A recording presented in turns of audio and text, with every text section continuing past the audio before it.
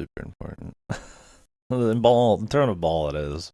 But Shadows of is more like I would say side content driven. That's more what I like about it. Um, Down to having objectives almost immediately to get a certain amount of money, which makes you need to go do side stuff. So it's just a good setup for it. Unlike Baldur's Gate 1, this one starts in the city, really big, cool city, lots to find, lots of reasons to go out into the world and kind of start your little, venture from the pub to the dungeon and all that kind of shit. I mean, you are kind of like based out of like an inn, a pub. So it's cool. Really good side content. Like pretty much every quest you go do doesn't really feel like filler. You're going into like different dimensions, or you're going to some ancient like ruin, or some weird eldritch thing, or just whatever. It could be all sorts of stuff. You never know what's gonna pop up, and it's always something pretty exciting. Um, yeah, even the main quest feels like side quest. Like when you go down into the Underdark and shit, you're just kind of doing stuff for people.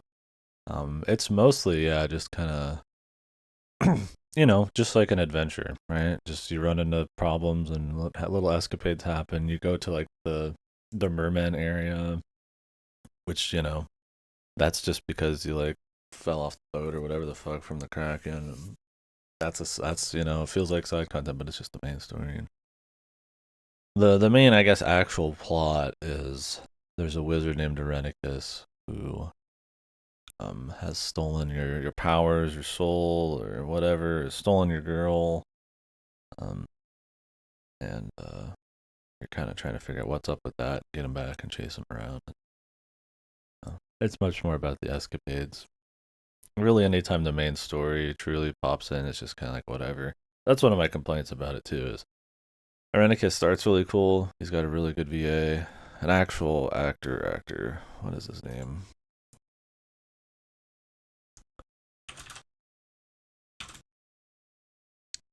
David Warner.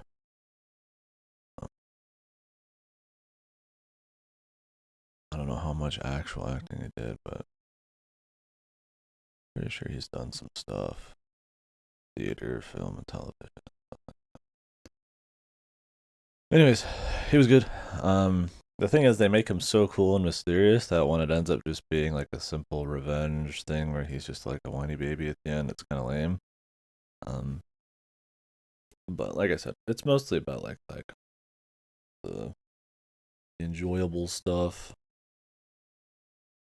Lots of party members to choose from. You dig into their stories a bit. It's not like wild, right? I think that's one of the places where like JRPGs kind of go a little harder because you have a bit more of a focus. Is like stories for party members. This is more just like you have a bunch of choices, right? Bunch of dialogue choices. Characters will like each other, hate each other. I think they go more into the characters and have more quests dedicated to them than say Baldur's Gate 1, but no, nothing super wild, but enough to really characterize them and get a good feel. So you can kind of pick your favorite stuff. But yeah, just a cool hub. Great. Just branching off. You don't spend too much time in the wilderness. Yeah, they just existed. It's more of like an art. It's more of like a raw like tabletop RPG thing. Like there's not always a story. Sometimes it's just I just want this flavor of guy in my party, right? Yeah, everyone has something, and they have a lot of dialogue between each other and stuff. It's still maybe by today's standards light, um, but it's more than enough to feel immersive. And yeah, they usually have some quest that's usually those side quests have something to do with them.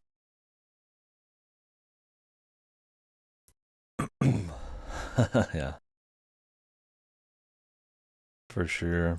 So like I said, good hub, nice formula. You could call it a loop if you want, where you kind of branch out from the main area and do side stuff and come back.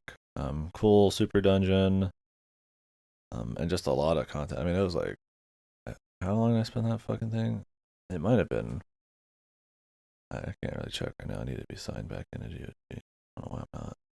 It was at least 100 hours. I think it was super long, but entertaining the whole way. I always you never that's the thing is like you get 100 hours in that game and you never know what's coming.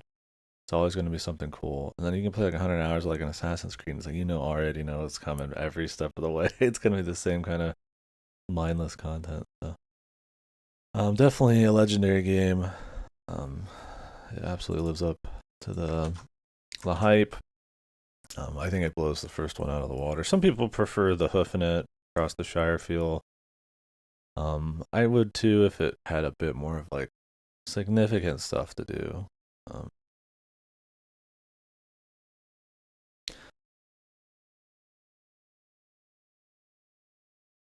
yeah, I don't remember many buggy things. I mean, I played the enhanced edition, so it's a little different, but I was able to just kind of jump in, and you get a continued character from the first game, which is cool.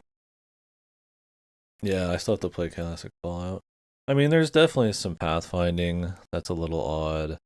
I still feel like, um, kind of like with Baldur's One, combat and all that is probably its weakest point.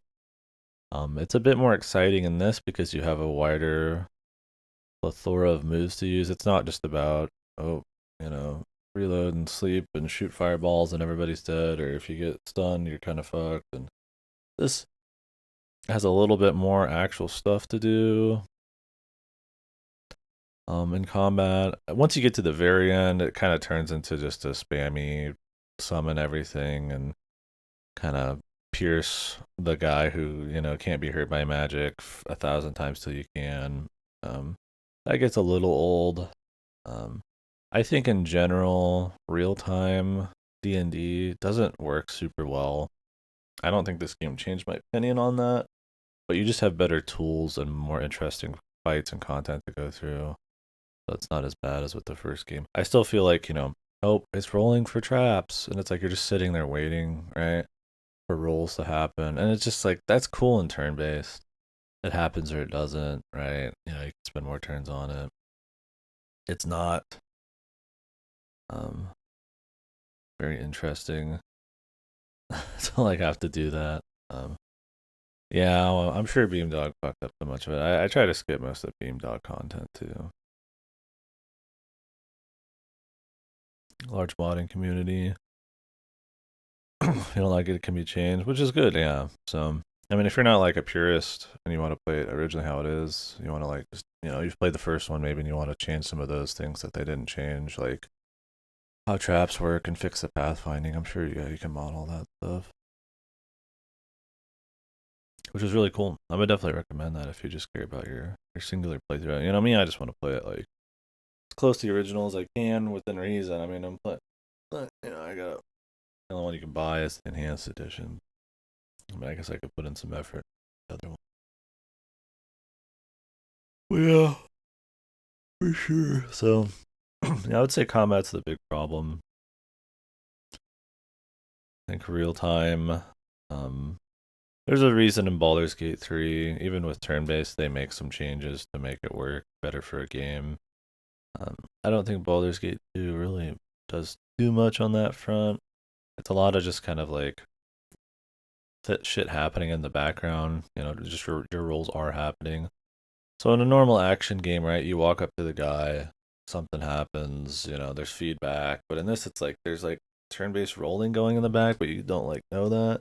So there's this like feedback that's sort of missing, and like the reaction and like what you like the intuitive kind of feel of it. Like I said, walking up, I detect the trap, or I just kind of don't. Instead of just sitting there and waiting for it to kind of pop up. So there's a certain amount of jank. I mean, it's nice you can pause, but it gets a little goofy. Like I said, especially late game when you're kind of just most fights are either piss easy or they're guys who can stop time and rewind shit or be invincible, and you have to spend like 10 hours like breaking through their shields. It kind of gets to be a little too one note, so that can get a little tiring. But and unlike Baldur's Gate 3, there's not really like a whole lot of creative stuff you can do. In an actual D&D session, right, you could probably like be creative. Like I'm gonna shoot a rock off a wall for some reason, and maybe it'll do something. This isn't like that. It's not a sandbox. You don't have creative uses of things. It's just this literally does this to this guy. Um, I feel like the strength of like tabletop is that kind of like flexible imagination type of stuff. And this is a set world, so having the combat be still exactly like D&D is probably a mistake, but it's still fun enough. It's still serviceable. Usually it's just easy. You just walk up and smack and it's over, but sometimes you need to go through some more work. It's always fun. But I do like the gearing. The gearing's cool. Lots of like special things you can summon are cool items. You don't get gear super duper often, but when you do, it's really special usually. So I like that about it. First game was like that too. Yeah. Anyways, good game. Of course, I would recommend it. If you just really don't like what you see here, like top down CRPG, I mean, you're probably just not gonna want to play any CRPG that isn't probably like Baldur's Gate 3 or some kind of like more new BioWare shit over the shoulder. Yeah, it's still something that's pretty unique. You don't see it very often. You might have games where getting a piece of gear, like maybe early East games, feels really impactful, but having more magical, like special, like you have a use for it, like you actually use it and it has like some kind of enchantment is, having the stats is nice, but it's cool having like it's more of like a mystical enchanted item than it is just like a stat stick. And sometimes, not always. I'll brush the teeth. You have one of those cookies and it's like your teeth feeling like fucking odd. I guess they've got a lot of powder. Maybe the apple cider too.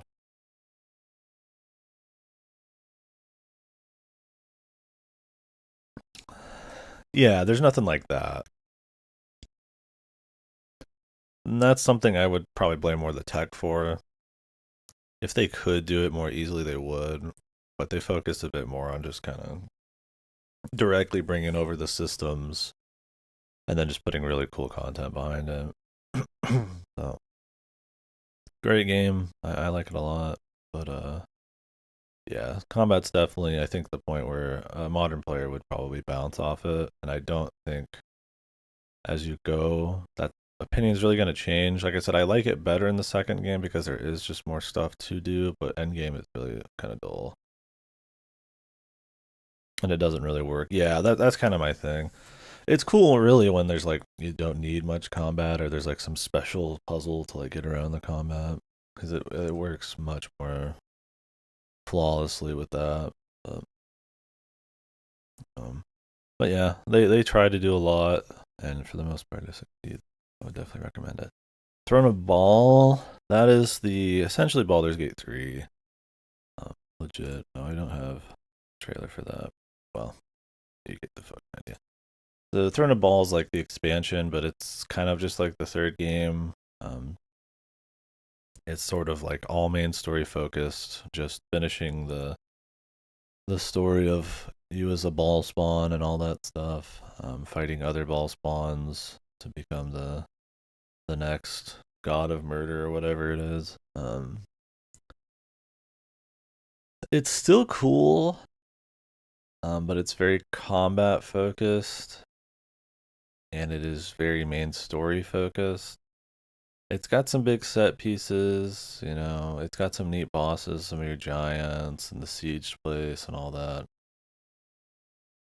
Yeah, exactly. And that's kind of what it feels like. It feels like there's kind of budget in there, but if you think of it just as an expansion, it's pretty cool. But if you think about it, how it could have been, it's like, well, it's a little rough. Um, like I said, the main story was never terribly great in these games. It was just fine. So something that focuses in on it, and it's kind of like whatever. I mean, they make it simple at least, right? They don't overextend. It's just a battle to be the best ball spawn. You get to bring back some of the more interesting characters, like the bad guy from the first game and all that. His VA is good. You carry your character over almost immediately from the end of the first game. It's kind of actually jarring. You just walk out and all of a sudden there's a war of succession. um, Yeah, it doesn't really have that cool formula and that kind of like comfy, adventurous kind of feel. It's more of just kind of like an adventure thriller thing, where you're just going through different people's like dungeons and busting them up, or trying to get to bosses and bust them up, and then it's a big finale where you kind of have to decide if you want to be a ball spawn or not, or if you want to become the god of murder or not. And it's cool to get into some of the larger lore, I suppose, but it doesn't have that kind of mystical, kind of magic where there could be like anything, right? You're not like going to a different dimension or something. You're just fighting to become like God guy, and it's like it's not as interesting. I would say I wouldn't call it boring. I'd probably still call it good because it is still pretty much just Baldur's Gate, but I don't think it's gonna be past that. I'll probably put this in one of the best this year, but I'm not. I don't think Throwing a Ball goes beyond that. It's a nice send off, but it's the same kind of combat problems, just more of them, or just more whacking like thousands of guys at once. There's times where there's like infinite spawns, and you're just going. So that can get a little old, but it's really only like what 20 something hours. I'm inside the BG community moves tree like a gauntlet, or BG2 is like it's where the most routing happens. Yeah, yeah. Because it is. I mean, the Throne of Ball is pretty much linear. Um, you have the ability to jump around to different areas, and you could finish off the final side dungeon if you want in Throne of Ball. But for the most part, I mean, it's kind of separate and very linear. So I still think it's good because it is just kind of got enough of the same sort of tenets. But I feel like Baldur's Gate 2's formula and its breadth of side content of actual like locations and ideas is so much more interesting, and that's where it's strong, not combat. So something more combat oriented is not gonna go well. Yeah, yeah, you can choose to go to the ramparts, I think, to investigate the fire guy when he's fighting or something, or you could just kind of move on to his like dungeon where you can get his like weakness. I think I like because I like saved actually going up and talking to him for a while or something. I don't know how many, you know,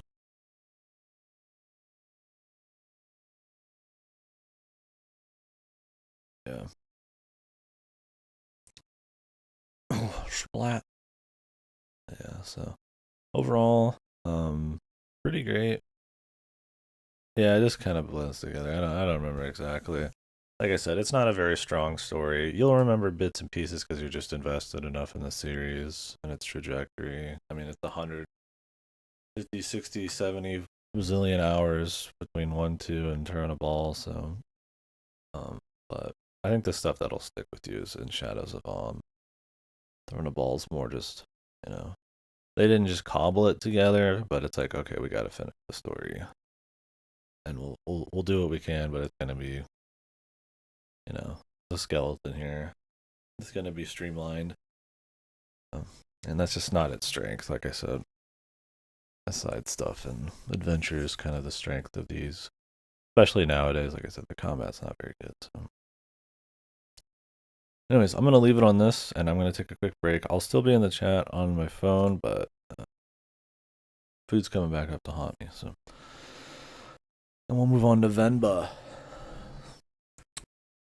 Which I liked. I think that's gonna be in a good game. I don't know about Kabas. And the Armored Core shit's coming up. Then Baldur's Gate 3. That'll be one.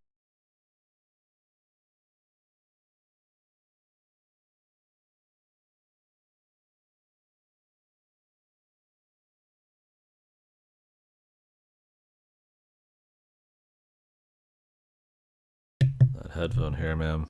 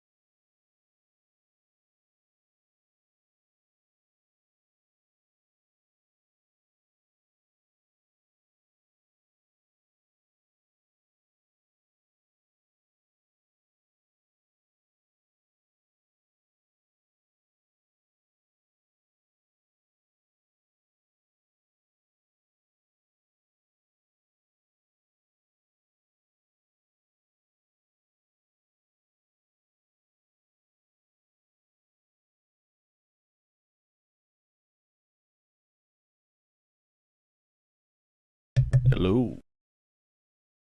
Ooh. Still got some thumbs. I'll go back out for more coffee in a bit. Alrighty.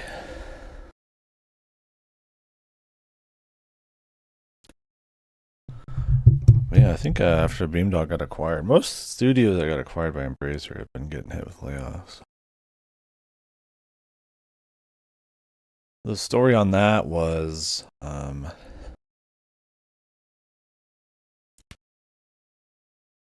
Beamdog had some agreement with Saudi Arabia, some people in Saudi Arabia to fund them. What was it 2 billion, 200 million? I think it might have been like 2 billion or something. I don't remember exactly. Some huge amount of money. So Embracer had started to buy up a bunch of studios, the Time Splitters studio, Eidos, Deus Ex, stuff like that, and Tomb Raider, a bunch of IPs, Beamdog, 10 billion other things. They had the Lord of the Rings IP going on, and then the funding fell out. They didn't end up actually funding them, I guess. So they'd already bought all these studios and shit. And now they don't have any money, so they're just firing everybody. Recently, I think a week or two ago, the Time Splitters 3, people were like, started posting some of the game and stuff like that, assets. I mean, they're all gone now. Pretty interesting there. I don't know how you start buying up studios before you even actually have the money. But, pretty awesome. I don't know what's up with that. I imagine, I mean, unless they actually start releasing things and making money from it, I would imagine all the studios will just fall apart. Yeah, do they still update it?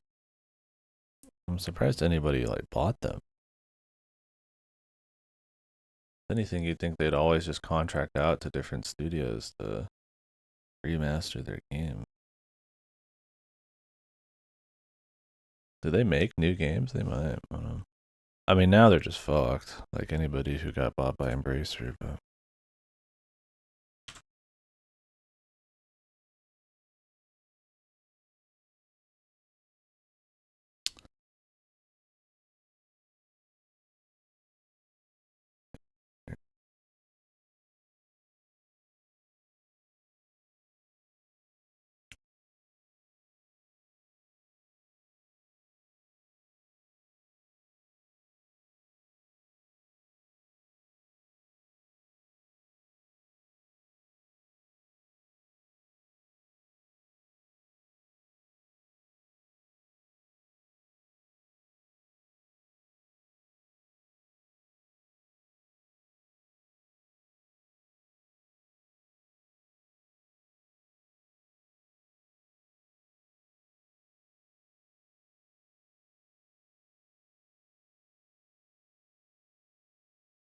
Developed by Overhaul Games and published by Beamdog. Who's Overhaul? Apparently, that's who uh, developed the enhanced edition. The Siege of Dragonspear was developed and published by Beamdog. Oh, Myth Force, yeah. Axis and Allies. Miniature gaming board game. Yeah, they just have done enhanced editions for like 10 years.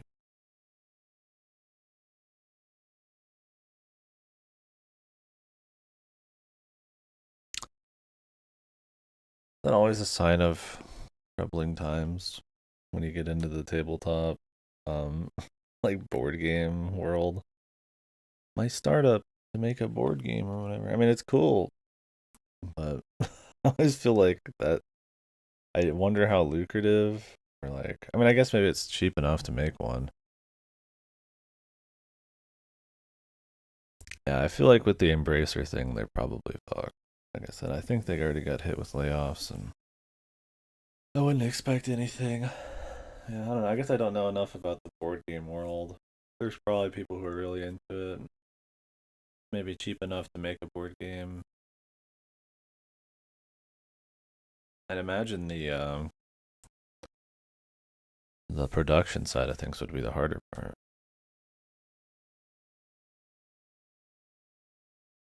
But maybe if it's cheap enough, you only can overcharge and have like really passionate board game people. I don't think I'd base a company on it unless I was making them solo by hand or something. But who knows, man? Right? Yeah. I had some friends who tried to do like a board game startup, and it's like it's nothing happened. Well, not friends. A person I know. I don't like from high school. Yeah. Bazinga. Uh huh. Jesus, I'm glad I've never seen a whole episode of that, but I don't know. Maybe I'm missing out, man. You know what I did miss out on? Vemba. This was good. I like this one. Um, it's not just like overly indulgent, whacking off the culture the whole time. Not that there's anything in particular wrong with that, but having a story that you can connect to in a game that's like worth playing still, that can kind of speak to everyone, is important still. I feel like that gets people who maybe aren't familiar with the culture into it more, and um, tells a more of a timeless story. And I think this was that way. I think it's about, I guess to explain it, about a family who immigrates to Canada. God bless their souls. Um, and kind of the issues that arise with being able to get work, um, culture shock, I suppose, not being able to kind of fully fit in, kind of loss, family that, their son's raised in Canada, so the mother tries to instill a lot of like culture and values on him from where she's from, where the dad's kind of a bit more like, just live and let live kind of thing. So it becomes a lot of conflict and stuff there. And she never really can quite fully acclimate, and then a lot of drama and stuff happens, and um, it's kind of about reconnecting to a certain extent. So it's pretty well thought out. There's a lot of like actual kind of human, actual connections and stuff you can empathize with. Um, I think they dig into enough topics. Like I said, they don't. It's not just this masturbatory thing about why our food and our stuff is better than everybody else's. It's cool. It's cool to learn about some of their stuff, but also kind of the troubles and hardships with immigrating and how that affects the family and stuff like that. And whether it's right for you or not, um, it's cool. It digs into enough stuff, and I suppose you could say thought provoking enough. Um, and there's a nice emotional undercurrent. Well, not just undercurrent, but there's enough there that I think anybody could really enjoy it. The gameplay itself is, it's mostly just kind of like reading dialogue, but you do click around and like make food and kind of follow recipes and have to puzzle out ingredients and stuff based on her mother's kind of dilapidated cookbook. So it's mostly told through her, but you do play as the kid a little bit. It's a few hours long, if that. Um, if it looks like some kind of like, hipster brownie points thing, don't let that scare you. It's actually pretty well written. I liked it well enough. I don't think it's like a godly game, but it's pretty good. It's got something to say. It's not just trying to ring a ding and look like it's smarter, more culture than it is. It's actually pretty cool. So, um, yeah, that's Vemba. I would recommend it. It's on Game Pass. What I wouldn't recommend though is fucking Mail Mole. Is this a worse game? Probably. It's not like just really bad, but it's a pretty weak platform. I found myself complaining about it more than anything. I don't know. Worst, it's on the fringe of worst. I wouldn't. That might be a little overkill. But what it is essentially just a 3D platformer. I love 3D platformers. Some of my favorite games are. Um, I think it's really cool that there's 3D platformers being made. But this one, I found there'd be a lot of issues. So, one, it clearly feels like a budget title. It's not a huge deal, but there's definitely a lack of like interesting locations and fun things you kind of run into. It feels what it is, probably a cheaper kind of indie game. So if you're looking for something that's gonna like be up there and you know knocking around with the best of them, that's not really gonna happen. Not a big deal because it's more about how it feels and the level design and stuff. But that's kind of where some of my issues are. I don't. Worst, I feel like it's maybe a little too much, but uh, we'll see. I might take it off of worst. It's just kind of not good. I could change it to not good games, but I think there's just this wide range of mediocre, like shit, kind of bad to like okay, and then I'm kind of we'll see. I felt stronger probably in how much I didn't like it when I played it, but so a lot of the problem is the controls. It's hard to explain. It's been a bit. Um, so the whole game is you dig down and that kind of speeds you up and lets you kind of jump. You don't really actually jump. You have to dig down and jump out. The problem is like some of this like takes time. Like how the controls sort of just work, I feel like are kind of the antithesis to like actual movement. I feel like they try to maybe make it more difficult or complicated to make it seem like it's got a higher skill cap. When I would say that the level design and like adding and layering more cool movement tech is much um more of a smart way to do that. It's not like a QWOP or something where it's like a gimmick way of controlling it, but there's just some elements of it that I feel like aren't intuitive and don't feel very great. It's mostly the time it takes to charge up because you have to be underground and charge up enough to then jump, instead of just jumping and then holding it, right? Stuff that I feel like platformers have been doing since the dawn of time because it just makes the most sense. It's like kind of trying to reinvent the wheel in some aspects there, and it's not really for the better. I'm all for experimentation. I'm all for mixing it up, trying different stuff. Playing as a mole where you like dig and you launch up. That's cool. If there's like momentum and all that kind of stuff, and that affects your jumps and stuff like that. But it's not really kind of going for that. Um, there's really not even that much tech. It's generally um, pretty much just running and jumping or digging and jumping.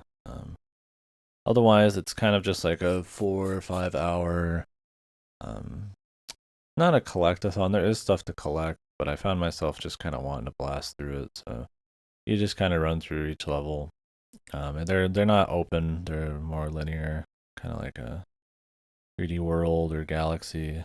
Uh, it's not much else to say on it. Like I said, some of the assets, some of the goofy writing, stuff like that's gonna feel maybe a little cheap in a more of a jarring way than just like, oh, it's a cute little indie game.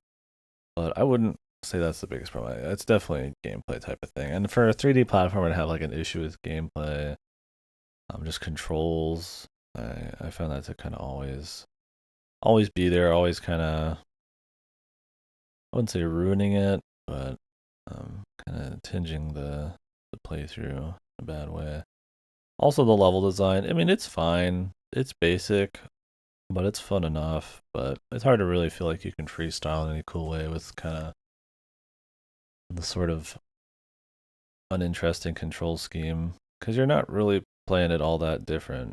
It's not like it's really that different. Instead of running, you're just digging, and it essentially is the same thing, right? But it kind of just changes how you jump and do a few other abilities. It's like, well, you can just kind of pick anything at that point. But I don't know. It tries to have speed stuff.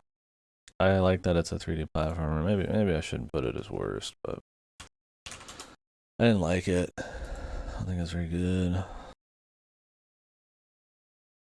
Steam tell you it's fucking God game though. 94%. Unsurprising. I don't know. I don't know.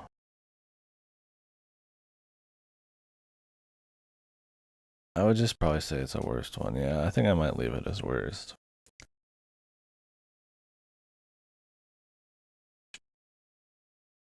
It's really the controls.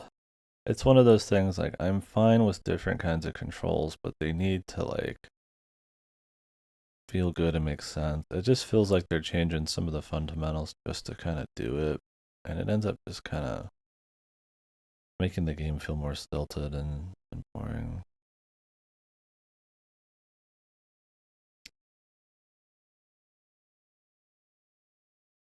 There was other things going on too. There's like timings when you land it to like move quicker and all that kind of stuff, but a lot of the time the platforms are too small really to make use of like a huge dash. So it ends up just kind of you don't do it as often as you like. And I'm all about freestyling and going crazy and movement. I'm all about it. We got a game that came out later this year, Pseudo Regalia, that was awesome. One of the best 3D platforming controls in the business. And I mean, half of that game is me just doing stuff I don't need to do. So I just don't think it has that breadth of depth and feel good controls. So, anyways, maybe I'm being too hard on it. Some people probably really like it, but there wasn't much that grabbed me there, and I, at least just having basic, good feeling ish 3D platforming controls would have been fine. But even that's kind of fucked. Next, if you want, like I said, a deeper dive on any of these, if you're like, wow, you didn't really say a whole lot about this, just like watch the VODs. I mean, some of these play 160 games like here. I'm not gonna remember a lot of the ones that were kind of just weak. I'm not gonna remember them with the same level of details I did as when I just finished it. Even then, some of these games, dude, I could finish a game and forget the first half, man. Like some of these games are just those kinds of games, man. You're just like, yeah, well, I finished that one, and that's not exactly true. That's exaggerating. There really are some of those you just don't think about or look at again right after you're done with them. So Pikmin 4 was not one of those though. Pikmin 4 was great. I really liked it. I would say it was probably the best Pikmin. I think if any of them gave it a run for its money, it'd probably be 2. But I would say this one's probably the best. If you don't know what Pikmin is, it's essentially kind of like an adventure RTS sort of deal, like a light RTS, where you kind of build up instead of like a town or an economy or something, just your units that you kind of explore around and find treasure and dungeons and fight enemies and stuff like that, and kind of make your way through these big overworlds to make your way towards the end using your little different colors of dudes. Your Pikmin, you know, they can, some are good against fire, some are electric, some jump high, some are fat, some are fast, some fly. So this has like all of the Pikmin in all the games, but they limit that by kind of only really allowing certain ones or giving you a lot of them more in like later side stuff. So this one, it's kind of an extension of Pikmin 3 where there's a lot of like quality of life mechanics. Direct control isn't as much a thing like it is in like maybe the first two. You can kind of get it, but not as much. Where like you can control how they move and stuff. It's more about like rushing the enemy and throwing, locking on and throwing dudes and stuff. And 3 that felt like a little limiting. It kind of got old, but this game has enough like time challenges and different types of Pikmin. And the option to even kind of have some of those old control schemes where it's fine. I would still say this is one of the easier Pikmins um, because of those kinds of things. Because just the actual difficulty, I feel like they didn't want it to be too hard. They want to be accessible, and because the dog's really good. So that's another big thing that's changed in this one. The dog. So it's this kind of, instead of like another like in 2 and 3 where you have like another captain who can kind of split up stuff, do shit while you're doing shit unless you get a dog who can do some of that, but he also has special abilities. Then you can upgrade him as you go. It's a lot of fun upgrading him. He's really useful. Um, and the game's kind of centered around him. You tend to, you know, you want to even lose a lot of Pikmin because you can kind of have them all just get on the dog and like fly around and stuff. He's pretty centralizing everything, but it's fun. It's cool to do. It's not like there's a lack of like Pikmin strategies or Pikmin you can get. It still matters a lot, but they just kind of have this new thing on top of that. They bring back dungeons from 2, which is cool. Um, not as difficult as 2, and a lot more being able to quit out and stuff. So it's not too bad to redo stuff in it if for some reason you do lose. But cool level design. This has inside maps. I always like my rat maps, so cool. You got some of that. You still have a lot of cool outdoor stuff and kind of serene music. This series is kind of known for, and Bizarro, abstract enemies and stuff like that. So it's kind of just the whole package. Fun areas to explore, cool dungeons, lots of Pikmin to mess with, new progression systems. I don't think it has quite the charm of the old ones per se. There is that abstract, bizarre feel and kind of like light dialogue. I feel like is much stronger in the old ones. This is a little more in your face. You have a lot of people that show up and talk to you and like a running story and stuff like that. So it doesn't kind of have this surreal nature to it. But it's still kind of there. Like I said, it still has that stuff. It's just not as strong. This one's also the longest. It's got the most content. You've got like entire like challenge modes you can do as like Olimar, um, where you have to essentially play through like Pikmin 1 essentially, but with Pikmin 3 mechanic. And that's really cool. I would say technically, if you count all of the content, it's the hardest Pikmin, but I would say it's on average the easiest. There's just some fringe content where you have to like do certain challenges in certain amounts of time, which are pretty difficult. So it is definitely not a game that doesn't have any depth. It just kind of pushes it to different areas. It's not about dodging and surviving as much as it is about proper time management, compositions, and being able to use your dog in an action kind of game sort of ways. Looks good, sounds good.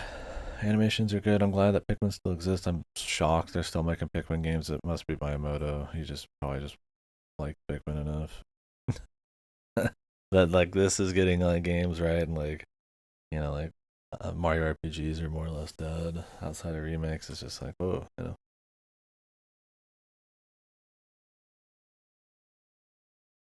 But yeah, would recommend it. It's really good. You'll hear some people say it's like bad. I don't get it. I don't. It's one of those like I think some people are just really contrarians on this one. I don't quite understand it.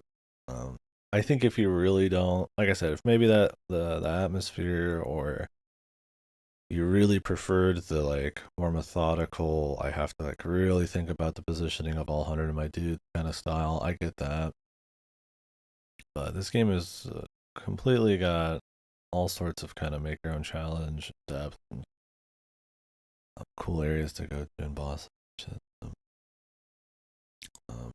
A lot of returning stuff. So I mean, if you're looking for everything to be fresh, you might not get a lot of the enemies, but there is new shit. Anyways, we'll move on. Play Pikmin 4. It's one that I don't think a lot of people really thought about here. I mean, it's probably a little more hardcore, I suppose, than your average Nintendo game. I think this one tries out really hard to make it more accessible for everyone. It might be a fault, but it's not a genre that's like you know super big. Just like this genre, mech games. So I did an Armored Core series playthrough. Every Armored Core game. I think every single one. I don't think I skipped any, right? Um,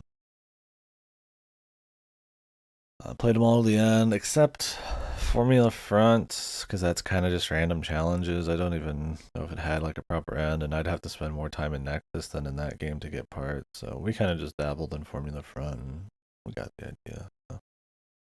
Um, but yeah, so Armored Core, it is a FromSoft series. Before Dark Souls, this was their moneymaker. Before Souls games, not that they didn't make a bunch of other shit, but um, this is what they would be kind of milking, you know. The series is generally about very hardcore um, min maxing, mat customization. Um, you're gonna need the right battery to be able to hold the right kind of gear, and you're gonna need this right weight to be able to right legs to be able to hold a certain amount of weight and certain kinds of weapons, and that's gonna affect how you move and how you shoot, and it's very fun on that front. It's the customization makes a pretty big difference. I would say it peaks probably in the sixth game. Everything kind of peaks in the sixth game, but you do get elements of that throughout all of them, to a greater or lesser extent. Some of them are just kind of, like four and stuff, where you're just kind of busting ass no matter what. Um, but yeah, Armored Core One, one of my favorites. If I remember right.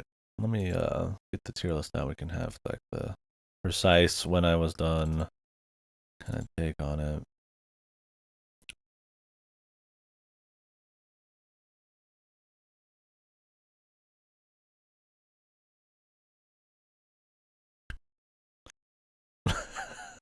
My Armored Core tier list. This one's funny.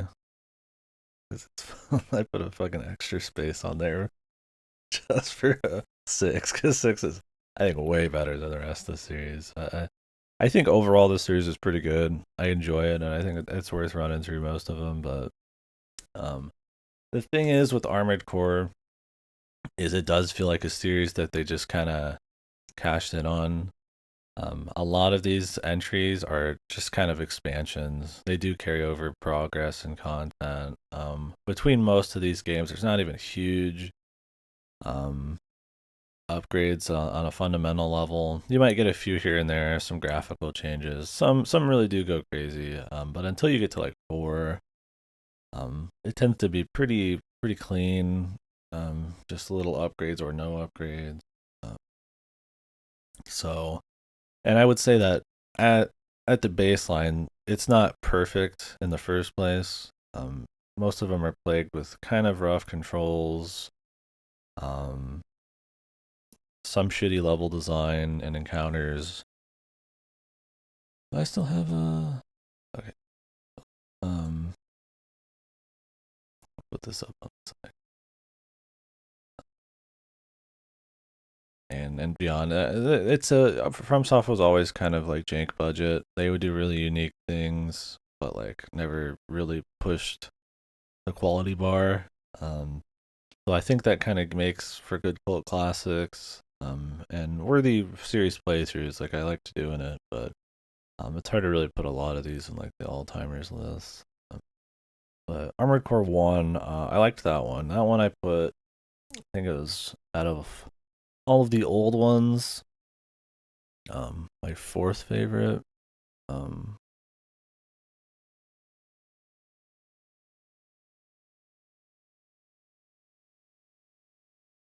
yeah, um, it's hard to tell with some of these covers. Behind Silent Lion and Three, I'm in that yellow one. It's kind of in the middle there. But one sec, let me move this over again.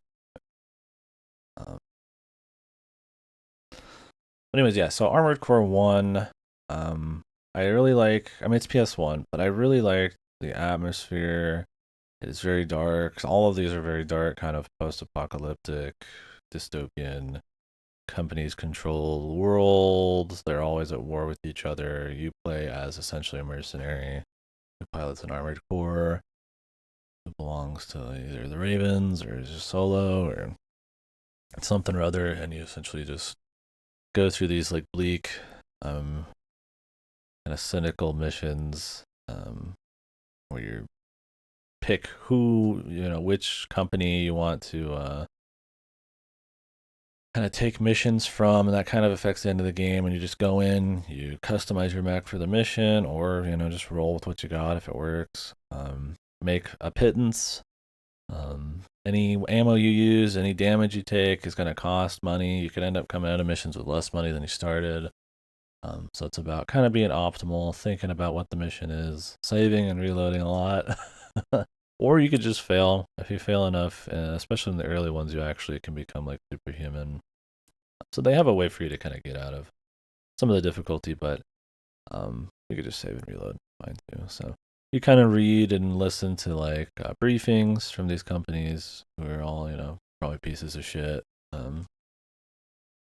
Plan your missions out a little bit as best you can. Some of the games are bad about it, some aren't. So that's where kind of reloading would come in. Right? You're not going to know what's coming, and your mech, how it's loaded, makes a pretty big difference. So, and then you just slowly make money, upgrade necessary parts, and then add in little things here and there. So at Armored Core 1, it always felt really significant when I was able to buy something. It felt really good. I really liked the curve of money. You could really make all sorts of. You can make mobile stuff, slower stuff. You can make over time, over a really cool, like long amount of time, a really strong all-arounder kind of mech where you've got, I've got machine gun, low, high ammo, low firepower for like quick to kill stuff. And then I've got like stuff on my back to shoot like Big Macs, and then maybe like some kind of extra supplementary, like sword or something in case I run out of anything, or if I just need to go ape shit. And you can kind of like sort of make this like, I wouldn't say god mech, but this all arounder. Over time, yeah, and you can experiment. You could sell parts usually for full price. Kind of just fiddle around and change stuff and kind of optimize it just how you want, and you get just enough money to be able to kind of do that. And I feel like there's not a whole lot of crazy, super duper gimmicky missions except like the last one. So you can generally, if the briefings kind of tell you or not, like kind of have what you need and kind of plan out your Mac, and it looks cool and you feel cool. You're running through these big like labyrinth dungeons and the music's popping. Um, it tends to be a lot of kind of like either synthy or kind of almost drum and bass kind of going on at times. And it kind of really just sells this like atmosphere where you're like a badass mech. You look badass. I usually use quad leg, like crab leg, right? Like a spider, I suppose. Um, and it just feels good. It feels good upgrading your thing and seeing it, you know, seeing how hard it is, and then that it gets maybe not easier per se, but you feel more confident in how you control it, and how the kinds of cool weapons you got, that you've kind of chosen these things to answer to certain threats and it works. It just feels cool, and I feel like Armored Core 1 is one of the best when it comes to that curve of money and upgrades. Um, you get a lot more upgrades and stuff in games like Armored Core 2 Another Age, but it's a lot of kind of just like min max stuff, or there's just too much shit, or in stuff like Nexus, you just get like too much money, so it never feels really special. Yeah, exactly. That's another thing. I guess if you've not seen any Armored Core gameplay, all these are going to be intro trailers. I didn't have much gameplay to show. Um, well, four answers flash stepping, but yeah. So this is more of like you have like heft. You're like slow. The worst part about these most of them is that it controls horribly. You don't like later on you get twin stick, but it's like you turn with the triggers and you look up and down with the other triggers, and it's really fucked. It feels fucking horrible, and it's always bad, but you get used to it. And because the older games are slow enough, that kind of unintuitive, shitty controls, they did it in everything. Echo Knight had that same shit. People act like it's some like really smart, purposeful thing. They did it in all their games. That's just what they had, man. I don't think they gave a fuck about twin stick. I mean, twin stick I guess wasn't even like a thing for a while. But you generally play these with D-pad. I'll play them with D-pad most of the time. And it's like a tank. You turn a tank. You slowly turn your aim. You can make mechs that jump a little bit more and move a little bit more, but you can also make mechs that are really slow and tanky, and that can be really good.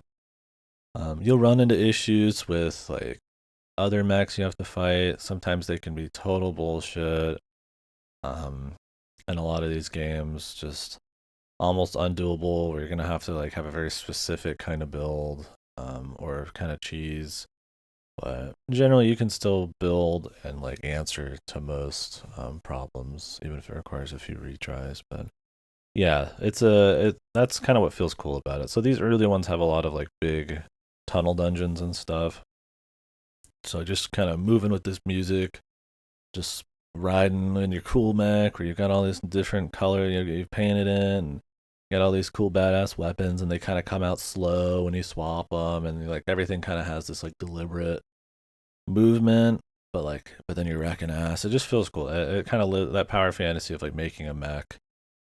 Um, and since it's not flash step heavy, every choice you make makes a big difference, right? Like I said, you can make something that jumps more, that lets you move and shoot, like with my quad legs, with big weapons. You can have something that's just raw tank. You can have something that's like more of a speed mech. Like, I think later on in this series that reaches its peak. I don't think any of these are as good as like 6 when it comes to that stuff. But this is definitely one of the ones that feels good. So, I think Armored Core 1 has really shit um final mission, like horrid, where it feels like they're kind of running out of ideas. So they're like, what can we do that's hardcore and challenging? What's our game about? And they're like, well, it's not platforming. They're like, okay, well, let's make a platformer level. And so you run into these missions where there's like multiple bosses and they're all supposed to be skipped, and it's a lot of platforming and you get knocked around, and it highlights the worst part of the controls. It's weird that they decide they want to show off how bad the controls are in the game and how much of the game isn't about fine movement and platforming. But they did. They decided that was a good idea. Yeah, my teeth are really. My God, they're feeling fucking odd. I'm telling you, dude, those cookies are fucking odd.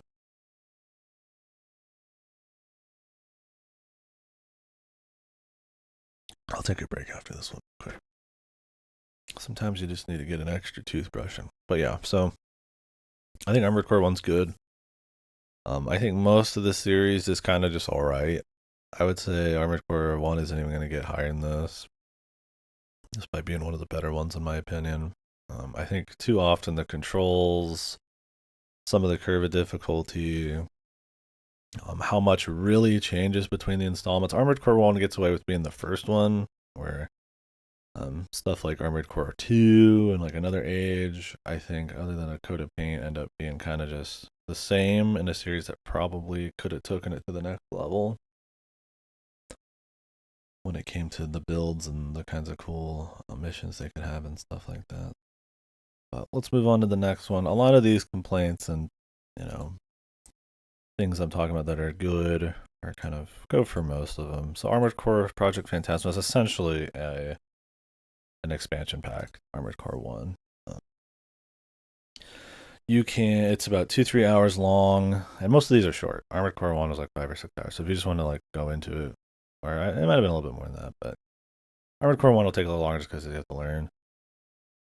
But yeah, so Project Phantasma, you can carry over your mech from the first one. That this happens a lot in these games. I'll just use the same mech and then not upgrade it anymore. So yeah, exactly. You can spend a lot of time in maxing. Later on in the series, you can actually like hold more than a couple mech. Problem is, it's always going to cost more money. Only until way later, when you have so much money, it just doesn't even matter. You're going to be rolling around with multiple mech. I think that's when the building hits its peak, when it's more about that. We'll get into that with Armored Core 6. Some people don't get that mentality. Some people don't have it in them. They just make one thing and that's it. And partially, the system doesn't maybe allow for like lots of cool different builds, but in stuff like Armored Core 6, it really does. If you want to try something different, you will be able to, and it's going to be really cool. But some people just don't. They don't get that, right? That's why mech games are kind of like niche in a way. So I always wanted them to finally get to that point where like I could just make multiple mechs that all have like a very different answer to what's going on. And you could kind of do that with a lot of work in the old ones because you could sell your parts for full price and then swap it, but it takes a lot of time and it's kind of annoying. Um, Eventually they end up being able to do it. You run the problem then of like people with people who don't want to experiment or have any imagination or or enjoy mechs, I guess, not really getting it, but then they just pick their favorite. But I mean, that's kind of how the old ones are, anyways. You just kind of pick your favorite, just roll with it. So that's what happens in Project Phantasm. You get more parts, more stuff you can min max, but for the most part, because I recommend carrying in your parts and everything and all of your money from the first game, you kind of just play through a campaign with the mech you already got, which I really liked the mech I had in Armored Core 1, so I was fine with it, right? I was just like, oh, I'm just doing more missions. It helps Project Phantasma's missions are pretty good. I would say they're fine. Would I put Phantasma as good? What did I put of it? I'd say probably it's like on the lower rung, but it's like yeah, that's my thing. It is the same game. It's the exact same mechanics, just more parts, and with a shorter but a little bit more exciting campaign when it comes to mission variety. Yeah, it's essentially DLC, but it is a separate. So this is part of the problem with Armored Core. They kind of are just cashing in. And I don't even know if these were full price when they came out. But Armored Core sometimes just is. We need a buck, so let's slap out the expansion, or let's throw out Formula Front, or excuse me, Ninebreaker was the one I meant a while ago. That was the one I just fucked around on. Formula Front, we beat it while I was playing Dead or Alive Extreme 2 because I just set the AI up to fucking win. Um, but yeah, so it's essentially the same shit, just more parts, a cool campaign, a funny boss. I guess the last boss was just a fucking like if you're prone to epilepsy, I wouldn't recommend it. It's pretty funny. Oh, and the stories in these, they kind of have a story. Some of them actually, it's more about atmosphere than it is story. Little bits of lore. Don't think Souls, where the lore is actually pretty significant. It's pretty upfront what the games are about. Um, the corporations and stuff, but it's more about kind of setting a mood and rolling with it. There is narration for all the missions, and there is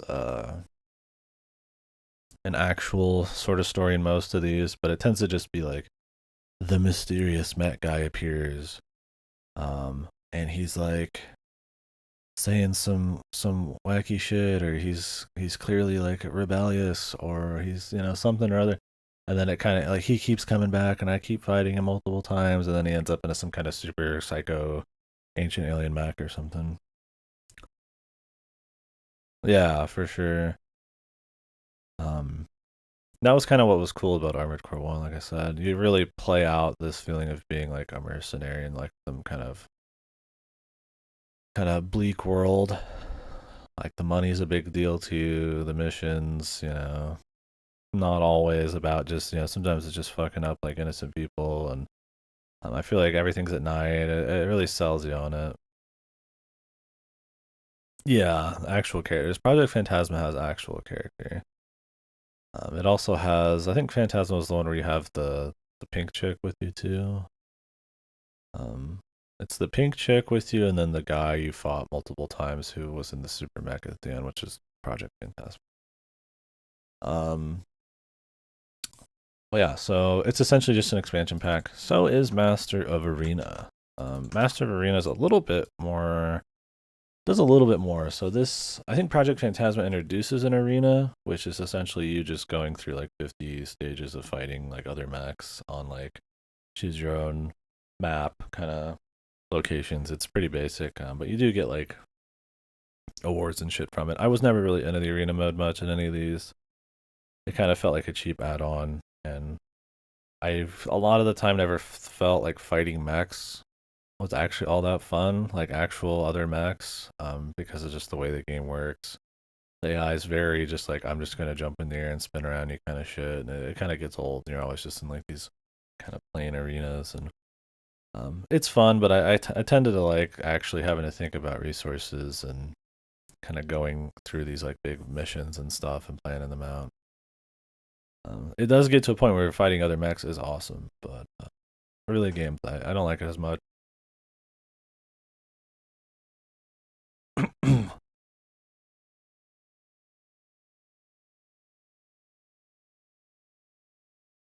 Right, yeah, for sure.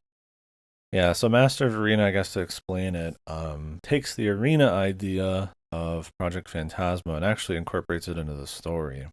It's kind of got a cool little story too. It's essentially just a vengeance story.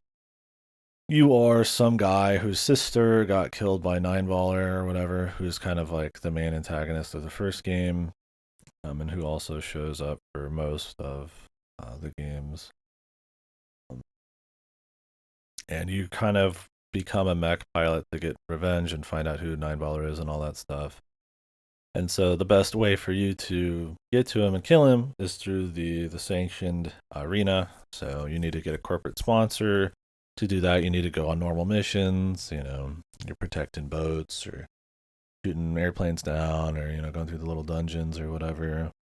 And in between that, you'll do some more story-oriented arena fights, and you can do a certain amount of them, and then you're gonna have to go back to doing more missions for the company because they'll halt your progress. They'll be like, hey, we want you to do this. We're not gonna fund you until you do this and that. And then it kind of starts to has this cool mix of like arena paced with like actual missions that I like.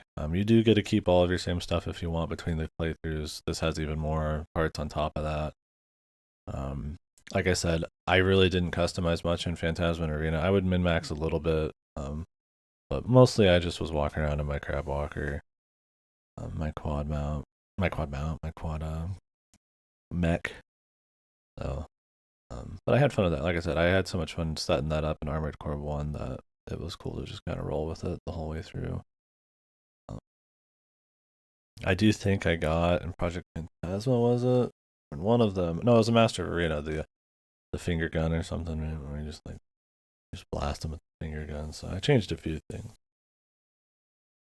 Um, but yeah, it's pretty cool. That's essentially it. You end up finding out who Nineballer is and figured all your vengeance and stuff. Yeah, it's still really cool. It doesn't have much ammo, but man, it shreds for sure. Which is great for arena because arena is all about how much load you can blow, how quick you can blow it. So,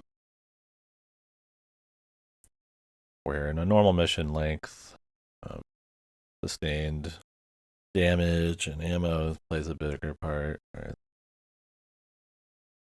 That's kind of part of my issue. Is like if I could actually make other mechs on the fly or have some in the reserves, I think I would have enjoyed fighting normal mechs more often.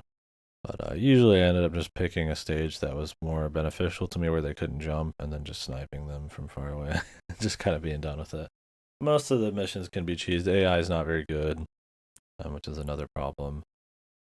So it works a lot better when you have almost more stationary target with a very set kind of thing they're going to do where you can kind of use your brain to kind of figure out what's going on or react to stuff like airplanes flying in, right?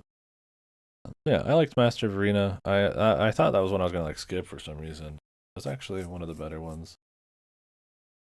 I liked it well enough.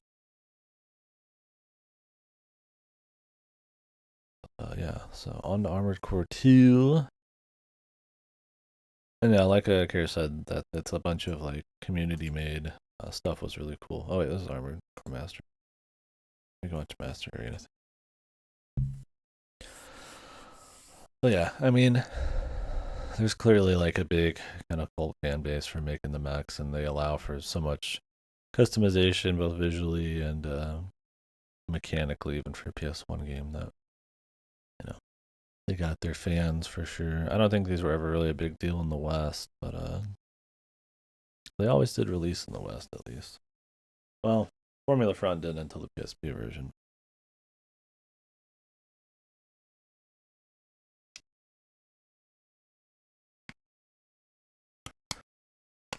These intro trailers are always cool. I mean, we could play the music.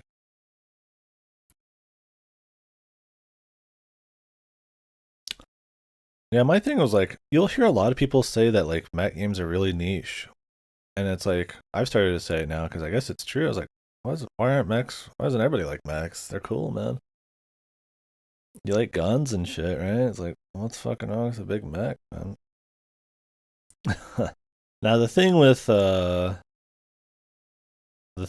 Armored Core is I do think they're flawed, and I think there's something to really enjoy there. Um, if you it does kind of click and you kind of let it take time to click, but it is really rough right off the bat to play, and they're rough for pretty much forever to play until way later in the series. And I get that. You know, you play some Mario, you play some Zelda. They control well. It looks well. It looks good. It's intuitive. You get into Armored Core 1, and they literally just fucking start you against 2 mech, and your controls are fucking shit. You turn like ultra slow. You have to use the triggers, and then they shit you into missions, and you're losing all your money, and you're game overing, and you're shooting, and it's a waste, and you're like, oh, I got this upgrade, but it shit it's cost too much money, and it's like it's something for like a kid, or for most people, that's probably just too much of a hurdle to get over. Um, or you kind of have to be into like a certain kind of into that kind of like friction. It makes for a really unique game. It makes for something really special, which is why they're worth it. Even if I think most of them are kind of flawed. But I get why it would be really hard for like a kid right away to like get into it. I mean, obviously for some kids it would just click, but yeah, it's kind of uncompromising in a lot of ways. Sometimes it's just because it's bad game development, but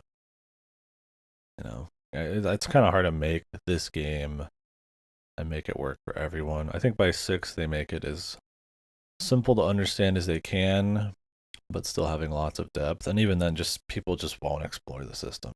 They just won't. Those are the people you'll see like, oh, I just made the thing and it was really easy. After that, I was like, you just don't got that interest in it. You just don't have the desire to like flex the systems and try shit. So and I think that's where like the I don't think mechs are cool enough kind of thing probably comes in where you'd say mech or niche. Or it's like I think mechs are cool, so it's like I would just go make mech because it's like neat to see how different they can be. Like I said, that was one of my biggest problems with these old ones is you really only could make like one. You could make more technically because you always have like increasing net funds, but the bitch to like sell everything. Yeah, that's why it's always weird when people say it, but then it's like I just believe it now because like I guess they're right, man. Like I don't know. Like making mechs like in a sim and like min maxing everything is niche, but that's just because it's niche in the sense that you're messing with numbers and you're messing with stats and um having to think about cause and effect and like all of that kind of stuff and like thinking like how the systems and the movement are going to be affected by shit. That's just more niche because it's just more difficult, right? It's kind of like difficult games can be popular, but usually everybody's pushing for everything to be like easier just to you know then everybody can play kind of deal. So it's like yes, they're niche in that sense, but just having mechs doesn't feel like a doesn't feel like a niche thing, right? Like just mechs themselves are, I mean, they're kind of cool, but I mean, I guess it's not like people are too big for weapons of war or something, I mean, like Call of Duty and all that. But yeah, I don't know. I think another thing with the Armored Core series is it probably didn't make many waves. Like I said, they are kind of buck. They are kind of like flawed. I'll put them down here as good, just on a personal level, but I would say most of the series is just kind of all right. It's decent. Um, I had fun with them all, but um, very rarely did it like blow me away or really impress me. It's more about how unique it is and the tone and all that kind of stuff. I think it starts out strong, has a few highlights in the middle, and some really good stuff at the end. But there's always some in betweens like the 2s and 5s and some of the 4s and little bit of the threes, and there's always like a few like, well, we were having a good thing and now it's kind of fucked element to it, and that's where it feels like they're kind of trying to squeeze the blood out of the stone and all that. But well, the series still exists, I guess. Yeah, exactly. That's kind of my thing is. So let's get into it. I guess might as well. Armored Core 2. It's pretty much Armored Core 1 again, but this time with better graphics. I feel like it's a little bit more daytime, a little bit more varied on that front. I don't think it has as good of an atmosphere. A little bit more like cutscenes and stuff. They're a little janky, but it's essentially the same controls. You get a few new kinds of parts. I don't know if this is the one that introduced the radiators and stuff. Um, but different weapons, different kinds of mechs, but for the most part, the same controls, the same principles of going on missions for.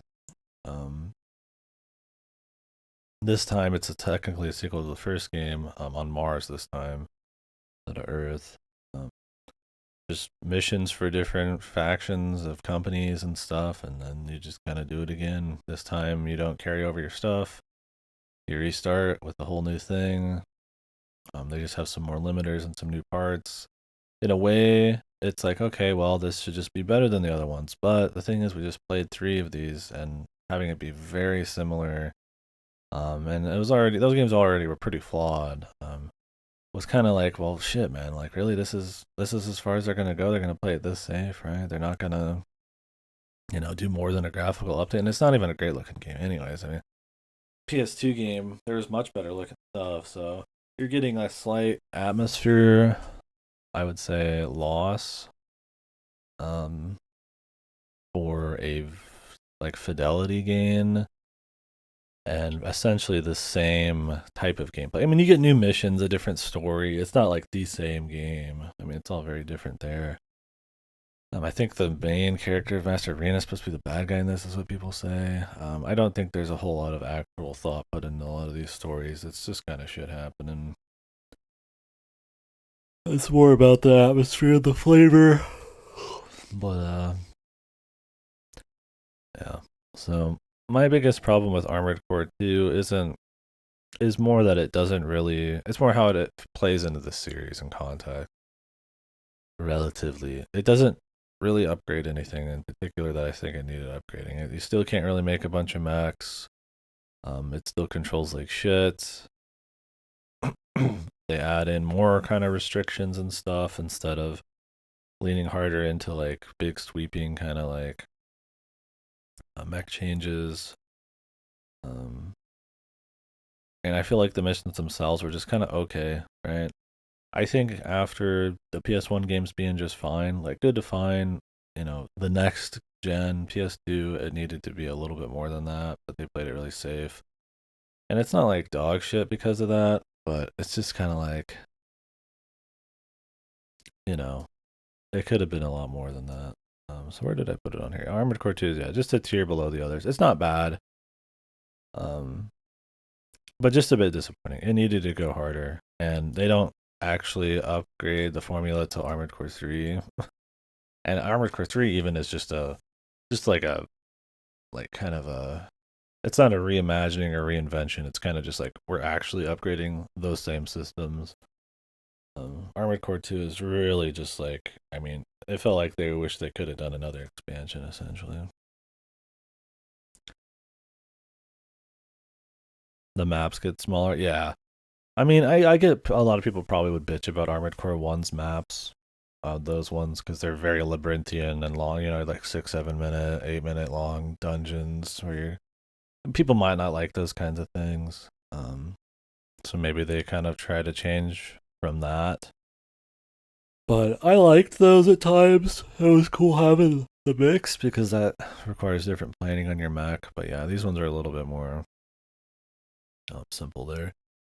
So the Martian setting's kind of cute. It's a bit more sunlight and stuff like that. But it doesn't quite have the same atmosphere. Also, buying and upgrading your Mac. I don't remember if the difficulty curve and the economy curve on that was very interesting. Generally, you could get Karasawa and stuff like that if you're doing special objectives and just wreck. That's a problem. Not a problem, but it's a thing that happens on a lot of these. There's just like overpowered weapons you can make kind of build based around them. Um, it's still fun. It's still cool. I don't think it's like a bad game, but it's kind of like not an upgrade in many spots at all, and a downgrade in some others slightly, like an atmosphere. So it's just kind of more disappointing. Um, if you just played it and you didn't play the first three, you'd probably not feel that way. It's kind of where it falls. So Armored Core Another Age is shit. I don't like this one at all, dude. Um, well, I shouldn't say at all, but this one is absolutely a cash-in type of game. So this, instead of having really any kind of story, is essentially just a Mario World map. Was this a Mario World map where you just pick missions out of the map? You can carry over your stuff from the second game. No big upgrades. Lots more parts, but they're all like recolors and like minor stat changes. So it's kind of just got part bloat. They don't feel really fun or significant. Like, ooh, I'm gonna pick this shotgun. It's like, no, I'm gonna pick between like 5 shotguns or something. It's just like, all right. It's not very exciting to find a lot of these things. And to beat the game, you need to go through like 120 something missions on this Mario World map. A lot of them are shit. Most of the level design is really bad. When they're trying to fill that many missions out, and it's been essentially relatively the same game for the last 4 games, they're running out of fucking ideas, man. So, this one, I don't know if I'd want to put it as like worst. It's pretty shit. I would say that like it's surprisingly gets outdone by a few in the series still. But Another Age, out of your like some of your main installments, was definitely one of my least favorites. Yeah, lots of missions with like infinite rockets coming at you where you have to make like weird jumps, and missions where you're fighting like super bosses that are like got fucked AI and you need like very specific cheesy answers to them. Lots of just small missions that are insanely easy, just like 15-second long. Just kill a single guy in a room, and it's like just stuff like that. And those can add flavor, but because it is more just like off of a world map, it feels a bit more just kind of gamey. Like you're just kind of going to the next Mario level and stuff. So it's not great for atmosphere, and they really like it's got some creative stuff. There's some big bosses and shit. And that's what people who love this game will tell you. Well, it has some of the best missions too. I'm like, okay, dude. There's like a couple creative missions out of like 100, and then like 2/3 of them are pure shit. It's not a big plus for the game, right? It's true there are a couple neat ones, but like it's very few and far between. And I would say Project Phantasma and Master Arena and all those have much more interesting missions, much more consistently. So I think Another Age sucks. I would probably. I'm gonna put it as one of the worst. I'm gonna do it.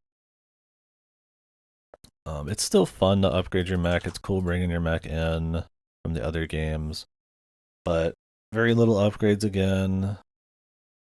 Um, Less tight parts and economy. A very dull, like 100 mission fucking like Mario World map. No atmosphere. Horrible mission design. It felt like we needed a buck, so we got some people to shit out some asset flips, some recolors, and some really simple missions. There's some fan service there. You can fight like Nine Baller in the arena and Sarah the Seraph, Nine Baller, and all that shit. Like, whatever, dude. I don't care. So yeah, Another Age not so good. If you're gonna play through all these, I would definitely say skip Another Age. I would recommend Armored Core 1 through Arena. 2, I'd recommend it still if you just really like those, but Another Age skip. Some people might feel different, but I don't give a fuck about it. um, so Armored Core 3. This one's good. This one was my third favorite. This one felt like what Armored Core 2 should have been, a proper upgrade. Still some of the same fundamentals. Um, but the feel of shooting feels stronger. The hit detection, the aiming's a little smoother. Still the same controls. You don't actually get twin stick until Nexus, which Nexus isn't great, but it's okay. It's not very good, but hey, you get twin stick eventually. Um, so yeah, this one's essentially still the same principles of game design. It's still you're gonna be very familiar with it, but they kind of just upgrade the feel, the movement, the shooting. The atmosphere is great in this one of the best when it comes to atmosphere in these games. A cool setting. So in this one, you are in an underground city closed off and ruled over by an AI. There's corporations too, which the AI kind of monitors and they're at war and stuff like that, but it's essentially this super AI that kind of controls the city, right? And so it's sort of um this cool, like, I mean, there are a lot of oranges and kind of like sci-fi kind of feels there. Um and cool kind of like little bit more vocal kind of music. There's more kind of like, I don't say like haunting, but kind of like that style where it's like, I don't know. It's hard to explain it. I don't know if the opening here has much of the sound.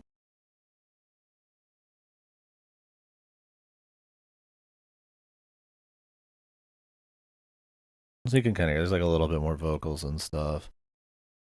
Um, it's trying to have a little bit more like emotion in the soundtrack. I always feel like using the word haunting is always so cheesy and lame. I'm never gonna say it again. But it's hard to like explain it in a way that people understand since everybody uses that. So it kind of has a bit more of a theme when it comes to like getting out of the city because it kind of the story's more about let's go a bit oranges and shit. The city the game's more about like is this AI fucked? What's going on? What's outside of the city? And so it kind of goes from just faction wars to like revolutions and the people who are side with the AI versus the people who don't, and kind of like what's beyond and stuff like that. And so it kind of has this like kind of weird melancholic feel to a lot of the music, um, and what's going on. And it's a really strong atmosphere. It's still really dark and bleak, but it's got like a cool setup. And I kind of like, like it kinda, there's not like a whole lot of like actual story beyond that, but they kind of like set it up to. Um, so what's going on, which kind of informs what you're doing, gives context to what you're doing, the places you're in. Like, ooh, I'm in a cool underground like rail station, like a highway, right, where I have to chase down like this this truck at like high speed or something. But like where you are and you kind of know what's going on in the story, and it's kind of cool. So it kind of like informs your actions. It kind of makes things feel more special in context instead of just I'm on Mars going through random missions. So it's cool. Um, so I really like the atmosphere. I think that's a huge part of it. It's definitely one of the better atmospheres in the series. But also, like I said, the mech customization is cool again. You have like overboost and stuff, which I think was introduced in this, where you can like blast off at quick speed, so you can kind of like um, mess with limiters and fuel and heat and stuff like that to kind of give yourself like advantages. So just more moves, more slots to put weapons. I think is this one that introduced the internal weapons and external and stuff. Um, yeah, Overboost might have been too. It's hard to remember because they're all so damn similar. Special modules, yeah, special modules. So you quick turns, stuff like that, which is really cool. So that'll use maybe um, different control schemes and stuff like that. And you can generally just kind of like have neat upgrades that kind of play into your playstyle a little bit more or offset some of your weaknesses. It's still essentially the same, making money, selling stuff, using money to pay for ammo and all that kind of shit. A lot of the same base things like quad legs and heavy legs and bipedal legs and double joints and treads and all that kind of crap. This one introduced hovers. Which one had hovers? One of these introduces hovers. I think it was 3. Which is actually one of the few things you actually have to use at times. Because there's just, well, you don't have to, but there's a lot of missions that are like on water. Maybe it was Silent Line. No, it might have been 3. So, but that's easy. You just sell and buy those. You generally get enough money in this to kind of have a little bit of extra parts to wiggle with if you're playing well. So, anyways, it's got cool missions. Some that actually require you to fully kind of remake your build, which can be cool. You can store multiple mechs, but it doesn't. You don't make. You don't. It doesn't auto sell and rebuy them. Sadly. So you generally are just gonna like sell and remake part or sell and rebuy parts a bunch until you get to the mid late game. Then you can actually have a few mechs, but which they all feel different enough. I don't think it is a miraculous upgrade of the system where everything just feels completely different, and it's really cool playing all these different mechs because they're so wildly different. But you can have different mechs for different kinds of missions, right? Like I had like the hover mech, and I had like my quad mech, and then I had like a quicker mech for speed missions or like fights against other mech stuff. So that was cool. That's kind of what you wanted. It's more in the right direction. We still spent a lot of time in the menus. I do think some of the menus had way too many extra clicks it took to get to stuff, but for the most part, they were stylish, and was much more effective, more interesting than the old stuff. Yeah, it's just overall a good atmosphere, good visuals, good music. An actual upgrade, not a revolution of the systems, not a reinvent. They didn't reinvent the wheel on it, but it feels more like what a second game should be. That was also jumping from PS1 to PS2. So Armored Core 2 is just kind of like a wet fart, where Armored Core 3 is like a proper, vision for it, thematically, visually, and just the gameplay and all that stuff. Like I said, things feel better too, right? You make a shot and it looks like it. You see the bullet travel, and it feels like, you know, your mech's reacting to the shots and all that kind of stuff. It just feels better. So better customization. Like I said, I still really like the feeling of upgrading and the pace of like the first one and stuff. But being able to have more missions require different kinds of mechs finally kind of helps with Armored Core 3 on that. Anyway, Silent Line is the next one. This is the expansion, essentially. The expansions get a little, well, no. Some of them feel like actual new games. Some of them not so much, like Ninebreaker. Silent Line is good. I would say this is right behind 3. Because it's still 3's mechanics. More, this is them outside of the city. So it's kind of getting into sort of technically this bigger story arc that kind of wraps up with Last Raven.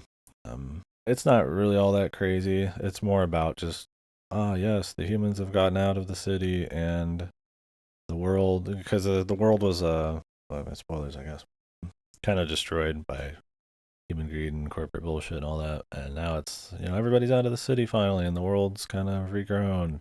And now they're fighting again on the surface, and it's all just starting again. But the idea in this isn't that there's the Silent Line. There's this area where anytime they send a mech in, it gets destroyed. There's just this section of the world, kind of like a no-go zone. But then things are starting to come from this place and wrecking people. Most of the game is just you fighting other factions, other corporate factions after they all kind of got out of the city in 3. But it starts to kind of dip into what's actually going on with the Silent Line at this point. So bit more sunlight, but it still kind of has like a dreary kind of vibe, a lot more like kind of clouds, overcast kind of feel. A lot of mixes of time of day. You still go to the underground city because some people stayed there and do shit. So otherwise, it's just you can bring over your mech from 3. Same kind of deal. More parts, tweaking the systems a little bit, but just kind of just more missions, a new story. It's not as strong on the themes or like the atmosphere and the audiovisual side of things, but it's still pretty good. S3, and it's still running off of 3's gameplay, which is pretty clean, without fucking it up or overbloating it like Another Age did with 2. Not that 2 really wasn't already kind of fucked, but that's pretty cool. It's hard to remember a lot of the details on some of these because they are really samey. Like I said, this is essentially just the expansion game. Um, it's not super. None of these are super long either. Most of these games won't run you over 10 hours, if that. A lot of them will be like sub 5. Like Silent Line. Let me see. Let me go on YouTube. How long did it take me? And that's me. I'm gonna take longer than most. Also, I need to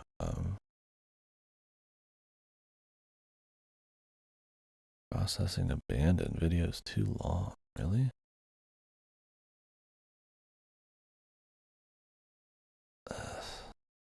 I need to do some stuff here.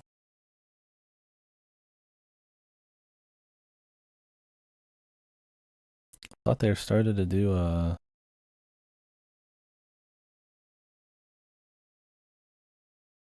one sec. What is going on here? We're taking a little break.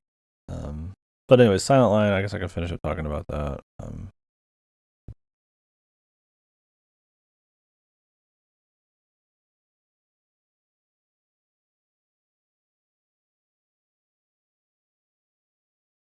Yeah, I enjoyed it. It was cool. Did I put it on the good pile? I should. Definitely a good one. Worth doing if you like 3. After this, though, we're getting into the. This is really the lower point. Some of the lower points of the series.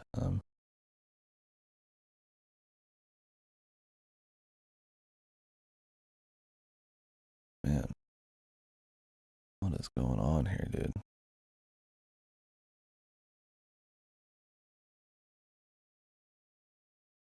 Oh yeah.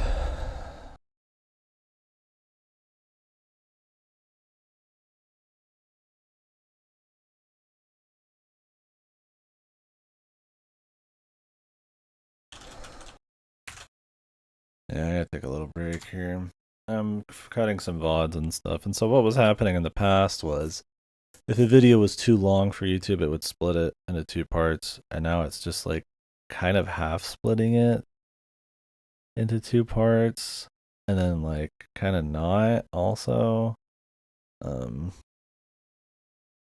it's like canceling parts of these halves and shit, and it's just a fucking mess, man. Um I'm gonna go back. So the problem is to fix that, I have to highlight the VODs and split them on my own and then upload them.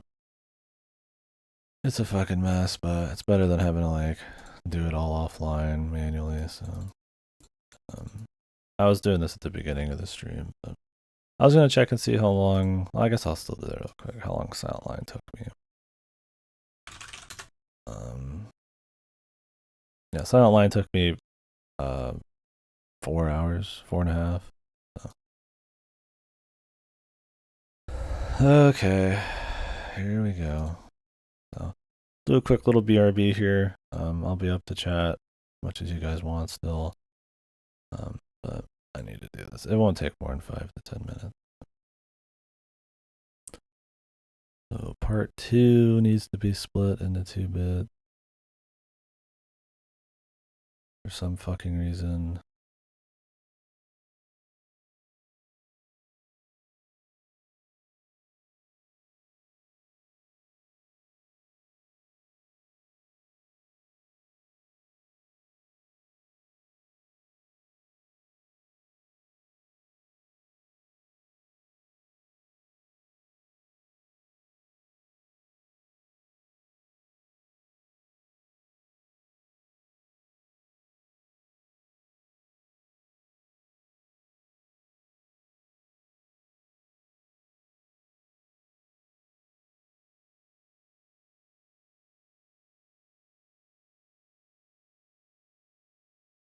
Yeah, this music. The YouTube blues, dude.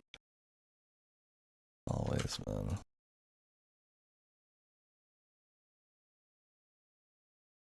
Alright. So that also means I'd have to wait for Twitch to upload the highlights. So now part 3 needs to be highlighted too. This is how I used to do it. What's up, River? Powerful.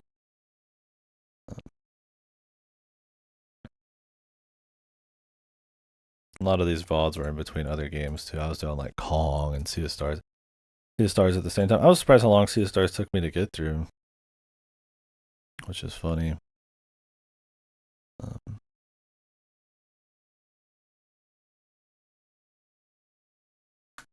It was like a 2-week game for me. It's from Tevi, man. The game I just played. Goto whipped it together because it was full of yapping. It was just talking all the time. Very overwritten, so it's a good emote. A new way for people to make fun of me, man. On my app.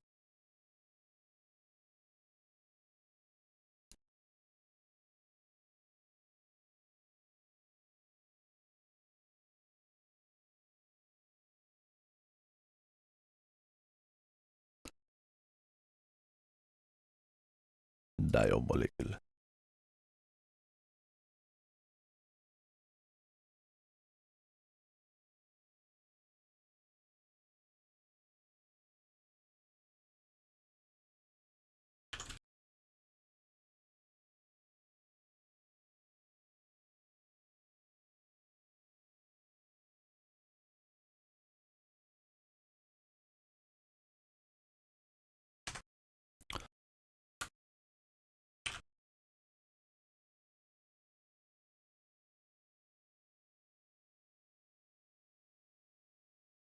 Right.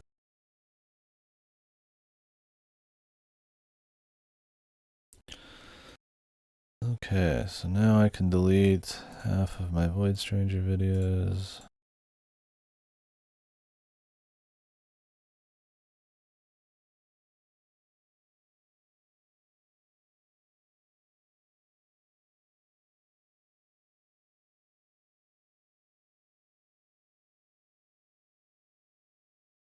Lost your streak. I did turn on the stream.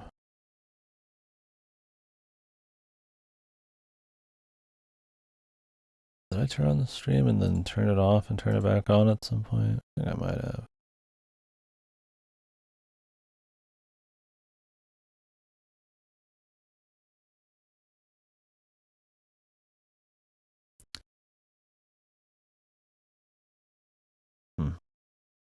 I don't see any like 40-second streams, but maybe I did today. Rip. It's over, man. Once the streak's broken, you're free. Your bonds.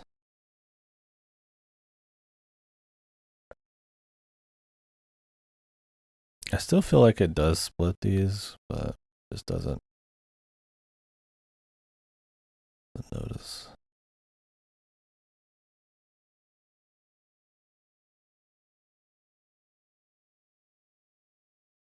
Mihoyo trailer's out. I'll get flagged if I watch this on the stream.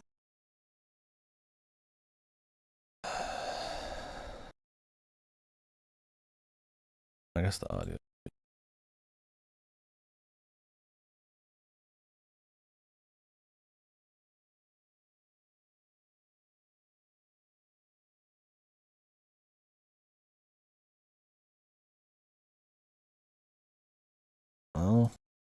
Oh, never mind. I was like, oh, it's not full on action. Yeah, I mean, they had it pretty chill at the beginning here.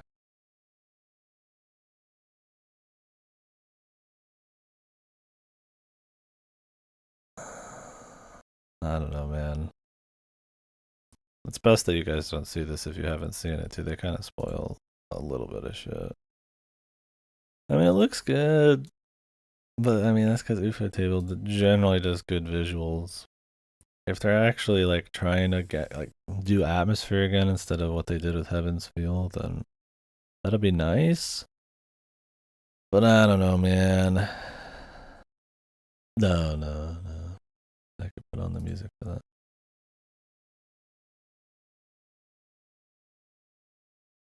Yeah, I mean there is flashy action in it, but I do wonder if they're gonna have more of the flashy action than the atmosphere shit. We'll see.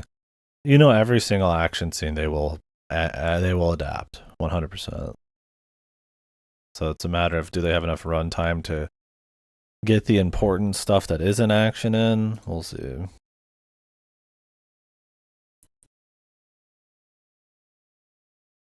Other side? I don't think so.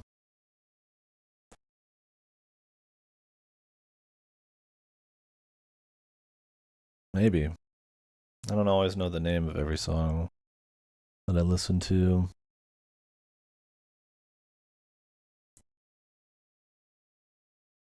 But yeah. I don't know. I mean, that trailer wasn't fucked. I didn't feel like really bad about it, but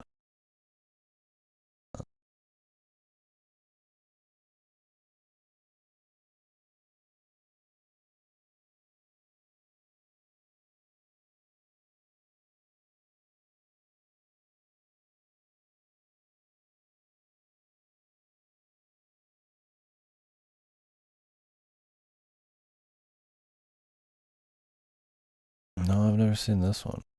XCOM roguelike.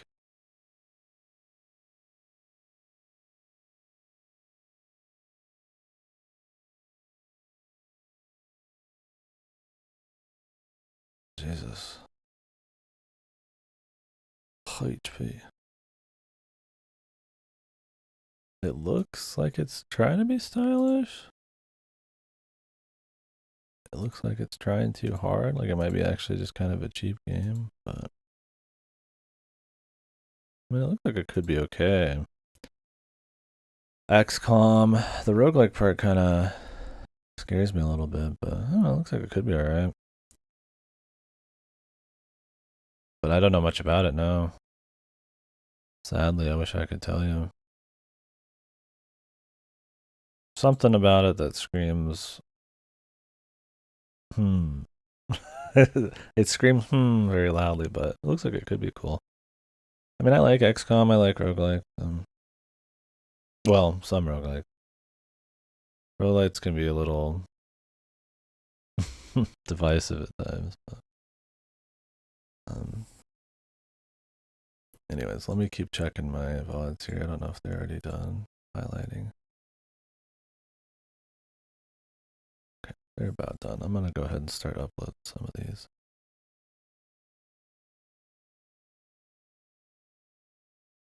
You gotta pick it up. I need to check the rest of the sales. I haven't checked any. I just don't have the money right now. I'm in a rough spot.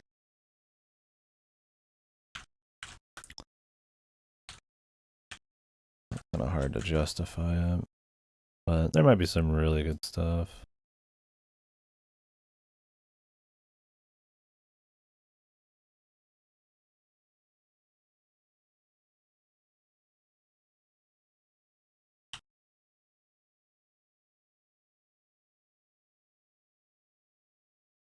All right. Well, the last part should be done soon. I'm actually going to take a very small break. Go brush the old chomps. And then we'll continue. I should be able to finish uploading these things. I had like a weird YouTube issue I had to fix. So we'll continue talking about Armored Core with Ninebreaker and all that stuff. So yeah. Oh, well, at least the UFO table flash action didn't make my ears bleed either. So seems to be a step up from Heaven's Feel, but I really don't think they're gonna catch the nuance, the character stuff in just a movie. We'll see though. Anyways, maybe they're gonna get people to actually buy the thing. I will catch you guys in a few minutes. Thanks for watching. Take a little break. It's been a couple hours.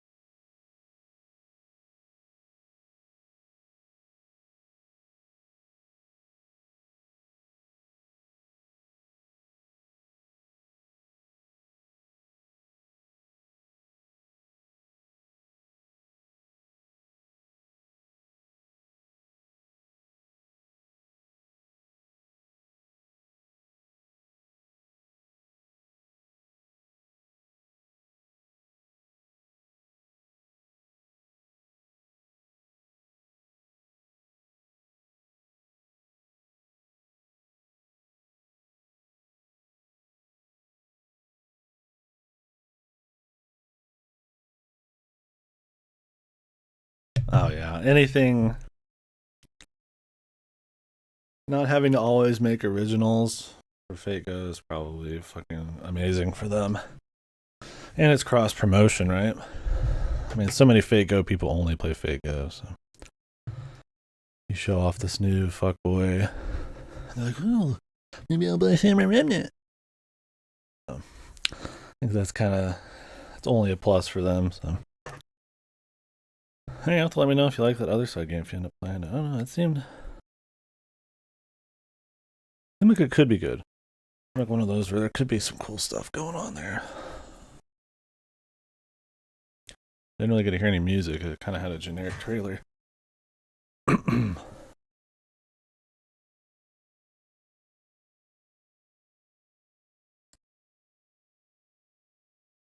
shouldn't drink anything after brushing my teeth.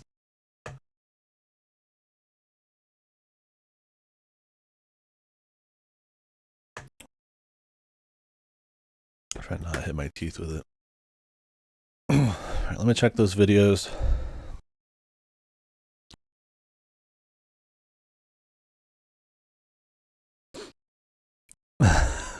Yeah. I think it's kind of like almost like an MMO at this point, where there's just like, it's been so dominant, or at least has so many fans entrenched. You know, the claws are gripped in. That it's very unlikely that it'll like, unless they really have some catastrophic event happen to the game, that it would like lose its place. It might like slowly dwindle over many, many, many years. I mean, it's definitely not as popular as it used to be, but I think when you put so much of your life into a single game, sometimes it can be hard to like drop it. And it's got that time, you know. That's what I was thinking, a World of Warcraft fan. like an MMO fan, right? Like you only really like have so many live service games you can play at once, so you spend enough time with something. You know, it's lost a lot of goodwill, World of Warcraft and stuff, but there's some of those fans who they'll just always play Warcraft, so especially if they make a lot of money. Those are the only ones they really need, so with gotchas. Yeah, I'm really looking playing Warcraft here. I still need to figure out how to do that. I don't want to play Reforged, man. I want to play the original, but I'm gonna have to like find it, right? With StarCraft 1, the remaster is actually supposed to be fine. But it's like you can't even play the original Warcraft 3 anymore. Like it still has balance changes that came in Reforged.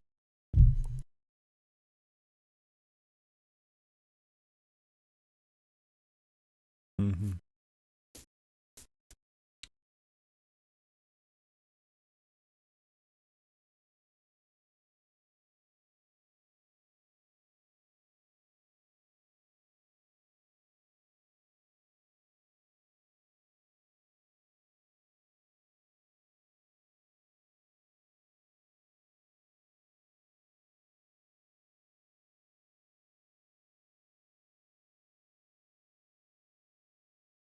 Anyways, I think we're good now.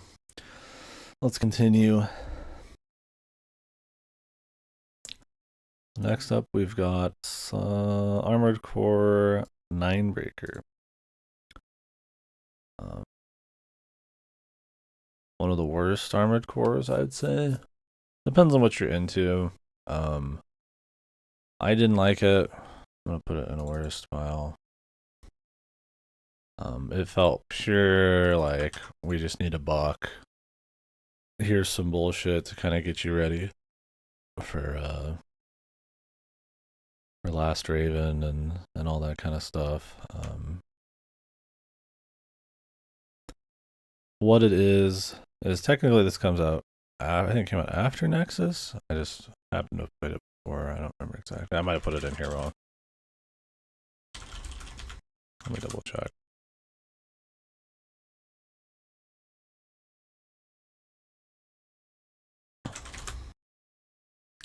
Yeah, so this comes out like 6 months after Nexus. So what Nexus does is it introduces twin stick control. So Ninebreaker does have twin stick control, but the thing about Ninebreaker is it is just a collection of challenge missions, like shooting targets, getting through platforming objectives quickly.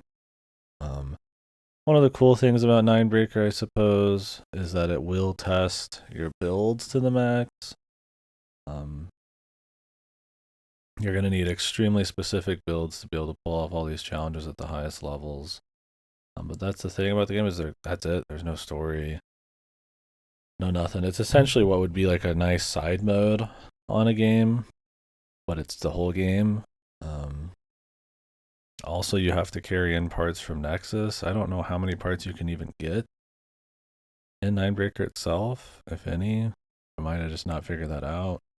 But the whole game being about min-maxing perfect max for each challenge and then not having a whole lot of parts is pretty fucked. So in Nexus, they remake a lot of the old Armored Core missions on a disc too. That's where a lot of your parts are going to come from, and then lots of bonus objectives and silly shit to get parts, and then you would take those all into Ninebreaker. It's just a bad idea. And it feels like the game is essentially a side mode, but it's a whole game. I really feel like this series has got enough half upgrades and cash-ins that they need to be putting stuff like this in as a bonus at this point in the series, especially since they reuse so many assets and do so many half upgrades. But instead, it's kind of its own thing. I don't know how much it costs at release. It's probably not full price, so at least there's that. But it's just not interesting. If you're really, really, really, really, really gung-ho hard about Armored Core 3 era building, then go for it. Silent Line is the last of the Armored Core 3. So you go to Armored Core, then Armored Core 3 Silent Line, and then it splits. You don't carry any of your stuff until you get to Nexus. Then you can carry stuff from Nexus to Ninebreaker to Last Raven.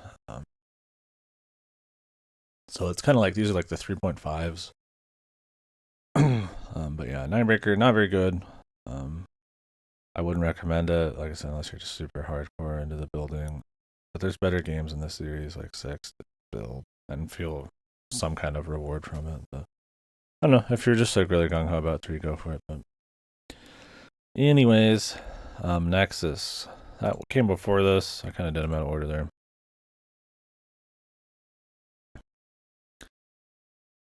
So Nexus is the first one that has twin stick controls. Like yes, a bazillion games in, you can finally use 2 sticks instead of just using the D-pad essentially. You could kind of use the sticks in the other games, just one of them, but the mechs don't control as well because you still have to aim with the triggers and stuff. So Nexus is in that light green tier there. It's not terribly good. It kind of sort of continues on from the story of Silent Line. I guess it's mostly just about. It's kind of like Another Age, but a little better. It's because it's Armored Core 3, and then it has like twin sticks, so that's kind of cute. But it's got a lot of just kind of like dull, text-heavy missions, set in kind of like a sunny kind of overworld type of thing going on. It's got a very limiting, annoying heat system. Some people are more angry about that than I am. My build just happened to not use a whole lot of heat, but it kind of makes laser weapons and certain kinds of movement and stuff a pain in the ass. It's way overtuned. Other than that, just the mission design and kind of the atmosphere and stuff's just not really that good. It's okay. It's not like the worst thing, but and it's not super long, but if you want to dig into the game, you kind of have to read an assload of just like dull emails and this like uppity, kind of like bombastic, fun sounding like front end. You're kind of on like an OS, like clicking around with like a fake mouse, and it just doesn't know, I feel like, how it wants to feel. And I don't think it makes really that many big strides in Buildcraft because of the thermal heat stuff being kind of limiting. And while Twin Stick is nice, it's not like the missions are all that spicy to use them in. So it's cool enough, but it's more of a stepping stone up to Last Raven. So um, I don't know if I'd put it as a worst. I'm just gonna keep it how it is. It's not like rancid, but it's pretty low on the totem pole. I don't remember how long it was. Probably longer than I'd rather it be. But not like, it was like 7 hours. Um, wasn't super huge into it, but it was alright. It's also, you're kind of getting that Armored Core itis after a bit, right? It's still very similar to a lot of the same fundamentals as Armored Core 1. You're just starting to get little upgrades of the engines and kind of how some of the Buildcraft works, the amounts of kinds of parts and stuff like that. There's still a lot of these games that they'll introduce like inner parts and outer parts and stuff like that, but you just can't really fit them into a build. I really wish they're a bit more lenient in some of these games about that, but it ends up just not being really worth it compared to having a better weapon. Another thing about Nexus is it doesn't really have a good economy. You just get pretty much infinite money all the time. One of the strongest points of Nexus is something I didn't do. The Disc B, which is just remakes of old highlights throughout the other games. I just played all of them. I was like, I'm not interested in playing more missions that I've already done, which have already been kind of remade in some games anyway. So, like Master of Arena, I think even had some remake missions. Yeah, that's Nexus. We really like the series as you're going through it. If you are doing a series playthrough or something, go ahead. It's not like fuck. It's only like 7 hours. I would say Armored Core 3 is not very hard. Silent Line's a little harder. Nexus harder than both of them. It might have, but I'm not that sure. Yeah, it's cool enough, but definitely not a hype one of the series. If you're not super into what you've been playing, I would not recommend bothering with it. Formula Front, I don't like Formula Front much at all. It's cute. I'll put it as a notable game. So what Formula Front is? Let me put up the trailer. Also all these games are also all the Armored Core 3 series are also have PSP remakes, if I remember right. So if you want to play on a PSP for some fucking reason, there's some updates, but also it's gonna look worse, and also you're not gonna get you're gonna get even worse controls somehow, right? Because you don't even have twin double triggers. So I played all of these on PS2 except Formula Front. Formula Front came out on PS2 in Japan, but in the West it was only on PSP. So what Formula Front is that makes it kind of notable, kind of special. Oh, you guys can't see all covering them up.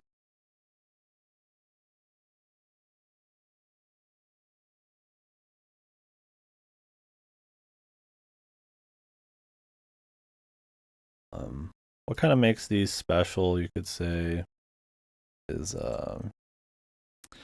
the game is more designed around creating. I guess the premise of the game, I can start, is this is not like dystopian or something. It's like mechs are fun. Let's make a team of mechs and go in a tournament. It's like a tournament of mechs, essentially, is what it is.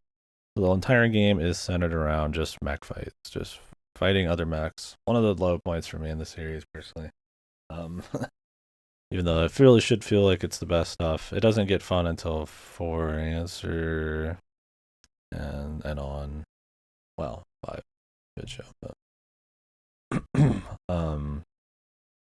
so it's kind of focused on that specifically, which is already kind of something I'm not super interested in, but also it is focused on you creating a team of like 5 or 6 mechs that you like interchange and depending on the fight. and you program their AI. So that's kind of what's neat about it, is you're kind of like making an AI and it's supposed to like react to each fight, I guess. And so you're just like, oh, when you walk this far, you use this ability, and that kind of like this like very like modular, step by step kind of thing where you can kind of adjust their aggression and how close they'll get. It's not really intuitive. It's something you'd have to really tinker with a lot to make like proper use of it. I mean, it's intuitive in the sense that everything's clearly labeled on what it's gonna do, but like how you or should like program your AI, how you should make a build, the kind of like intrinsically knowing what this build is really gonna do best at, and like whether you're gonna need to like adjust that against each student, a lot of trial and error, or just finding the right perfect build and then just shit stomping. So the idea is like if you make the perfect setup, you're not going to do anything. It's just gonna auto beat everybody. But if you have any friction, it's going to be a lot of fucking around, a lot of trying to figure that out. The menus are very annoying to look at. It's like bright white. um, there's a lot of stats and numbers, which is nice to finally have a little bit more of those. But between that and the annoying menu music, it's just like, and you're going to spend all of your time in these menus. It's just kind of a pain in the ass. You can take manual control of the vehicles, but it's not really made for that. It feels like shit to play, and Armored Core always kind of felt like shit to play, anyways. As far as action games go, if you're used to twin stick, well, now you got to go to single stick, and it'll automatically adjust the vertical, because you only have two triggers on PSP. So it's not, it's less fun to play than like even some of the first Armored Cores. So you really just lean into the AI part of it, and then that's all the game is. You just go through like 50 missions. There's like I barely any story on the emails. But what I did, because I really did not like this game at all, um, is I went and found an AI setup, and I was like, well, let's see if this works. Let's see if you could just beat this whole game with an AI setup. And we played around with it, put it all in, made a robot, that worked for apparently somebody, and I just played Dead or Alive Extreme 2 while I was in the corner, um, and it beat everybody. It was just really cheesy, like just it jumps in circles and just shoots them with like close range weapons, and it just kills everybody. You might have to restart a couple times, but that was it. Yeah, that was one that I was really not wanting to do a whole lot more in, so it was kind of funny to beat it that way.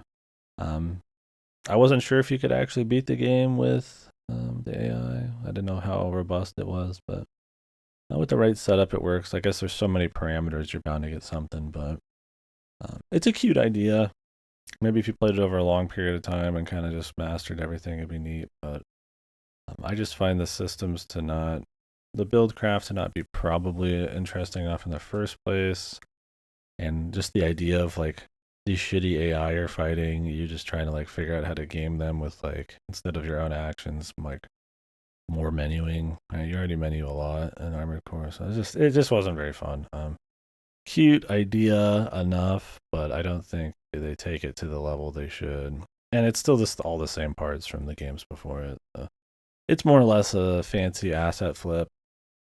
This time where you can adjust the shitty AI on your own. Something bigger that goes a little crazier into it would be cool, but more like a puzzle. But eh. So that brings us to the next Armored Core game, Dead or Alive Extreme 2. So you might be familiar with this bad boy. This is the titty game. Now this is not an Armored Core game, obviously. But this is Team Ninja. What they're known for, big boobies. A volleyball game starring some of the characters of the Dead or Alive fighting game series. This is the second one. This is the only one I've played. Maybe I would play. There's summer. I think there's like a summer festival and like a 3. So played it on the 360. Somehow it was available, so I rented it. Thought it'd be funny. It was funny.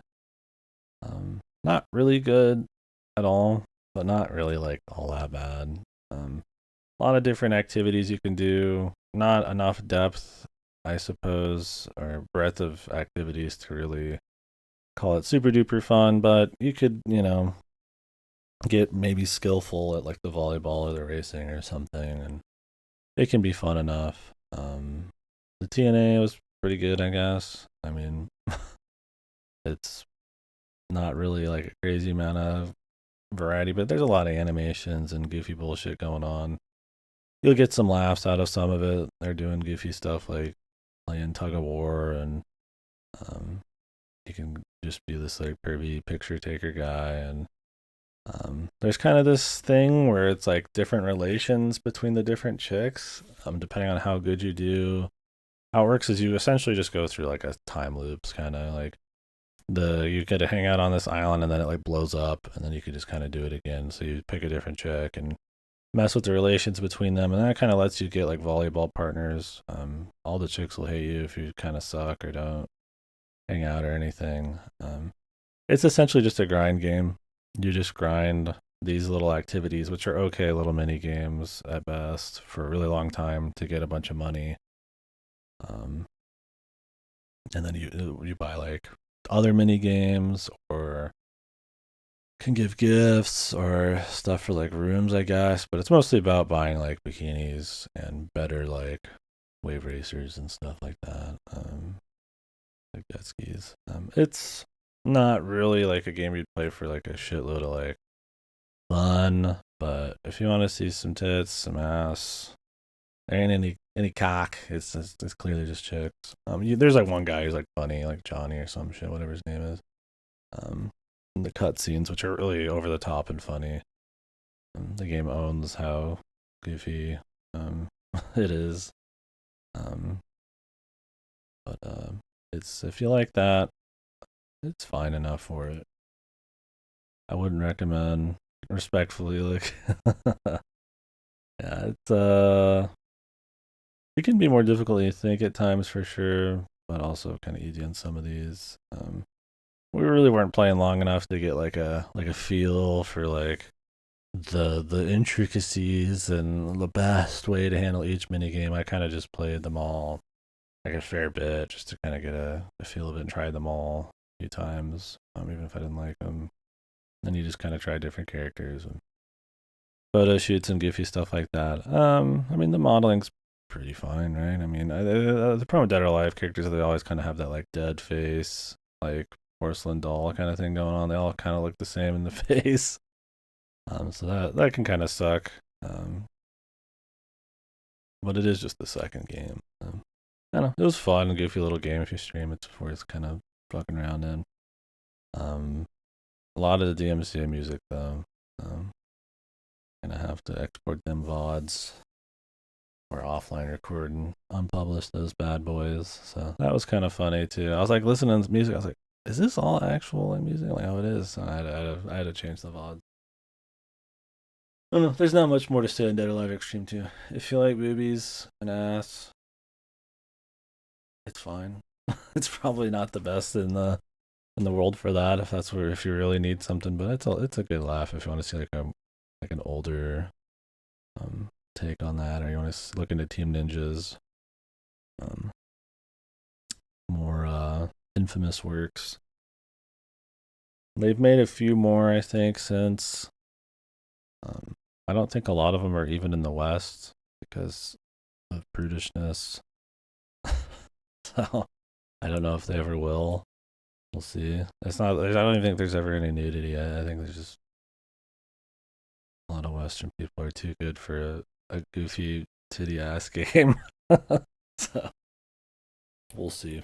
I don't know if I'd play them anyways, but if they were free, I guess. Yeah, I played it with Formula Front in the corner because I let the AI beat the game for me. It was perfect.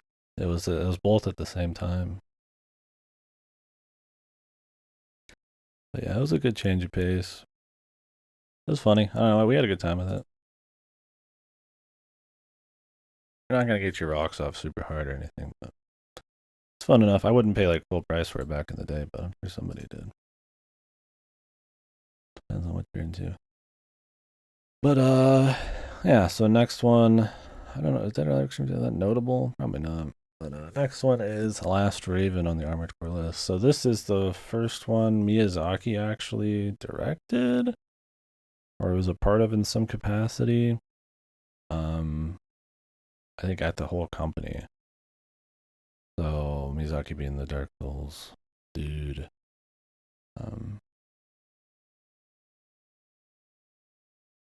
Well, AC6 came out in the middle of my playthroughs, I think.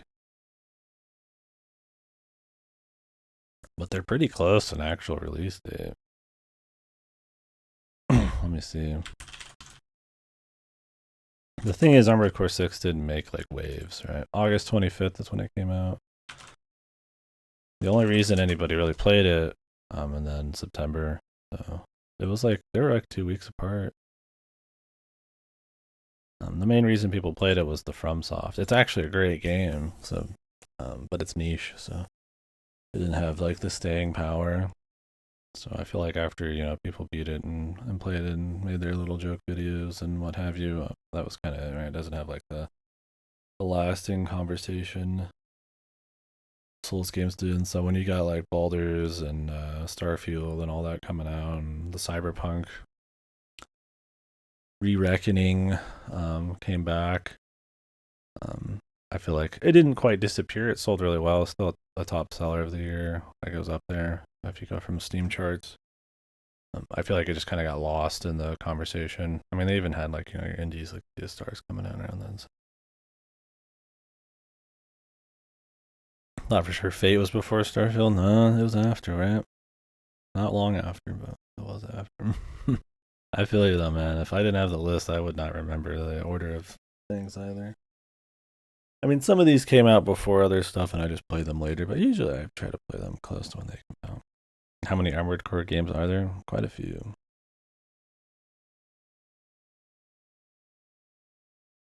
How many are there total? Oh, we can just do this.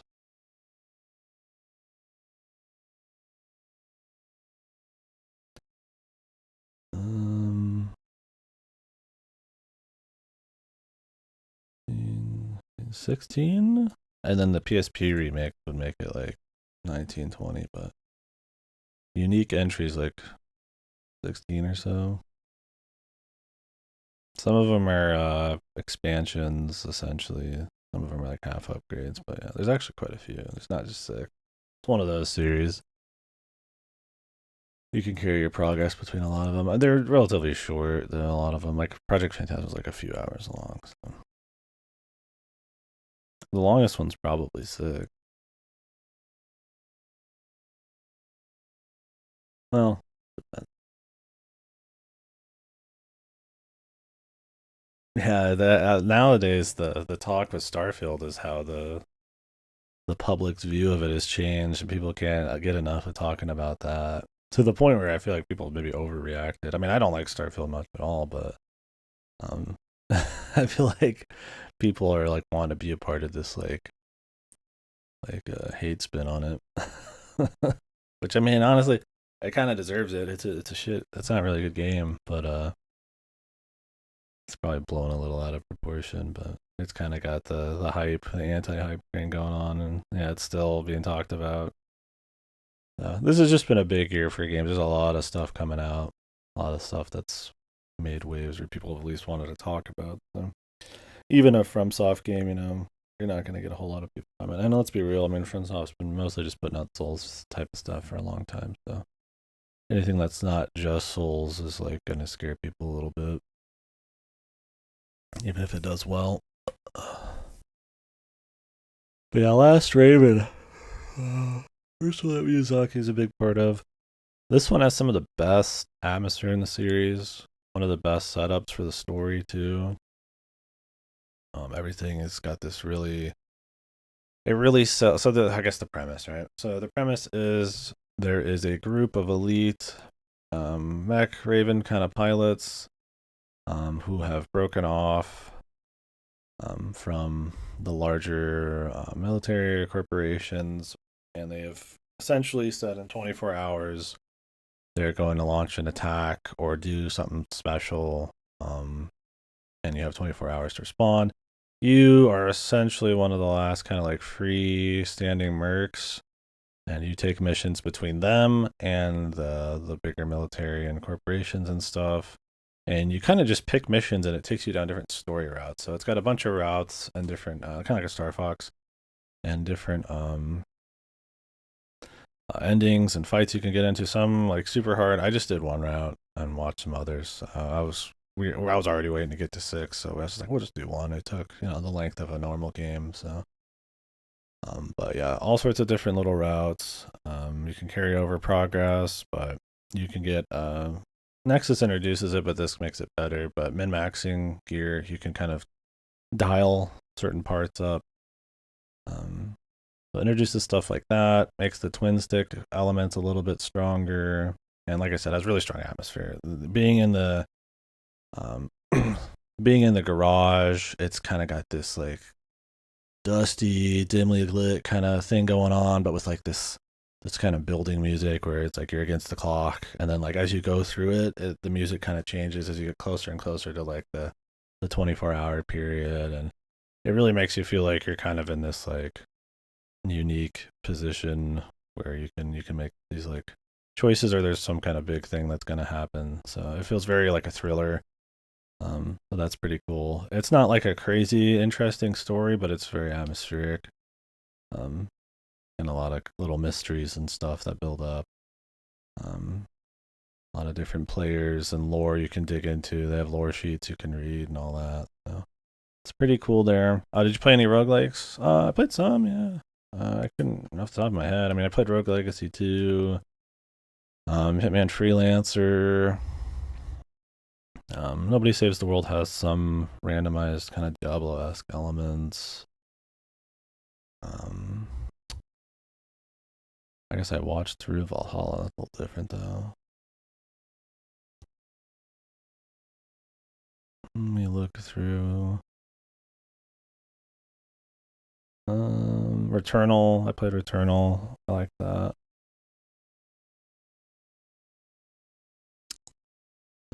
Cult of the Lamb. I did that one.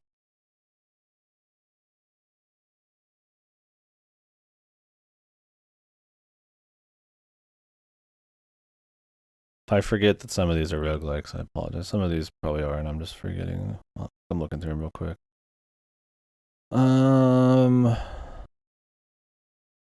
Not many in the last half of the year. Fuga's not really a roguelike.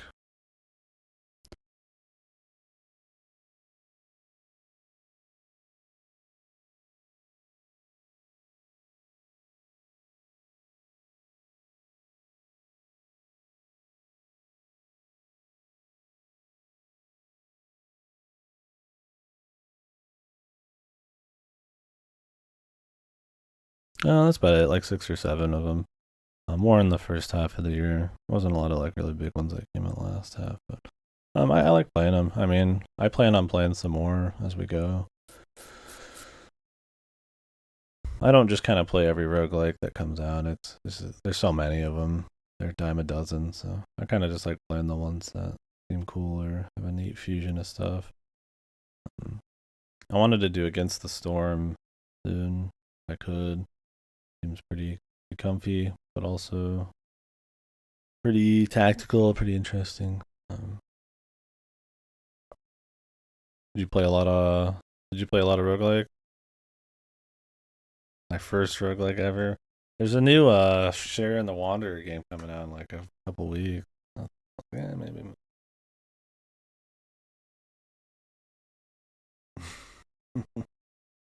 And we've been talking about some roguelike type of games also in the Discord.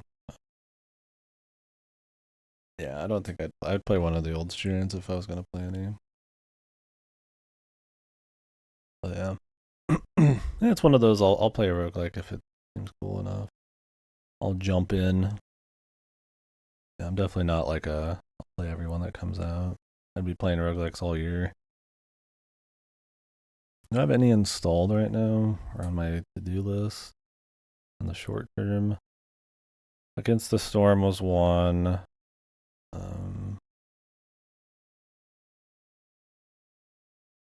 Yeah, if you guys had any good roguelikes you played this year, you'd recommend. I mean, I'm always looking for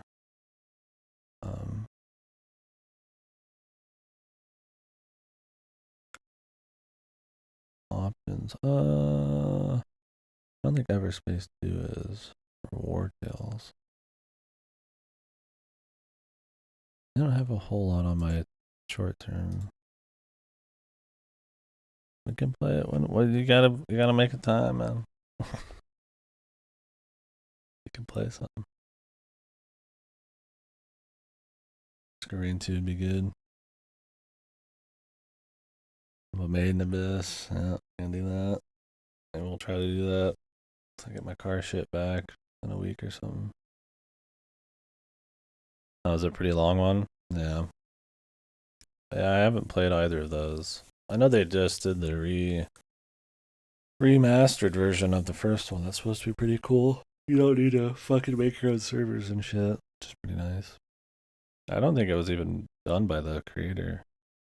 Risk of Rain 2 suck. Damn, dude. Helldivers 2 is coming out soon too. I don't know if that's the roguelike.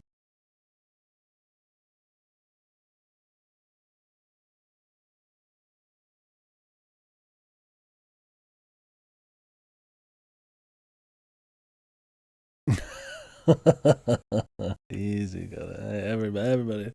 Relax. We haven't even played it yet. Got us defending it.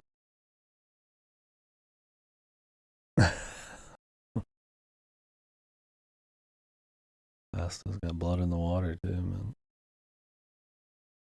Yeah, it seems very different. 3D shooter to 2D platformer shooter. Want to try to get some others? Out of the roguelikes I played this year, the only one I thought was kind of good was Rogue Legacy 2 and Returnal. I liked Returnal pretty well. I would recommend Returnal if you want like kind of like more of a bigger budget roguelike. Problem with Returnal is it's got like a bad PC port. If you have a PS5, it's better to play it there, but maybe it's been fixed since then. Otherwise, I didn't really put many of the roguelikes I played this year. I mean, in the past, there's better roguelikes probably than both of these, maybe. But I'd have to think about it a bit. There's so many roguelikes. I still haven't played like Hades and shit. That's supposed to be really good. But yeah, I would say out of the ones I played this year, they weren't all from this year, but I played them this year. Returnal and Rogue Legacy 2 were probably the ones that were decent. Worth playing. Especially Returnal. I like Returnal pretty well. But I kind of like the atmosphere of Returnal, and I had a pretty good run. I really only died a couple times, so that probably felt pretty good.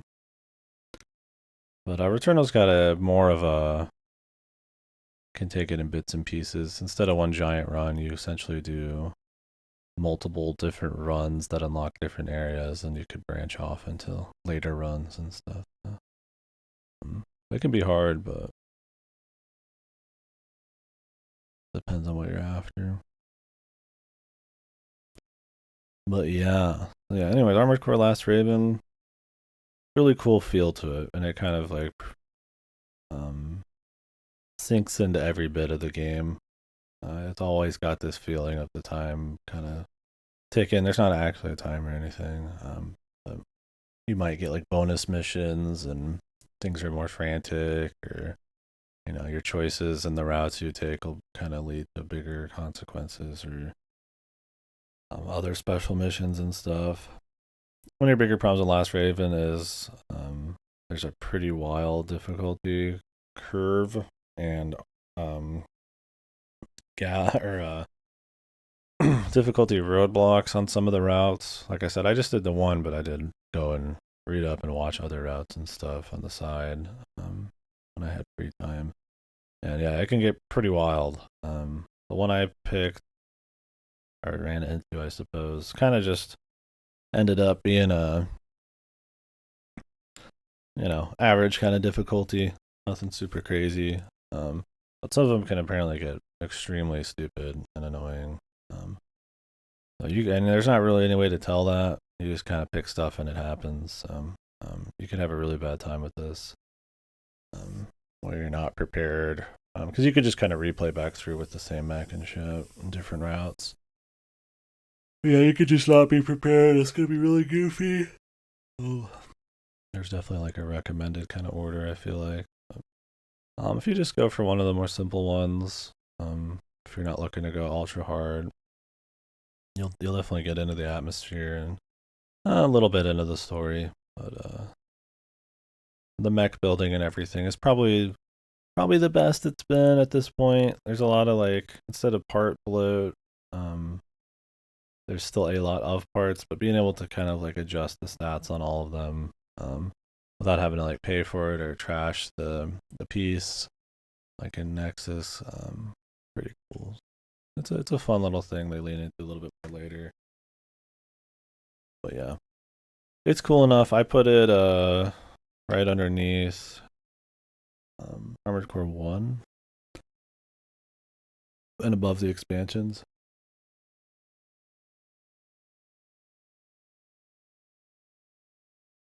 I just found the economy and the build and stuff in 1 to be a bit more special, and because it's the first one, it kind of had more fun, creative stuff out at the gates. Where Last Raven's still kind of just taking that formula from 1 and kind of just tuning it to the peak it's probably ever going to be. Because 4 just totally different.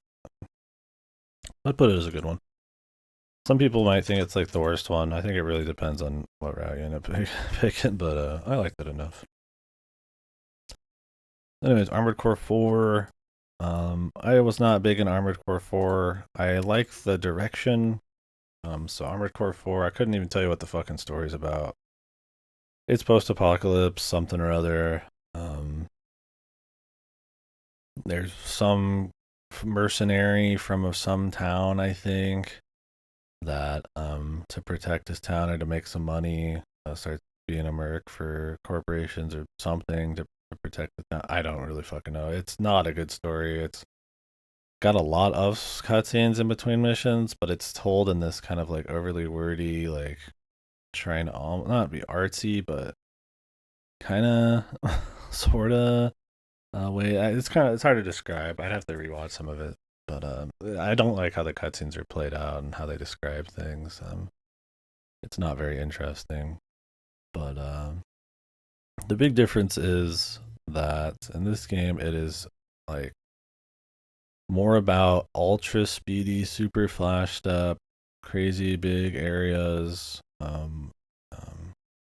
It goes. It's not quite as crazy as 4 Answer on that front, but it's definitely more in line with that. You can kind of see here where he's boosting around and big giant maps he's shooting from really high. So the direction's okay, but the feel of boosting around and going really quick isn't really that solid. I really don't care much for the level design. It doesn't really always even work with this kind of like gameplay. It might just be a bunch of hallways, and it's like, well, that's not really the most fun, like, I'm jumping around, speeding around kind of level design. A lot of them are just kind of like boring, just like here's 20 dudes in the middle of the city, you just kind of gun them down kind of missions. Some gimmick missions that aren't really fun, like the train one and all that kind of shit.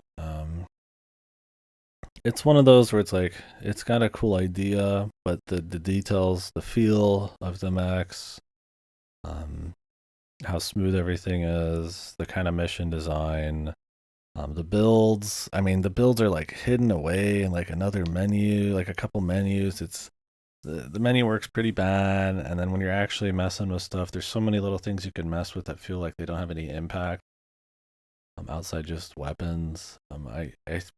I don't even remember if there's quad legs. There might be. It's mostly just you just can just walk out with the default mech. You pick between a few and then just never touch it. And the game's pretty much over. Not very long either. So that kind of sucks. The build crafts, it exists. There is min maxing to do. There's things you can do, but um, your baseline is ultra quick psychobot. Um, where in the old ones, to get something speedy, you'd have to make a lot of sacrifices, but you can make something slow and tanky. This is going more for flash step crazy, but it just doesn't quite get it right. It's got some cool music here and there. It's definitely kind of pushing that vocal part of like Armored Core 3 a little harder. It doesn't always match up because the story is so cheeks, but it's cool enough. I would say it's, like I said, I put it higher than Nexus, but it's still pretty low. Yeah, it kind of goes more for Gundam. And I mean, I think it's fine, right? You go through like 10 plus Armored Core games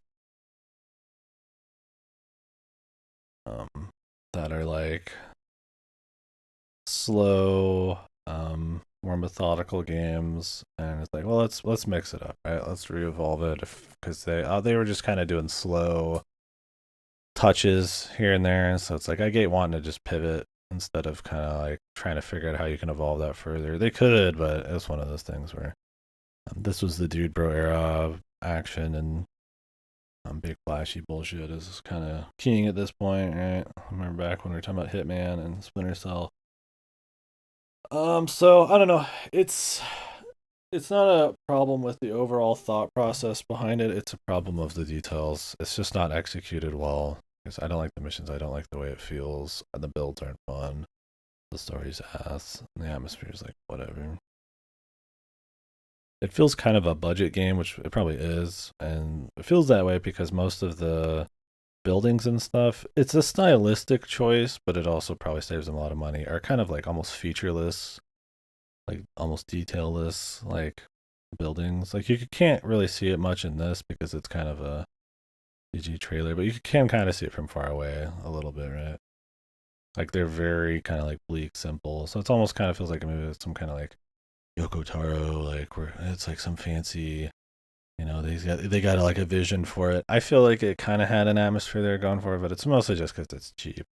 They probably make them extremely simple, and it ends up not being to its benefit. So, anyways, I would put Armored Core 4 down the list a bit. I'd probably put it as one of the worst ones this year. That's a little exaggerated, but I wasn't a big fan of it. It's also not too long. Conversely, somehow the sequel to it is actually like the second best Armored Core Armored Core 4 answer. And this is what really emphasizes why 4 was so weak. This is Flash Step City, even faster, even crazier. Now you have like sticks you can fucking slam, and you're like spinning, and it's turning 90 degrees, and you can spin them certain ways, and you're getting like 180s, and it gets to a point where you're so quick that like the game just ends up being constant flash stepping. But yeah, the AC bog. But there's so many cool things this one does, and the atmosphere, despite still being kind of like daytime ish, is really strong. That it just fixes all the problems of 4. So this one is like the proper actual fast game. Yeah, somehow kept it together, dude. Which is funny because 4 is so weak, and it's such a departure that I imagine a lot of fans hated it. But for answer, even if you hate the original style, or if you love the original style and you hate the quick stuff, it's just a very clean game. So, this game introduces lots of new mechanics. The super speed stuff, you can see it coming here. You'll essentially do like a Star Fox thing where you just blast off, and it's like a rocket ship. You're like losing little rockets, and you're having to dodge, and you're going like a million fucking miles an hour as you make your way to the other new feature, which is like super platforms and bosses and stuff. So you'll fight like essentially like a Shadow Colossus, like a giant mech that's the size of like, you know, a football field or some shit, or larger. And you have to take out little pieces, and they'll have different kinds of these mechs. Maybe one's like kind of like a ball, and one's like some flying, angel thing, and then some are just like big tanks. And so you'll fight those every now and then to kind of mix it up in between more actual exciting missions. So instead of just like running through like an empty city shooting a couple mechs, this time you might have to fly through like a bay and like shoot a bunch of mechs, but also within a certain amount of time, and it's still a certain amount of damage, and it's more about shooting like boats and like important pieces of like the environment and stuff like that. And the guns feel much better to shoot. The controls feel much tighter, so it actually feels cool shooting. It all flows really smooth. Everything can be done kind of on the run. They bring back different kinds of legs, but it really doesn't matter. It's another one of those like where the builds you can min max it a bit, but it's still not a huge um to arming a mech. Elephant the cocker. Yeah. So yeah, it's very much just really speeds up the game even more, but really cleans up the controls. The atmosphere and the story is much more interesting. So the idea now is that humanity lives in giant super planes, almost outside of the atmosphere. It's kind of like right on the edge there, because the ground's full of too many like toxins and weird shit, and also the ground is just where everybody fights. That's just where the corporations fight each other from their different super ships and stuff. And so there's all sorts of routes in this one too. You can pick different like this is a level. You can go fight that thing kind of. I mean, it's not a CG like this, but it's one of the first ones you fight. But um, yeah, so you can have different routes in this as well, kind of like Last Raven, where you can kind of help different folks, or you can do more like special, super hard ones, or you can even be like pure evil. It's kind of like kill everybody. So it's interesting. It's neat seeing the different routes come back and kind of work here with more unique content. Just much more crispy controls, much more interesting mission design, and a bit more of a vision for the atmosphere and sound direction. Like I said, the builds, I don't remember a whole lot on that front. Generally, you're not going to need to really change a shitload. It's more interesting than 4, but not as significant when it comes to buildcraft as the old ones. There is a lot of room for it. This game did have multiplayer that people really like. I think my biggest problem with this game was probably also I should probably put it higher up. I think the speed becomes so much and so constant, especially when you're fighting other mechs. And this is the only Armored Core game up to this point that I actually liked fighting other mechs, because it was a lot of like destruction, blowing up buildings and fighting guys, and you're like shooting through buildings and so landing on like bridges and actually using the environment and kind of speeding around, and it was pretty cool on that front. But the big thing was it gets to be so fast that there's not really any. It kind of just becomes almost too one note. You're just kind of constantly like by the end of it just kind of just max dodging all the time. Like in the beginning and halfway, you might be doing speed boosts and dashing around a little bit just to kind of dodge certain things or get close to guys or move through the environment in certain ways. But when you're starting to fight like 5 or 6 mechs at once, it tends to just be you're constantly dashing around. There's not many other speeds to it, which kind of makes the gameplay a little simplified in a way. You're not really thinking about like resources or like where you are as much. It's kind of just you just dodge in front of the dude or dodge around the dude forever. So it can get a little one note. I think by the time you're done with it, you'll be like, okay, I've had my fill. But it's a lot of fun when you're doing the big set pieces and certain fights for most of it. Um, Especially the multiplayer. The multiplayer looked very goofy on that front. But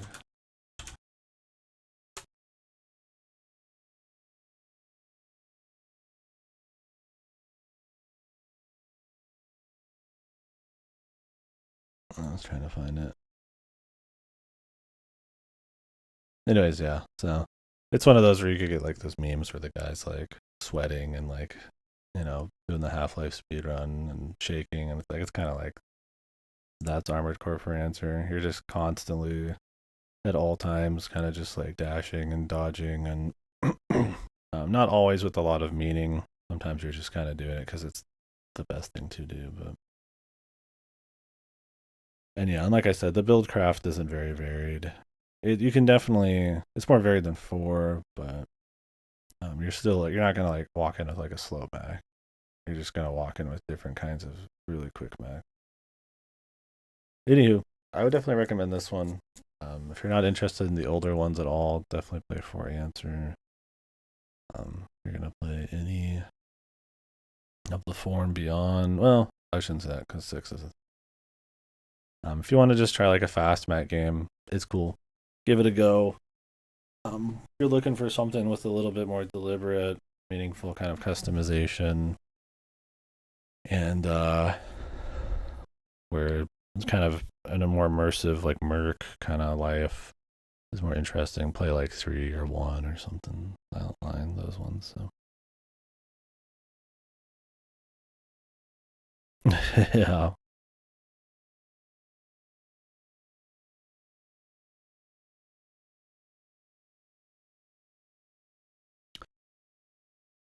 I figure in Gundam it's probably in a bunch of shows, but maybe not.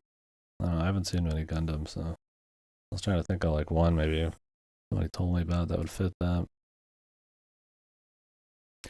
They tend to have a lot of these where yeah, the pilot is some kind of superhuman or kind of fucked in some way irreparably so that they can pilot these things. But yeah, the reaction time and stuff, yeah, for sure. I'm sure they mention it. Vampires? Why is it always got to be vampires?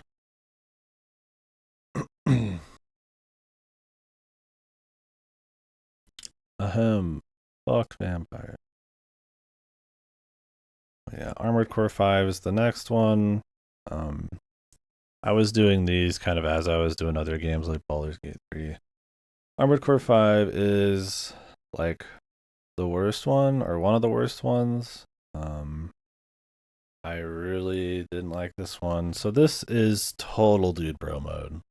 This is multiplayer, blues and grays and browns and big like epic, oh it's fucking you got all the ammo you need and everything's really big and flashy and violent and there's this constant chatter on the mic, comms or whatever always happening and it's trying to kind of be more like a Call of Duty but Armored Core kind of thing. Um it slows the speed back down. It's still quicker I would say than 3 in those and it always will be after those. But it kind of dials it back from yeah, like look at this trailer. Badass Mac walkers are back. Just like putting badass in your quote, right? On your trailer. That's just kind of the time period, man. Come heavy or not at all. So it's really bad. It is focused on multiplayer, so it's especially from the developers of Dark. This came out after Dark Souls. This is clearly the fucking Z team, dude. Um, but yeah, it's focused on multiplayer, which I mean I didn't really get to do. But even then, it's just these gigantic maps where you can barely make out from the particle effects and the same color tones what's actually happening on screen. The HUD's a mess all over the place. Like when you can just see in these, like it's just shit fucking happening everywhere. And this is supposed to be like the bullshot, like clean trailer look or something. God, what are these quotes? I've not actually watched any of these trailers because it already took hours just to put these in a playlist. Um, but yeah, so the story is just this like generic dude bro kind of like jokes and quips and humor and we're fighting against the police kind of thing. It's really bad and really annoying. The game looks horrible to look at. It's got customization, but it's much it's very simple. And because the movement and like vaulting up like um walls and stuff is kind of a pain. That's a new thing. I feel like you kind of just say, fuck it. I can barely see what's going on anyways, and there's dudes around all sorts of corners. I'm just gonna go tank. I haven't played Ace Combat yet. I want to. I've got a lot of them installed. I've got Air Combat ready to go. Maybe we'll start that this year. If I can get them all together, we could do a series playthrough.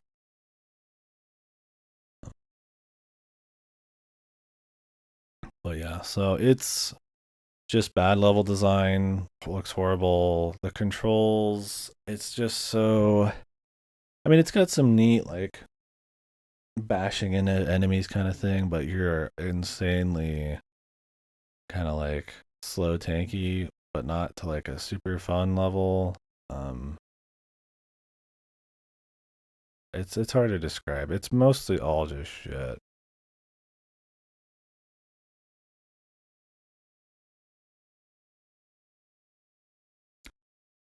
I'm just this trailer is just so fascinating, man. Yeah, so like I said, visually it looks bad. The story's not interesting. The builds are more simplified. You can carry like you kind of just swap between weapons in this one. You have like two different arm weapons essentially, and you can swap between them depending on if you have like depending on their weight. Some of them you can't. Some of them can only be used on the shoulder, maybe. This game has missions so long. And throughout the series, the missions are usually like 10 minutes long or something, if that, right? So these are like hour-long missions, right? You'll have resupply points and checkpoints and all that kind of stuff, and they just kind of never end. And you're always fighting a lot of the same shit, or you're fighting some really annoying boss that takes like 30 minutes because you're waiting for him to like come back around and like, um, yeah, for sure. Try to kind of go to a different style. This one wasn't the same director anymore. It wasn't Miyazaki. He did 4 and 4 Answer and Last Raven, but I think he was kind of done with it after that, I guess.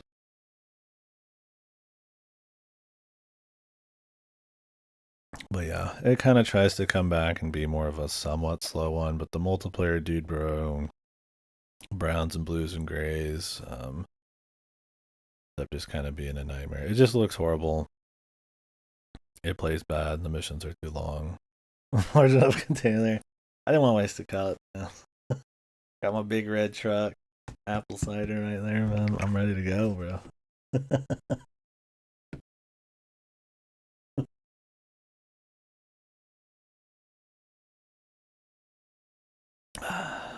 Tasty. But yeah, I would not recommend it. It's really bad. It's hard to describe it because almost everything has some kind of flaw.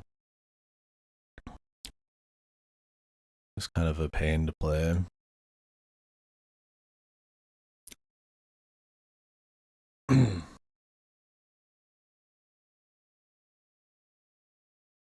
We'll come back to Baldur's Gate. Let's just finish up Armored. Yeah, Armored Core Verdict Day is what 4 Answer is to 4 is what Verdict Day is to 5. Um with the same kind of magnitude, not the same kind of magnitude, but similar. It's much better than 5. But because 5 was so bad, much better is still kind of just decent. um This one focuses a lot more on having like a proper single player kind of thing going on and characters, much more interesting visuals, much more clear visuals. A little bit more fun customization. You can still make a lot of shit stompers. Being really heavy and having a bunch of giant Gatling guns is still kind of king. But more interesting mission design and enemies you fight. It's kind of just like what if we took some of the principles of 5 and the feel of it, like the mantling and more weighty kind of movement, but not completely like old school, and then just actually made it decent. You can kind of see here already. It doesn't look as much of a nightmare to see. It's got more, instead of in cities, it's like kind of in these apocalypse wastelands. There's some city stuff. The missions, you actually just kind of pick missions out, kind of like Another Age. You do enough of these like side shitty missions, and you can unlock the major missions. And so it's kind of like Another Age where you just kind of pick a bunch of stuff out. But there's a bit more of a running story and atmosphere to it, so it's fine. It feels more like there's a war happening in the distance always, and you get some of these kind of like fantasy sci-fi structures and stuff that make it feel like it's not just some dude bro Call of Duty thing with mechs. So. It's cool. I put it. You can kind of see it there.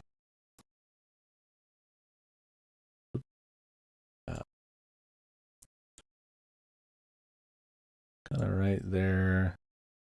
Guess you can't see my mouse. Right next to Armored Core 2, above Armored Core 4. I still don't think it's like super good. It still has a lot of problems. I also had a huge pain in the ass actually getting through the game because how I had to play it was fucked. Pretty much impossible to find this game anymore. But yeah, not one of the best ones, but I wouldn't put it as a worst game. It's just fine. The thing is, For Answer was so clean with the mission variety and the atmosphere and stuff. For them to kind of like fuck that up and not really have that kind of feeling on the next game in any capacity, even with a different direction, and then still kind of not even nail it with Verdict Day, was just kind of disappointing. And then the series is just dead forever. I mean, there was still some multiplayer stuff in Verdict Day, I think. A little bit more of a kind of single player thing. And it's cool enough. It's got some fun bosses and all that, but the builds kind of end up being a little bit more samey. Like I said, tanking and shit stomping with miniguns ends up being too good, and it's not really fun trying other stuff out.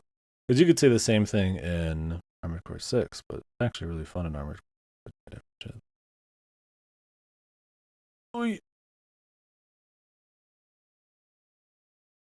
We'll just leave it where it is.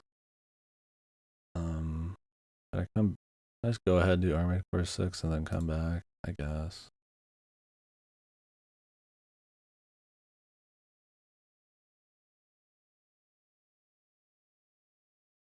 Alright. Armored Core 6. We'll come back to Baldur's Gate 3 and Fuga. Armored Core 6. Fuck. I really like this one. This might be my favorite game this year. I don't know. We'll see. I'm not gonna like pick one probably, but it's up there, man, for sure. I really like it. It's just kind of everything you'd want in Armored Core if you play through the series. Crazy build variety. Why is it red? What?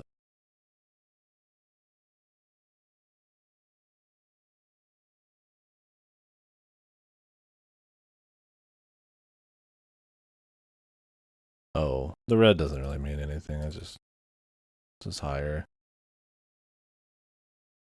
I didn't really pick a color. I just added one. I mean, like it goes from like yellow to orange to like yellow, green. I just made it 2 tiers higher than the one before it to signify that it's way better than the rest of the series. Even For Answer at its best it's good, but it's not like crazy good, right? It's still got a bunch of flaws. For Armored Core 6, I didn't really have almost any problem with it. It's really good. No, it's just the full package. You're getting a really awesome atmosphere with really cool music, with a neat little story where they kind of reveal stuff, but not too much. So it's kind of got that kind of mystery of what's going on. Multiple routes that take place more in the form of New Game Plus, with some route choices. You get like New Game Plus 3 is where like the true, or like 2 was it? New Game Plus 2? Like 3, the third playthrough, that's where like the true ending and everything is. Or the final ending. And all this sort of shit's changing across every one of the playthroughs and all these new missions. Really cool big fights, really cool small fights. The speed and the controls are really tight. It's not like as fast as for answer, where it's just too fast to a certain extent, and that's all it feels like. There is enough speed where you can just still choose kind of how you want to grapple the levels and how you want to approach stuff without it just being a dodge fest. Eureka 7, yeah, a little bit more serious, but yeah. So that's really cool. Lots of bosses, lots of variety of them. The build variety is awesome. You have plenty of money to just make whatever you want. You can save all sorts of shit. You can download people's stuff. You can create like custom paint jobs and custom emblems. If you are the kind of person who doesn't really want to get creative or make many different kinds of mechs, you might just make one and find out it's really good and then just kind of roll with it. But the level variety is so varied and the mechs can feel so different that it's really fun to actually try to like make mechs for different situations. I was making mechs that were jump mechs that were only used auto fire missiles, so it was like or like auto targeting missiles, so it was like a guerrilla tactics kind of thing, where I would just jump away like some super speed frog shooting missiles and just kind of work on evasion and stuff. And then I'd make one that was raw minigun tank and it had like the red, white, and blue on it, and it's like really goofy. Um, and then I'd have some that were like cool, kind of like dueling mechs, like more edgy with like big hand cannons and stuff. I'd have some that were like sword mechs just for fun, just all sorts of shit. Yeah, the umbrella logo. It was like the it was the Samurai Edge, man. That's what I call that one, dude. The Resident Evil mech. You could just make all sorts of different mechs. There's all different speeds, jumps and jet boosting and sword play, and like every weapon felt actually pretty significantly different. They weren't just all different flavors of the same thing, right? Like you get some things that were like salvos that came from the sky, some things were plasma, some were whips, some were like knives, some were like miniguns, some were rocket launchers. I had a rocket launcher one I'd like to use. It was a quad and it just hovered really high up in the air, like higher than they could generally shoot me, and I just shot missiles at them from above, and that worked really well for like that boss. It's just really cool. Really awesome set pieces that you kind of expect from like FromSoft. Like this really cool music happening. Everything's like larger than life and cool story beats up to then. Fun fights. It's just the whole package. I thought it was really good.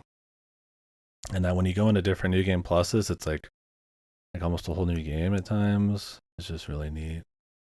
How it kind of builds into these kind of like surprising story beats and stuff. There's some corn in there for sure because it's more like your typical like Western actors like DC Douglas and stuff, but it is supposed to be more like military guys and stuff like that. So it's a mix of a bit more of like a Sekiro kind of storytelling where there is a story, a narrative, and characters, with a bit of like just a touch of like corny like military shit. But for the most part, it's got this kind of atmospheric, kind of surreal vibe going on. Because you're kind of in this like post um I won't say post apocalypse, but everything's already kind of gotten fucked on this planet, and at this point humanity and stuff is more of an intergalactic kind of thing. So it's kind of finding out like what's going on this planet, why somebody kind of like, I wouldn't say unthawed you, but you're kind of just like this dude has been in like a pod and this guy kind of like pulls you out of it to be a mech pilot. Noto, I'm banning you, man. Over, dude. But yeah, it's cool. There's a cool bunch of lore if you want to dig into it. Sorry, thought, my bad. Unfrozen.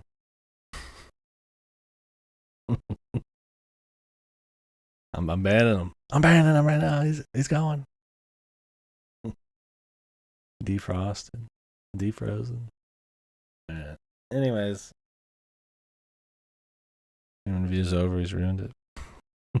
But yeah, it's really good. I'd really recommend it. If you're gonna play any Armored Core game, play this one. Um, it's an actual AAA budget used to make something that felt like it has some passion put into it and like a vision, and they didn't care about just making it like for everybody. It's not just another Souls game, which is fine. I love Souls games, but they're not just trying to be like,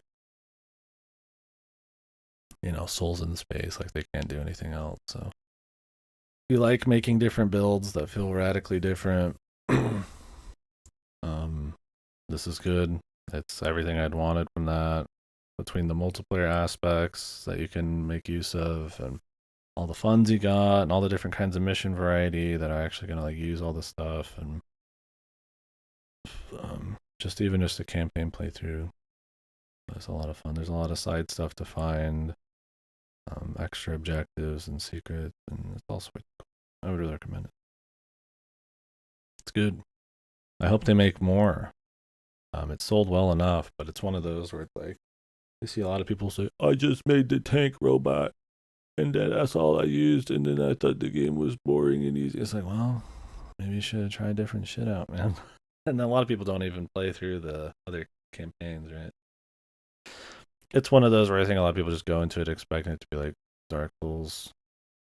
And it does have some fights like that. They like nerfed this guy. They've changed a lot of the balance of the game since then. But it's one of those things like, your build craft matters a lot. It's about building as much as it is the action. Make a good robot. Things will be easier. I mean, I definitely agree. The shit stomper, the tank with the Gatling guns is like your best because you can just make mistakes all the time. But I had plenty of stuff. I mean, the final boss and everything, I used totally different like speed max and stuff, and it worked just fine. So it's one of those things. If you're really into what they're putting out there, it's awesome. Some people just they ain't into mechs as much as they think they are. Right? that's like my counterpoint to those.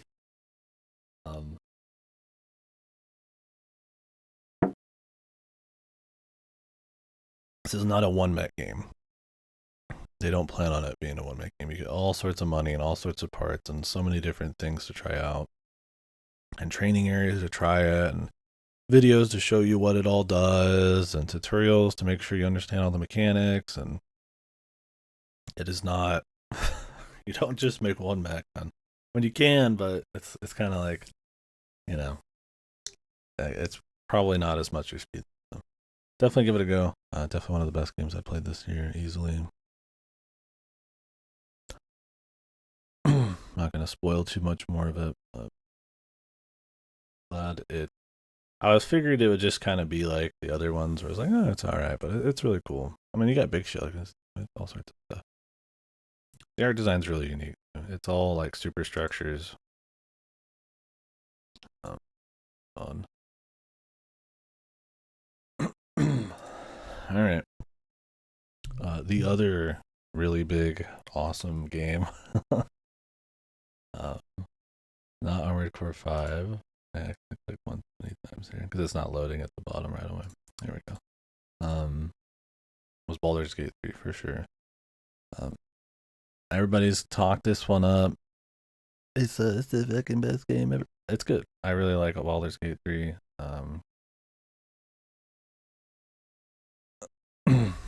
Pop that tier list off. Oh yeah. Get rid of it. So Armored Core series, I would recommend playing through some of them for sure. Depending on if you're into kind of the mech thing. But for the most part, if there's any, I'm just like, you have to just play it regardless. I would try 6 and really try to make it. So. Anyways, Baldur's Gate 3. I mean, everybody kind of knows what Baldur's Gate 3 probably already is. It is a kind of CRPG that isn't just top down. You can kind of go over the shoulder. You can play it co-op. Sequel to Baldur's Gate 2. It's connected, absolutely, but it's not going to feel like Baldur's Gate 2 that much. Running on newer D&D rules, but modified a bit. It's just really solid. It's really good. The main story and stuff isn't anything crazy to write home about. but the dialogue is all very clean, acted very well. More importantly, you're always running into some kind of interesting thing in the environment, right? So kind of like Baldur's Gate 2, you're gonna go on a quest, and it's always gonna be something cool. And Baldur's Gate 3 is kind of the same way. You're gonna explore the map and want to hit every little point because there's always something fun going on, and the RPG elements are very flexible. You can get kind of creative in some of the combat, creative on how you handle a lot of the issues. Um, Depending on what you specialize in, what classes you are, you're gonna get different dialogue or skip over some stuff or what have you. It's one of those where it's all about the role playing, and it's actually really good about it because it is more like closed in, animated, mocapped kind of cutscenes and stuff. It feels a lot more immersive than maybe just like your normal CRPG where you're just kind of like really far away listening to stuff. So you can kind of like liken that to maybe like a Mass Effect or something, but and this is a lot more exploration and customization and almost kind of immersive some sort of elements.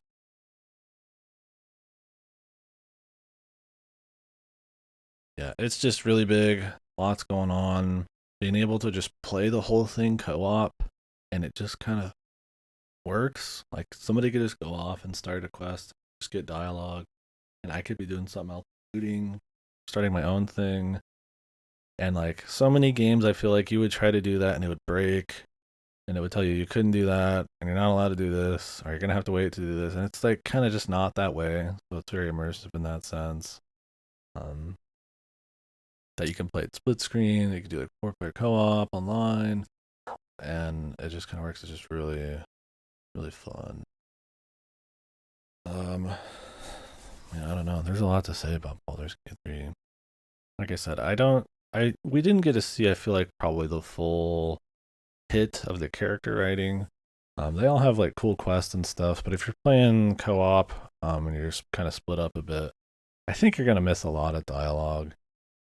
Or the characters just really aren't that super duper interesting in terms of like what arcs they go through.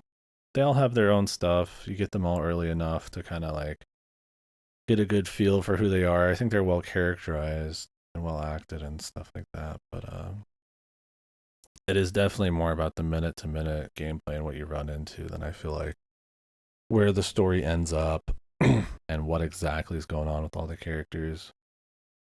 Like I said, it's not like they're not likable. They're well characterized. They're just maybe not always something going on with them by the end of it. More than probably like Baldur's Gate 2 would be. Um, that's kind of similar in that there's not a whole lot, but there's enough. Baldur's Gate 3 goes a little harder than that. But when you're solo, they might have more to say in situations, but in co-op, you're generally going to have like one tag along, and they might not always trigger dialogue because of that.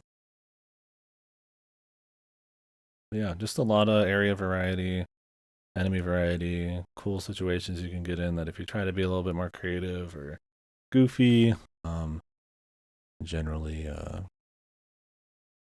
pull off some cool stuff. The difficulty is pretty solid in the beginning.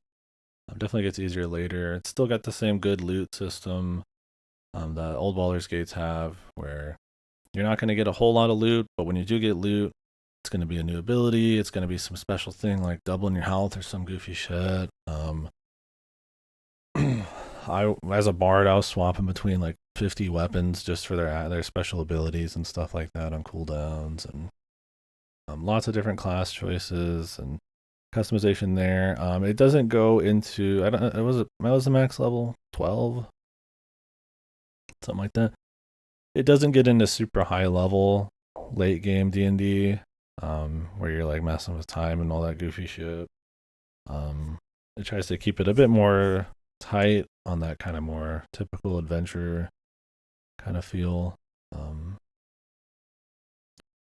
So you might not get to do a lot of insano shit if that's what you're really looking for, but I think because of how reflexive I guess the world is, or flexible the world is, you're still gonna get to do a lot of cool stuff anyways, right? Like in Baldur's Gate 2, you weren't able to like pick up someone or, break platforms underneath them or like blow shit up or combo like certain debuffs or elements or any weird shit like that. Like that kind of stuff is what I feel like it kind of needed in Baldur's Gate 2, right? To kind of be more properly D&D. This, because it's turn-based and stuff, you can kind of take the time to do that kind of shit. Definitely better about it, right? I mean, it's obviously not like tabletop where you can just be really creative, but it's definitely pushing more of that. Took us a long time. I really recommend the co-op. It was a good time if you're into that.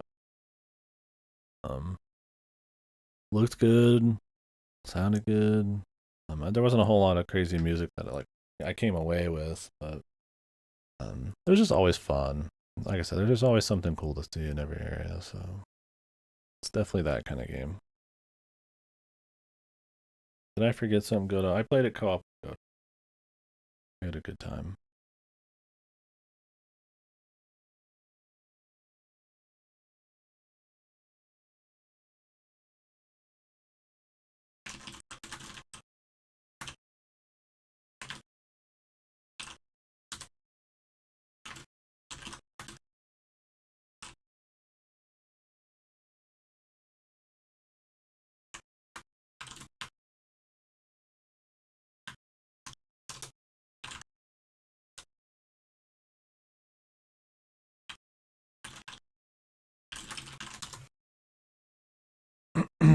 Illithids. Yeah, that was another cool thing about it too. You get your special classes and all that, but if you lean into getting Illithid powers, you can kind of like double the amount of moves you have. And if you do certain other special things, you can even make all of those extra moves like passive, or it's like sub moves. So you can essentially be busting off doing all sorts of cool shit as you go. If you eat the tadpoles and shit. But you can just nod as well. There's like RP there. There's not a whole lot of benefits to not doing it, but I figured in co-op, one of us could do it because there's only so many you can even get. And I had fun with that. Bard had plenty of abilities. Goto just became Worm Man, and it was cool.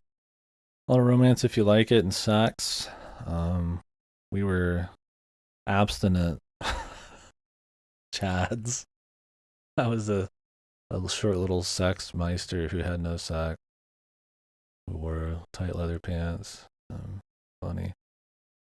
Yeah, I don't know. It was just cool. It's solid fantasy game, just real immersive, really cool. Very dense world design with cool situations around every corner. Like I said, it's not gonna make you ball. It's not gonna be thought provoking or anything like that, but it's always fun. And that on a technical level that they allow for so much co-op and so many systems all kind of work together, not just break. Really cool.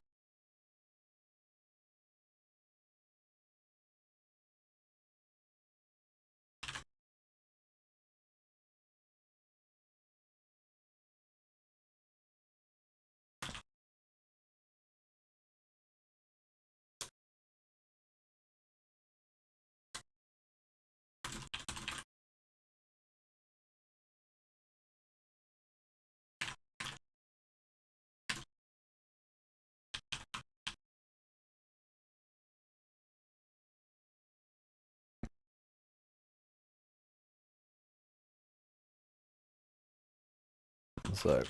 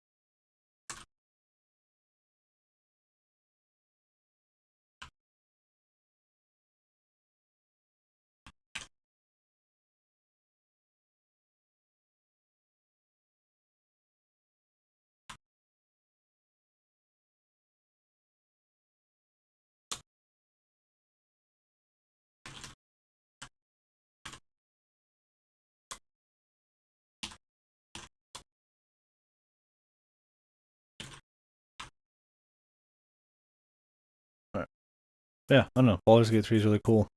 Would recommend it. There's a lot to get into there. You can check the VODs if you want to hear more. There's a reason it's so hyped up. It's just good. Yeah, that's the thing. It's like you can talk about all the systems and some of the kind of like creativity you can use, but at the end of the day, it's just that it has a lot of good stuff really often happening, and it's told from a viewpoint of your choosing, like over the shoulder, top down, with really strong voice work and cutscenes and stuff to kind of make you more into it. Lots of dialogue options, lots of choice. It's cool. It's good stuff. Would recommend it for sure. A good successor, Baldur's Gate 2.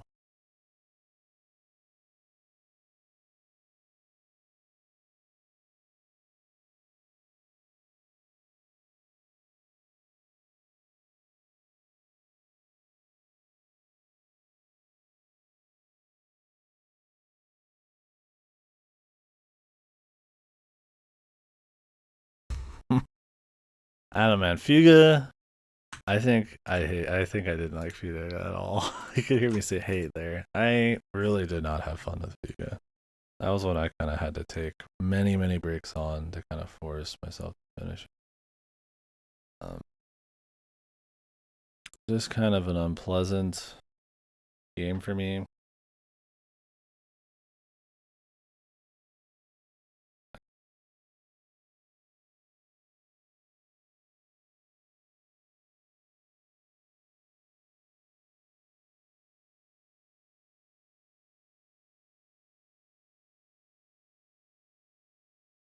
Yeah, I really didn't like. I know a lot of people do the cute animal, anthropomorphic animal thing. I just found it super tedious, repetitive, and just kind of unfun in the first place. What it is essentially you are a group of kids whose family has been taken, and you find a giant ancient mech, and you pilot it and essentially live in it, and are traveling, fighting the evil empire, essentially trying to get your family back. So it's this kind of like life sim mixed with like turn-based mech game. Um, not turn-based mech game, turn-based tank game, where you essentially manage how everybody's feeling and how tired they are and all the upgrades and stuff like that. And then when it's time to fight, you put them into different guns and team them up with each other and more or less just min max and combo the different guns of the ship against enemies. The story is kind of just what I said. It gets into some other stuff. The big system is that if you fail or get close to failing, you can like sacrifice a kid and use a big gun. Yeah, essentially use their souls as fuel to like destroy shit. So it's kind of got dark element to it. But to get the good ending, you just don't do it, and it's pretty easy to not have to do it. So there is like one special set of choices and stuff you have to do to get like one of the kids, because they add on kids as you go. It is long, tedious. There's so many of the exact same fights, and every fight's really long. And if you want to get ahead, and get good rewards, you're gonna always need to do the hard fight. There's very little reason not to, because they can be hard. You can game over on them, and then you have to restart like the whole thing, the whole day, which can take like an hour or more. But usually, the only reason you wouldn't want to do it is because it's just long and boring, and that's not really like a good reason. I forgot to mention. So how it works is there's a line at the top of the screen and like routes you can go on. Kind of just like pick you want to go on the easy route, the normal route, the hard route, and the rewards will vary there. Then you come back, you bond between different party members. Extremely basic dialogue. It almost feels like an afterthought. Almost nothing of interest happens between the characters They don't really bond much. They don't really reveal a whole lot about themselves in these like little gamey kind of give gifts kind of thing, spend time with them kind of thing, answer how you're supposed to kind of thing to raise your affection levels, but it does affect the gameplay a bit, so you kind of have to do it. The life sim stuff is just super basic, like I said. Basic dialogue. There's like farming, really simple. There's cooking, it's really simple. Everything's just extremely dry and simple. Um, and the overarching story is not much more entertaining, right? It's just there's bad people, and then there's also like some hidden bigger evil happening behind the scenes of the Empire. Totally typical shit. And since it has very weak characters and drama, anyways, there's nothing really to like make that execution feel any better. It's a cute idea, the giant mech, and the mech is like your town builder. But yeah, it's just insanely repetitive, especially the fighting. It's like I said, you just control three different guns. And depending on who's in there, the guns are like heavy or light or medium, and they shoot at different speeds and different powers and are good against flying or against tanky types. And it's just the same shit from fucking beginning to end for like 15, 20 hours. Um, it is played out so quickly. Becomes just mind numbing. I wish I could have liked it. I know a lot of people really do. Probably because of the furry kids, but it's kind of endearing maybe. And the concept is cute, but yeah, I just like these fights. I look at them like, oh my god, like they're just always the same fight. It's so samey. They'll have some recolors with like more defense, more health. I think I have access to Ghost Runner.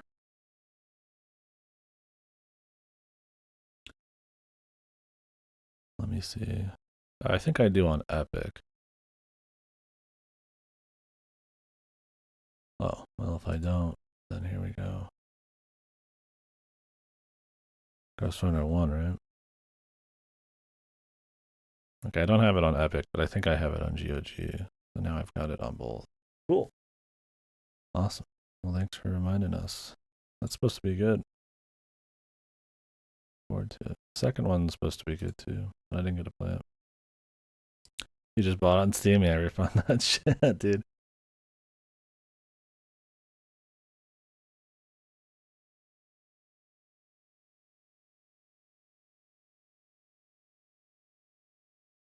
But yeah, I really just didn't like Fuga. I don't think the combat was. There was some depth to it, some min maxing to be had, but I found it more just repetitive than anything. Kind of planning your resources out got to be, I wouldn't say stressful, but more just tiring. And planning out, like, oh, I always have to do the hard path. Oh, I need to manage this guy's energy. And, I need to be swapping these guys around constantly. And it just kind of became more busy work or just essentially the same fights with more health. Um, really, really not a big fan there.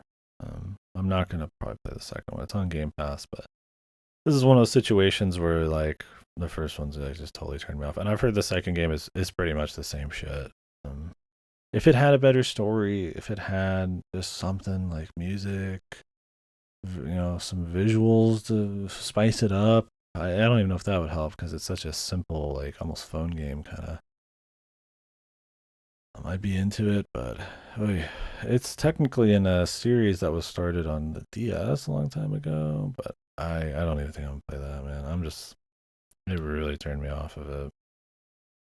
Hopefully they're making a third one now. Hopefully that's cool. If that one's like really, really, really good, maybe I would. Also, what was up with the pissing, man? What was up with that, dude? There's these like random scenes where like hidden. They don't even mention them. Where you can go piss and it looks like they're like blowing a load, dude. it's like sexual. You're like, what is with this random sexual pissing on these furry kids, man? And then it just kind of that's it. It just happened. You move on. There's no ceremony. I'm just like, what the fuck was that, man? It's just so out of nowhere and does not fit the game, but and it is a fairy game, so you're not ready for that answer. That made Nabis feel, yeah. What's with the pissing? Yeah, I don't know. I mean, whatever floats the boat, but yeah. Yeah, that's not like a big deal. The gameplay itself is what really was fucking mind numbing, but I don't know.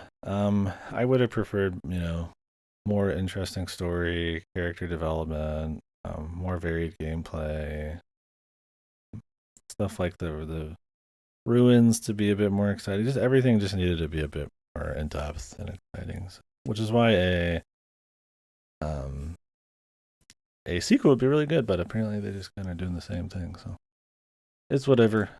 Um, I hope whoever enjoyed it really enjoyed it, but I was not a big fan. Um, like,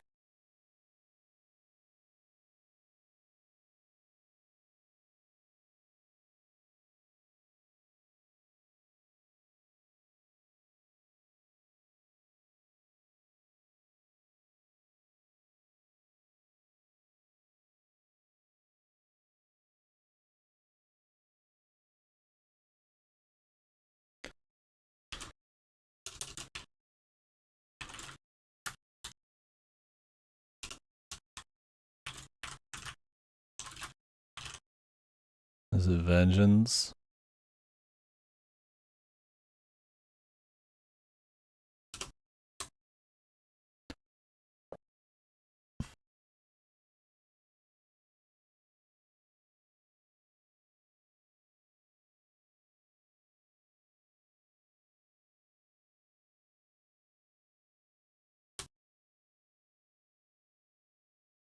Thank you.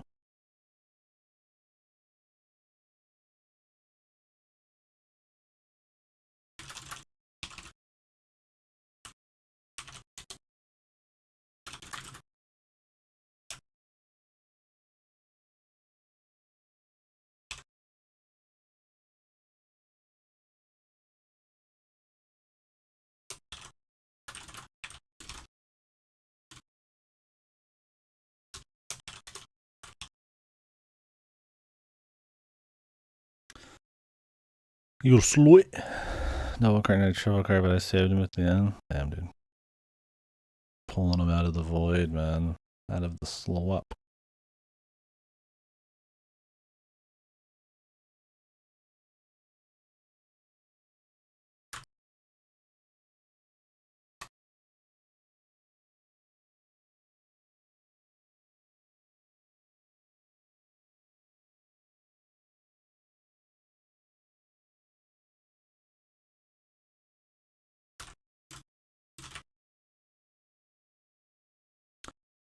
All right. But yeah. So Under the Waves is next. Worst? You think worst?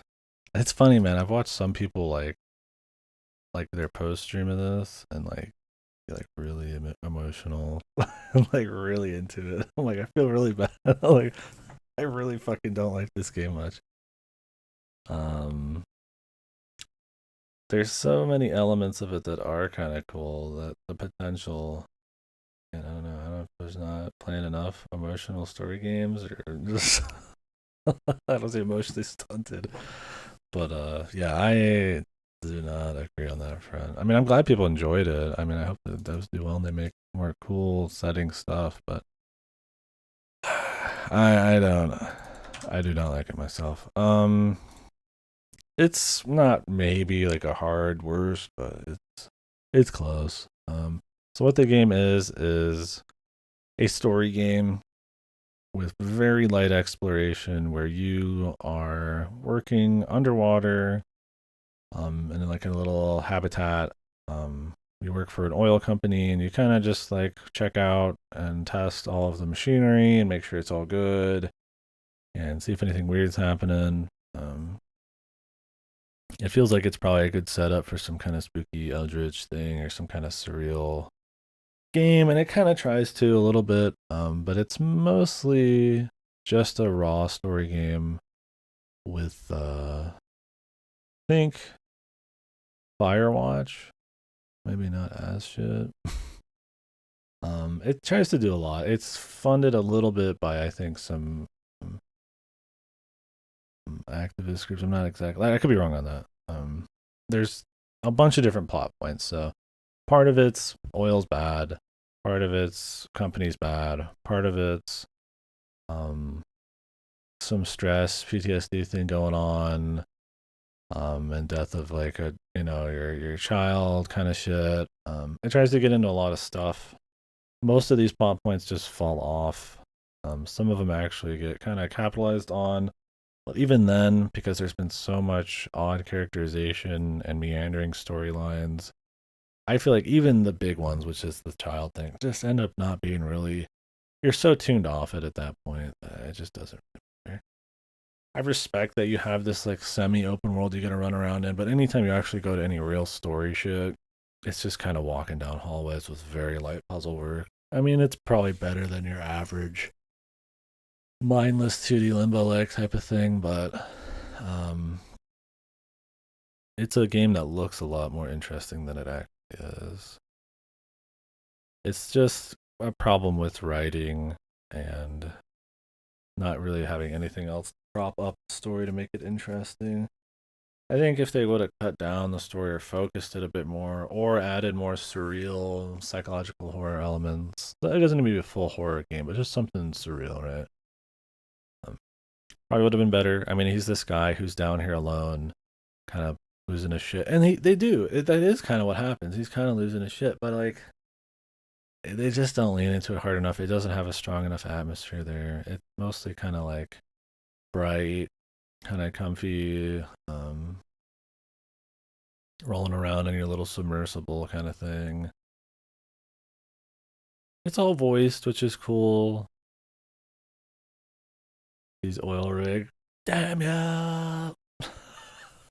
I hate oil. We are inhuman. Yeah. It's like, I mean, yes, it's one of those that has like a message about, humans bad, corporations bad, oil bad. And it's not necessarily like wrong, but like how the degree that they talk about it, the magnitude, how narrow of a view almost it's got on it. Uh, it just it kind of overflows and ends up being hard to take seriously. Starfield, that's coming, dude. I'm gonna need a smoke break. I don't smoke. Might get a cookie. Um, but yeah, so it's it's not that what they're saying is particularly wrong. It's the package. It's that it's randomly gets into this like activism stuff, and like oil rig hate shit. Which I mean, yeah, I mean, I'd rather not have oil too. Fuck it, But like, it's one of those things where the how it's trying to balance all of these different plot points, none of them particularly well, that it's relatively boring to run through most of the levels, and that it kind of randomly drops these super activist plot points, even though it focuses on them and like blows them out of proportion so hard. It just makes it hard to buy, right? Like it's like I agree with the message. It's just like you'd have to be there and kind of see it. It's like the guy just like it's worse than losing his kid almost or something, right? Like seeing like oil machines working. And it's like I just don't think they sold you on it. I think they could, right? Like they have some like innocent animal die and all that shit. But they turned it into this like evil oil monster thing at some point. And like so it's like it's hard to even take the actual activist stuff seriously. It feels like almost like they just kind of forced it in.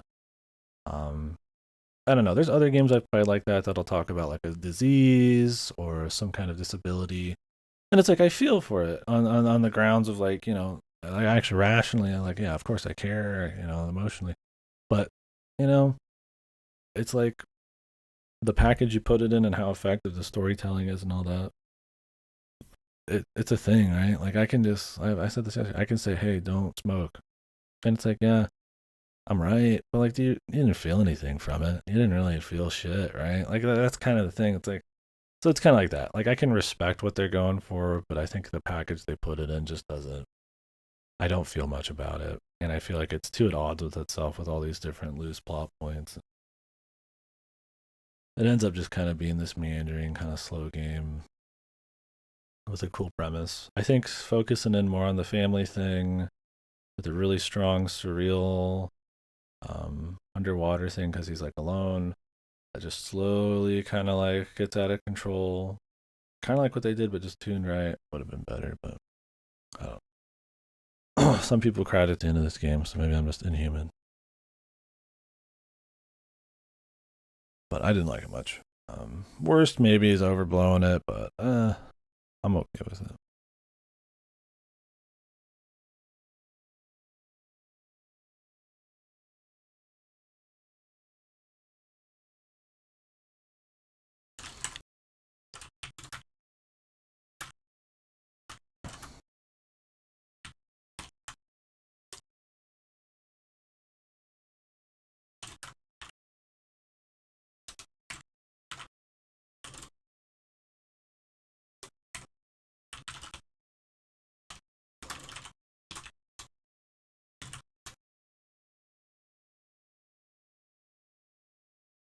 All right, Metal Hellsinger.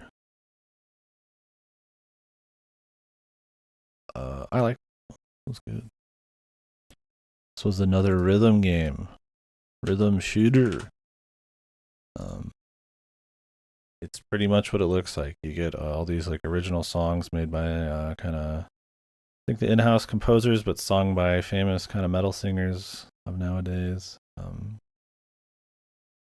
And you just shoot to the rhythm. Depends on the gun. If you're going to be doing some double beats or what have you, you can you time your dodges. The enemies time themselves to your shots and to the music and all that kind of shit. Um, you can swap between a few different weapons at once, but you generally have like a pool you can choose from before you get into the missions.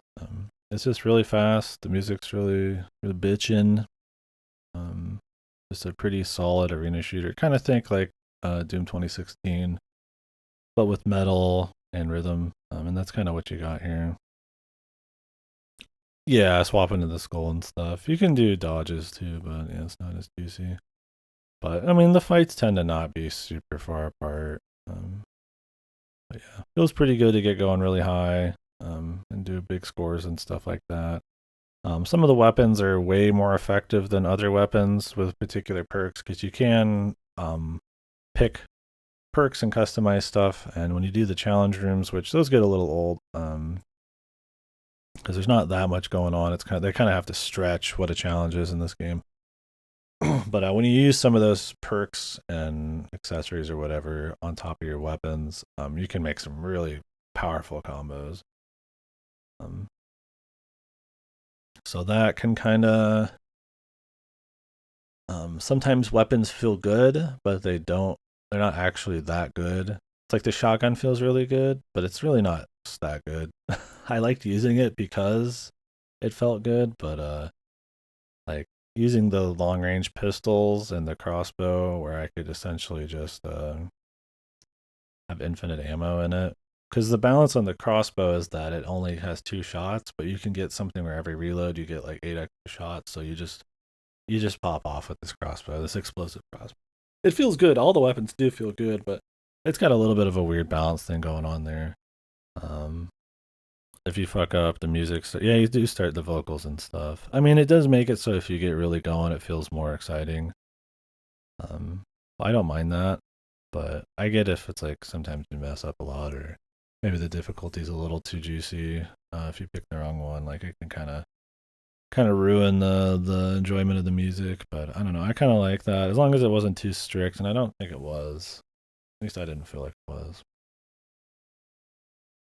That reminds me of that funny review for DMC5 because DMC5 is the same way. The you don't get as much of the music unless you're like higher ranks, and then there's like reviews where they're like, man, the music really sucked. There's never any vocals or anything, and it's like, oh, that means you like never scored like an S like at all. I always thought that kind of funny. I don't think this game is like that though. You don't need to be like a god or anything, but if you do fuck up, it's gonna be jarring. There will be like no vocals all of a sudden, and it takes a little bit to get going again. But once you get kind of going, a momentum and a flow, it's a lot of fun. Kind of just timing it with the music, and the music's all really good and stuff. So unless you just really hate metal, well then you probably shouldn't play a game called Metal Hellsinger.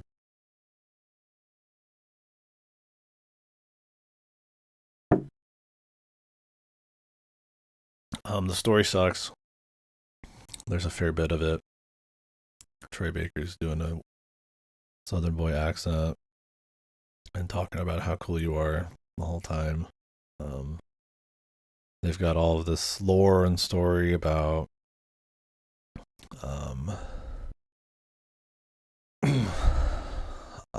heaven, people, and the hell, the judge of hell, and all that stuff. And it's trying to do this like, I don't know, man. What do you call that? Like it's telling a story about somebody like it's a legend, but it's the legend of the cowboy kind of thing going on. But it's like you're just this demon chick fighting other demon people. Yeah, it's not super long. I'd recommend just busting through it. I mean, it's really short, like 5, 6 hours of that. It's got cool bosses. They're a little repetitive. Well, I shouldn't say cool bosses. That's actually one of the worst parts of the game. They're still fun enough, but it's essentially the same boss every time, but with like a couple change ups. One in particular is like really anti rhythm. It's slow. You just kind of wait around for it, which is not what you want. You want to be constantly moving and flowing. But since you're just waiting, you're kind of just got the skull out sitting around. But the final boss and some of those are cool enough still. It does have bosses, and there's some cool platforming bits you're going to have to do on some of them while you're shooting. So, I mean, I wouldn't say they're good, but they're fine. Um, but it's mostly about running through the arenas. Just good sound effects, good feedback on the guns, nice, what you'd expect of the gun variety, but works really well with the rhythm gameplay. Oh yeah, that was me. I was super like sweaty, actually sweaty like because you really get into the rhythm and it really immerses you and stuff. Some people can't really get into that kind of rhythm game thing, but if you can, I think it's really depends on how you feel about some music stuff. It was really cool. I liked it. Definitely one of the better games we played this year. I mean, I like shooters, so shooters with cool music. I like music a lot, so it just kind of worked out. It's not too long. I think if it was like another couple hours, I'd probably start to kind of be like, okay. But it's got enough enemy variety, gun variety, and cool music. And there's also DLC, but I didn't play the DLC.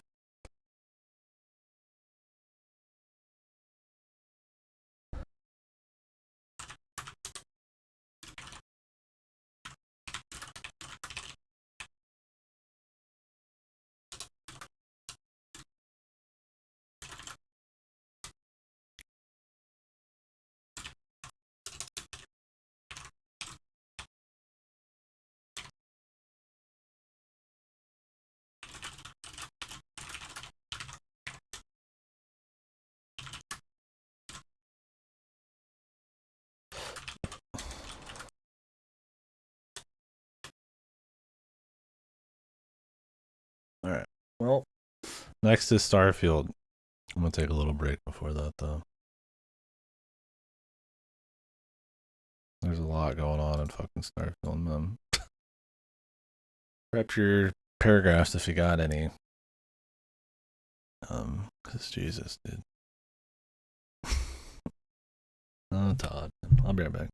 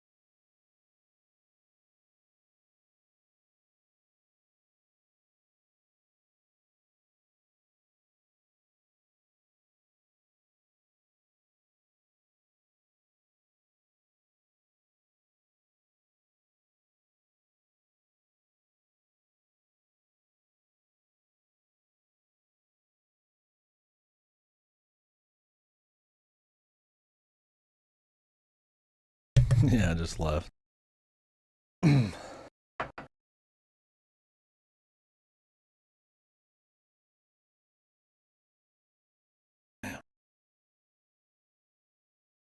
Ooh. Yeah, if anybody has like a take on these, just spew out whatever you want. It's always better as a discussion. If you don't agree, I don't mind at all. Anyways, game good, dude. Based. Yes. The revolutionary game that super amazing. It's so this game's been really interesting. The public opinion on this is one of the reasons you got to be careful with reviews and stuff, especially for really popular games. Is holy fuck, man. Um, the amount of people that will review or kind of throw out their opinion on these for like playing like 8 hours, or that are willing to have their opinion just totally swayed with time or with the masses is so funny with Starfield. I think people really bought another hype with Starfield. I think when this game was advertised, um, when they told you like 1,000 planets, that should have scared the fuck out of you, man. That should have been really obvious where this was gonna go. Some people saw that, some people didn't, but now generally most people seem to not like this game. It got glowing reviews when it came out, man, like crazy high reviews. Everybody's like, yeah, this is great. There's like a few sites that like didn't, and now everybody's like, man, this game's really fucking boring. This game really sucks. This is a horrible game. It's so bad. It's got like a fucking, what has it got on Steam right now? We're at the point now where people are just piling on it. I think it's blown out of proportion how bad it is at this point. And I didn't like it when I played it. Now it's like a mixed or mostly negative. So people are kind of just piling on it now. I mean, deservedly, I think, for the time they spent on it, for the company it is, for how little new IPs they throw out, it's really shit. I don't know if I'll put it as a worst game. Maybe. It's like aggressively boring, mediocre, but like, I wasn't, maybe not always boring. I was like fine with what I played of it, but I didn't want to do much more. And in a Bethesda game, um, you're pitting on Starfield shit. Yeah, you got me, dude. No, the reviews were pretty good back then. I think GameSpot and stuff gave it like sevens, but let me see.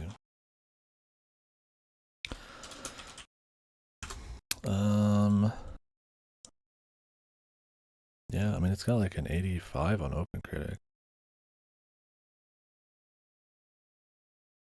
Some sevens, some tens, a lot of tens, a lot of tens, a lot of nines, a lot of nines, a lot of tens. Some of your new stuff, I think, have people have like changed it a bit. But I don't know. Anyways, point isn't really just the reviews. It's more that public opinion on it's really changed, right? Um, it's gone from, wow, this is the next big space Bethesda game. Bethesda they can't lose.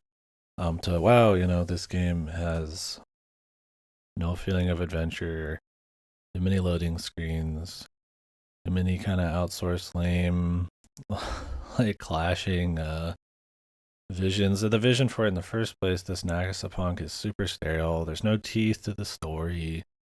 The gunplay, while maybe better than other Bethesda shooting, is like super subpar for your average shooter. It's almost impossible to do stealth. So many of the builds are just pointless. So many of the perks are things that should just be in the game by default. The leveling's slow. Like, you can't actually fly your ship close to the planet, so there's no immersion there. Procedural generation's a fucking mistake. Like, so many of the fucking zones are just copy pasted the same old shit or just running. There's no point even doing like outposts. Nothing looks good and it's not usable. Yeah, the thing is the leveling is slow, but what you get is also horrible. Like, wow, the ability to use my boosters on my ship, or like 10% more weapon damage, something like that. I'm like, one of these should be there by default, right? To even make stealth somewhat usable, you have to do like the entire tree, and then even then, that takes like almost all of the game, and it's still shit. So it's just so many things are broken and wild. The dialogue is a joke. Like I said, it has no teeth. It has nothing to say about hardly space, any interesting topics. Everything feels very like safe and friendly and like, oh, there's like a strip club, but they're in goofy outfits and there's not anything really going on. And, like it has very little for a game about factions at war in space. It's got very creative and uncreative like um topics to talk about. It's just very sterile. The game just feels very sterile. We'll get into more of it. I'm just kind of there's just so much with it. Let's see what track is here. And the BGS game is setting out to do something and stumbling upon like 5 different cool discoveries or options. Handmade dungeon, alchemy resources, beautiful view, an NPC that kicked off a quest, emergent conversation. Yeah, absolutely absent from Starfield. You don't have a sense of a connected world because it's just different planets. And then when you get to these planets, they're just procedural, so they don't even feel like a real thing where, you're like, have that expectation, like, oh, yeah, they probably made something. It's like Baldur's Gate. I know something's going to be open because it's just one dense map and then another dense map. Something's going to be cool, right? But in this game, it's like, there's a real fucking chance you will walk around for fucking 10 hours and not find a single cool thing. So you're mostly in the cities, and even those there's no bite to the quest. There's less factions this time than most Elder Scrolls games. And I didn't even feel like doing all of them. I only did like 2, and they weren't even all that interesting. So that's a big part of it. Absolutely, I think the feeling of adventure is non-existent, right? I think they wanted to say that you were traveling the galaxy more than actually capture the feeling of traveling this galaxy, right? Like, yes, you travel the galaxy and you could literally walk on every square inch of each planet, right? But there's nothing to find. That's not cool for a game, right? You don't get to actually get in your ship and get all, cocked up, ready to fucking go. You're not thinking about all your fuel, and it's not like immersive or anything. But they're kind of trying to make it this like somewhat immersive thing. But it's just mostly just loading screens and procedural areas. There's just no sense of adventure. There's nothing to find. No wonder. I think the most like obvious, like if there's just like a point I could pick out, I'm like, this is clearly a fuck game, is probably the powers. You get them really late from one, but every time you get a power, you do the exact same little shitty mini game after you run for 10 minutes into these procedural areas over and over, and you just essentially go through like Superman 64 hoops. And it's just like, it's wild that you do that like 15 times in a row for hours, and like that got in, man. And it's like, it's not a huge issue in the grand scheme of things, but like that even is in, kind of like, it's so obviously bad and boring, especially to be even required in the story for so long. It should just really like set off all the red flags that like clearly that kind of mentality is in like every every bit of the game, right? Yeah, that was my thing. I did Cyberpunk right after, and I was like, holy fuck, this game is like one of the most immersive games ever, man. It's like wild. Watching BGS falter is especially a bummer for you because I started Elder Scrolls series by buying Arena, sight unseen as a young teenager in my local mall, 94, and is absolutely blown away by it. My gaming PC purchase cadence has pretty much followed Elder Scroll Fallout releases for almost 13 years now. Hey, man. Yeah, dude, that's what sucks, man. And that's kind of what happened with this game is it's running off of the fumes of like people's goodwill toward Bethesda, right? Even after the mess that was 76 and the mediocre Fallout 4, like, they still had a lot of goodwill, but I think it's kind of turning around on this one. I was calling it before this game came out where if Bethesda just does their usual, the jank, the like, we're still fucking in the same engine since Morrowind 3 type of thing, not really like pushing any envelopes, that it's going to be a problem for them, especially if they lean into procedural, and it just was. Because the only thing that really, because their games are always behind in a lot of ways, but where they really succeeded was kind of what you're talking about, that feeling of adventure, that you could go somewhere, that the world would react to you, and there's all sorts of cool RPG stuff you could do. Yeah, the Jeremy Soule music, he's awesome. He set so much of the atmosphere in like 4 and 5. Um, but in this, you just don't have that. So what are you left with? Shitty Bethesda game systems. They've never had great combat. They've never had great visuals. They've never had, really complicated. I mean, they've had neat role playing, but like, um, they've always been rough on a technical level, right? You're not really getting to ride around in anything cool. It's mostly about hoofing it, exploring, having a pretty rich world full like lore and places to go and do, and then it's like when you just don't have that, which is this game, it's like, and that's just a shitty shooter, man. At least Fallout had like the RPG shooter thing going on, right? Game of the year, yeah. I was thinking about doing Redfall after it came out. I was like, all right, dude, I've played enough dog shit. Yeah, I appreciate you having a little review there, man. I can't agree more. It's a shame too, man, because this is their first new IP since the Elder Scrolls, right? Fallout they bought, so it's like this is their first new thing since ever. Todd's out there saying he's been always want to make a space game and shit, and then it's just like it just is so dull, man. Like it's got nothing to say, no teeth. It's not. It doesn't feel like an adventure. It feels like something you can say on a like on a fucking trailer, and not come across as lying that it's an adventure. Yes, you can, explore the entire galaxy. Yes, it's got infinite content. Yes, it's got ship flying. Yes, it's got space shooting. Yes, it's got, space magic. Yes, it's got all this kind of stuff. But it's like the execution of everything is such a. Oh, yeah. For me, that was the moment for sure. Was when they said it's got 1,000 planets or something, or 10,000 planets. I was like, okay, this is fucked. This will not be good. I don't know, man. When you've got stuff like Outer Wilds and all that kind of stuff in existence, and even something like a No Man's Sky, or at least as like seamless, like you get some kind of feeling of like adventure and spacefaring and shit. But it's just like, I just don't know what they were thinking there, man. I mean, if it had a better story, something with some more teeth, maybe it'd be interesting. Maybe you could get over it. Like it had cool storytelling, even if the shooting was bad and there's no RPG elements hardly at all, because there really isn't.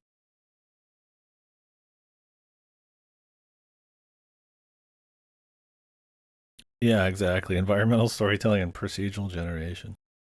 Yeah, the spin on this too, the post game release PR and all that, where they're like going into Steam reviews and telling people that the real astronauts, weren't looking for this and that to have fun and all that kind of stuff. And it's just like, this is not what a real astronaut's do. And like all of that stuff was just so sad and kind of pathetic, that they didn't release with like DLSS or like FOV sliders and stuff like that. It's just like, what's going on, man? So there's a lot of technical stuff. Yeah, it's like, bro, I'm playing a fucking video game, dude. Like, the thing is, if you wanted this to be an immersive simulator, like an actual simulator game, then you would need to still have no loading screens. You would have to make it way more hardcore, no space magic. It would have to be way more hardcore about resource management and like setting up your ship and all that stuff. So even on that front, it fails. So it's like it's not being an immersive sim kind of like an actual simulator game. It's still like an arcade, not arcade, but like a video games RPG kind of thing. So it's like this weird defense they have for it. It's just like, what the fuck? Like,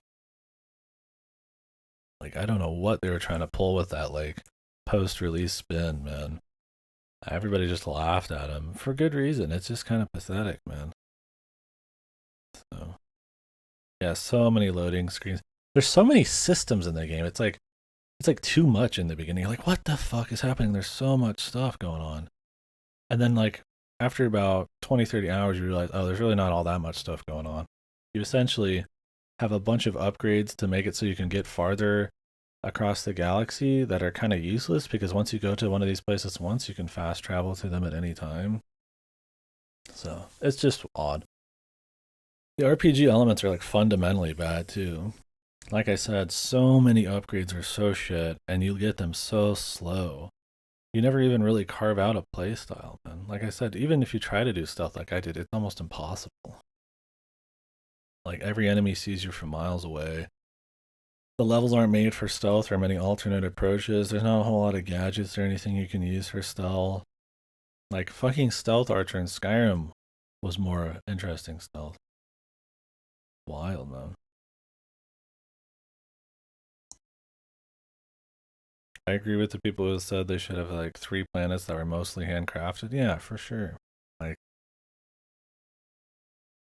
make all of those planets super varied, you know. They can be far away, or maybe you're in like some special system or something based out of a space station. Who knows? And you can actually fly between them. Proper RPG elements. Give me all of those cool things from the go. And then give me cool perks on top of that that I can use. I mean, have something to say, right? More darkness in the story, more variety, incorporating actual sci-fi into it. It's like I'm out there getting some dude's wedding ring, you know? Like that could be fine if it's like building like some of the world building of each city a little bit, but like it's not. It's just like it's just dull, man. Like you're doing like lame shit. But like I spent like 10, 20 hours running through the first city's side quest, and I honestly could barely remember any of them except stuff like bad.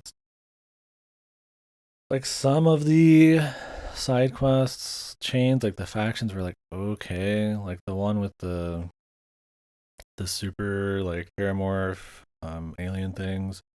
Those were kind of okay, right? But I felt like it should have been like the standard. But there's only like 4 quest lines. Like the Lone Star one's not super interesting.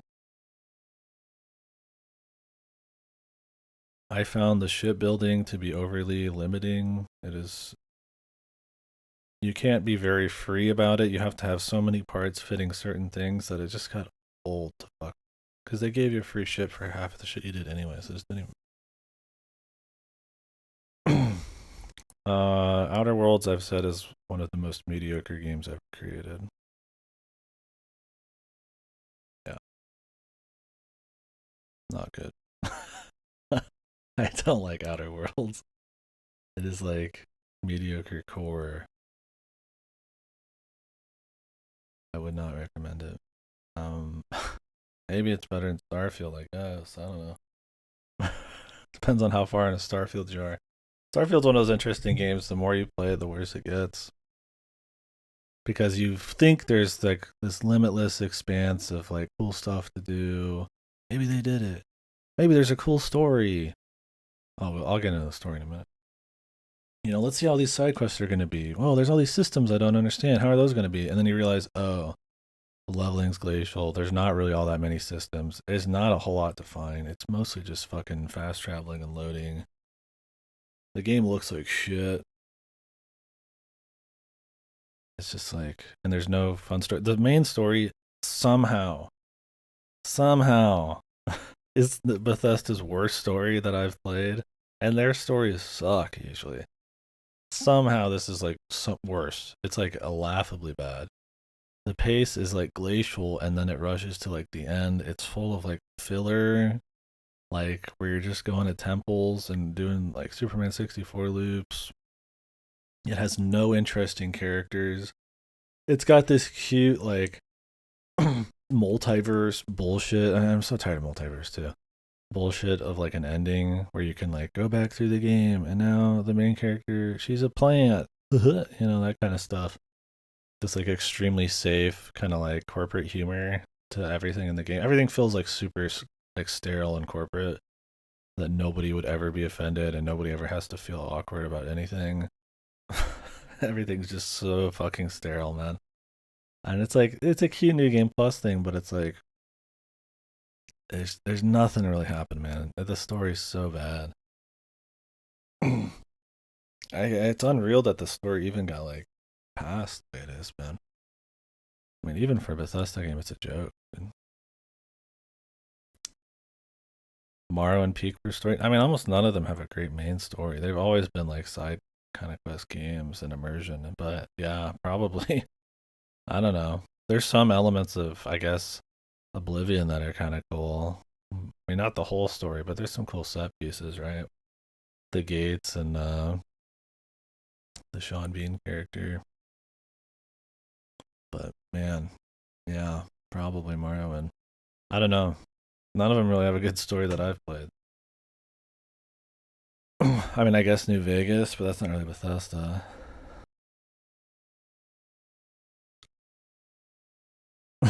Yeah, I mean, it's really funny, bad. Yeah, that was me. I was one of those games like I always almost fully 100% every Bethesda game. Well, with Fallout 4, I got a little tired of it, so I didn't. But um, yeah, I want to play Daggerfall and Arena and stuff. I just haven't yet. They're like free now, so it'd be cool.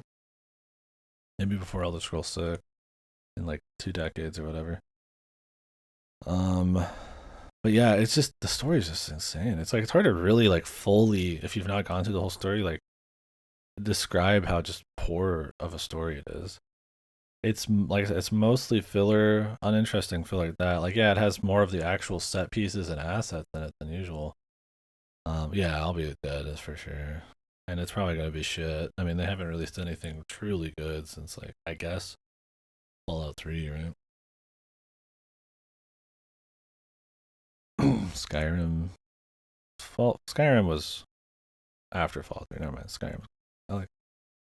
I did. I don't know, but I still like it. Probably. I probably still would. Let's see why not. I like Skyrim. Fallout 4, I guess you could argue is good, but I found that one to just be kind of okay. This is way worse.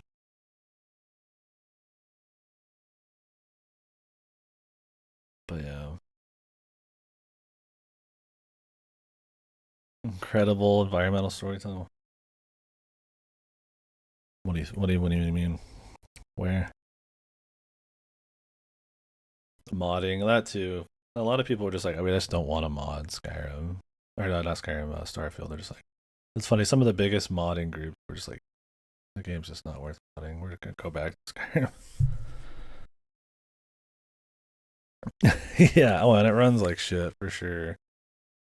You have to have an SSD to even play the fucking thing, which is funny because it looks like a game that came out like a decade ago. Which I mean, like I said, Bethesda games have never looked super great. They might have some good art direction at times, but they've never been a technical masterwork.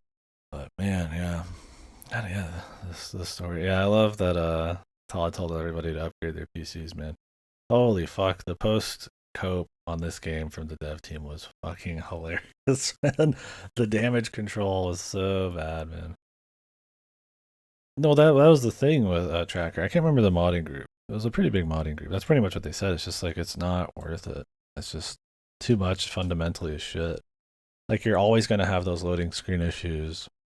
You're always gonna have that shitty game. Like you pretty much have to make like a new game. You know, that's at that point. Just go back to all the crazy shit that you've got in Starfield or not Skyrim. It's too many S.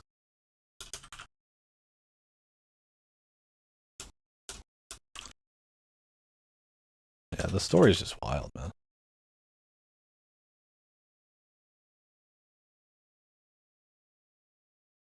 Yeah, the Skyrim Together modders will no longer be developed by the same modders that made Skyrim Together. They're just like, not. Yeah, at that point, you can just make your own game, right? There's much better platforms. And like I said, the why make a mod for a game that most people like don't like? Like you're not even gonna get people playing it.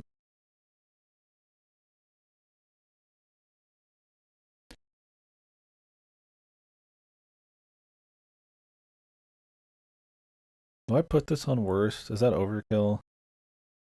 I wasn't like ultra bored playing it, but I didn't want to do anymore. And then at the very end of the story, it was really.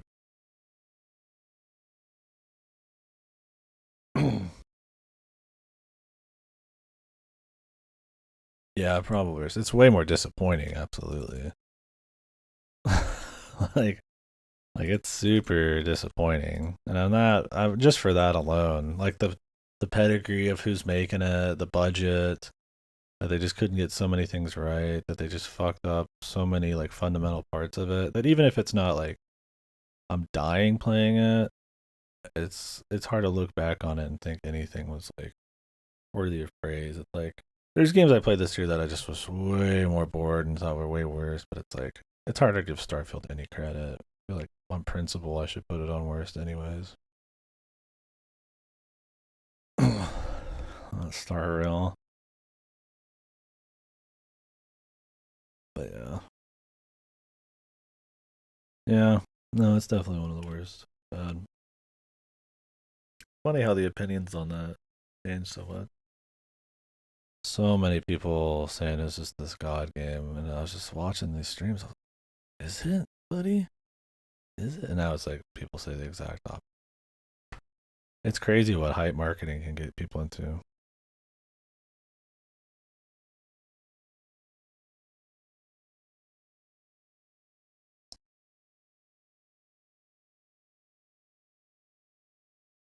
Right, yeah. I mean, there's a few good side quests and a couple main story quests, like the one where you're going through the different multiverse loops and shit.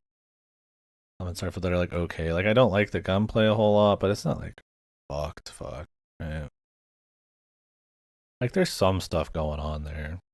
Like the fidelity is decent. I just don't like the art direction. Like it's not like it's not fucking Kong or something, but like I even if you could make an argument for it, I'm still putting it on worst anyways. I was just thinking about it, like, because I didn't come across after the game like mind-numbingly bored. I was just like, this is just really disappointing, especially for who it is, and that alone I think is enough.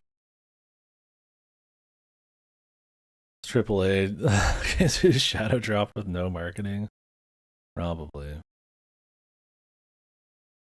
Well, no, they would never do it because that's how they make most of the money, man. I mean, look at Starfield, right? This game didn't have all the spin and marketing. People probably wouldn't have even gave it the reviews they did at the start. People bought into the hype. People bought into the Bethesda goodwill. It got its money. Everybody loved it, and then everybody all of a sudden doesn't love it. Now the problem with that is in the long term, that is going to affect Bethesda going forward, right? Like it happened with me before this. I was like 76 and Fallout 4 kind of pulled the broth for me a little bit. So I'm a little skeptical, especially with how Todd's talking about those procedural planets. That was kind of me, and I think a lot of people are kind of getting to that point. Now they have Elder Scrolls to fall back on, right? People are gonna go into Elder Scrolls, remembering Starfield, like, oh, that was fucked, but it's Elder Scrolls, right? I think if they fuck up Elder Scrolls 6, that's gonna be some trouble. They've already kind of fucked up Fallout to a certain extent. Yeah, they really need a better fucking PR team too. The post Fallout 76 spin and the post Starfield's spin has been so bad. All of those broken collector's editions and broken servers and broken everything in 76, and they're just like, whatever. Just so casual about it. And the company ends. Well, I guarantee that, yeah, Microsoft will be taking over hard at that point. They spent a lot of money buying them. They're not going to let that IP and money go completely to waste. Yeah.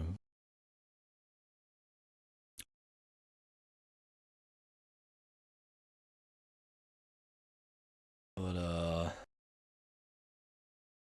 yeah, it's just fucked. I mean, you can pick anything out, and it's fucked. There's a couple little redeeming qualities to it, and in the beginning, it seems like it's this cool world full of neat stuff. But if you spend any time with the game, it's just fucked. Just take your pick, right? I'm trying to think of like a single aspect of the game that was consistent. Like some people will tell you the ship building, but I found it to be super limiting. Like it's not the gunplay, definitely not the main story, not the world building. It's super sterile and safe and has no teeth. Doesn't have anything to explore thematically. It's not the visuals. The fidelity is not too bad. Some of the lighting's good, but I mean that's just kind of like a money thing. Like they had like really HD assets. Like okay, they probably outsourced them, you know, like whatever. It didn't have much of an art direction. The concept art had some cool art. The magic comes too late, and it's really annoying to get, and it's not very powerful.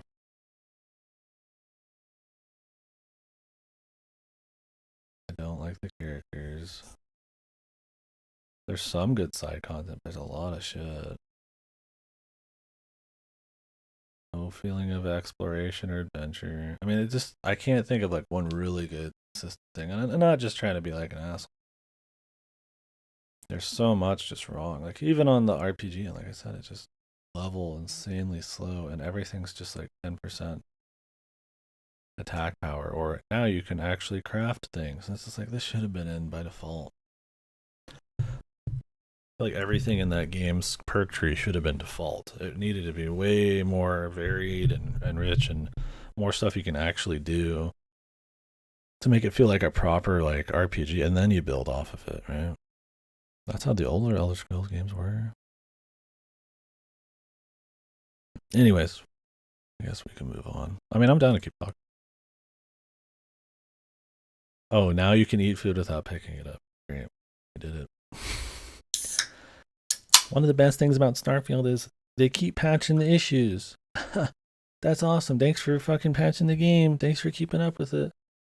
Except people will say that shit about games. And the thing is, these games shouldn't be released broken in the first place. But instead, we fucking pull their cocks out and we suck them. And we say, wow, thanks for patching that, man. It's like, no, how about you just not release it shit or broken in the first place? And then you could, you know, I'll give you a cocksuck if you actually keep updating it beyond that. There's so many indie games that'll release feature complete and then like a Stardew Valley and then just keep updating it just with more shit. Yeah, they keep making money off it, but that's the idea, is like because people want to keep buying it, right? But then you get this thing where it's like they just have fundamentally broken ideas and bad ideas, and you know they don't release with FOV, they don't release with DLSS, they don't, you know, the game fucking loads super long and it's unoptimized as fuck and all that kind of shit. But then like then they'll patch it, then they'll start to try to fix it, and it's just like it's not as bad as like Cyberpunk, where it's just completely fucked, but it's like I don't think I'm gonna give them any credit. Starfield somehow if this game ends up, I don't see how this game could end up being like good eventually. Because the thing with Cyberpunk is like when it came out, it was broken, but like that story still had to be there, right? That immersion still kind of had to be there to a certain extent. This just, there's no piece of it that I think, even if you've fixed up some of the stuff around it, that would really be better off. It would have to be a new game. Yeah, Fasto. It's not broken necessarily. It's just conceptually fucked. Yeah. So no matter what they kind of do, no matter what they patch, it's not going to make up for it because it's just fucking go. Delayed forever. I mean, it's been in development. Oh.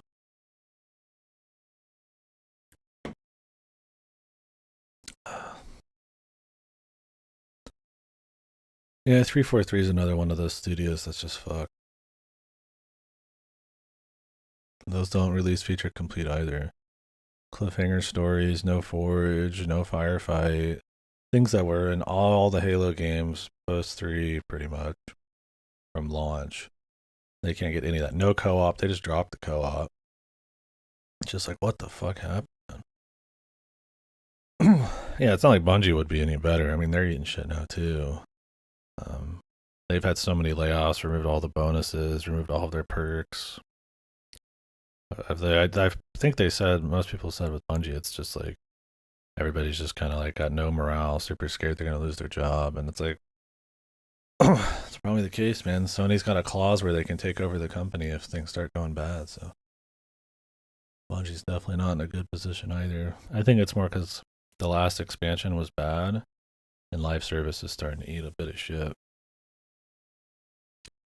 Did you guys read that Obsidian pitch that they could do like episodic, like parallel games in the Fallout universe, and Bethesda and ZeniMax 20 were like, nah. Yeah, I'm sure Obsidian's always looking to get their next those New Vegas days back. Well, the thing is, they all are under the same Microsoft branch now, so Who knows? The thing is, I don't think Obsidian could do it anymore. Outer Worlds is just so shit, so mediocre that I don't see them pulling off a good story in that world. Well, I don't know. I haven't played Pentiment yet. I heard that was pretty good. People say Grounded is good. I don't know if that really has a story or anything, but I guess, I mean, technically, Obsidian's still been putting out better stuff than Bethesda. I mean, I'd rather somebody take a shot at Fallout and one of their IPs, even if it's just Obsidian again, than Bethesda at this point. I mean, they've proven that with 4 and 76 and Starfield that they're just kind of incompetent.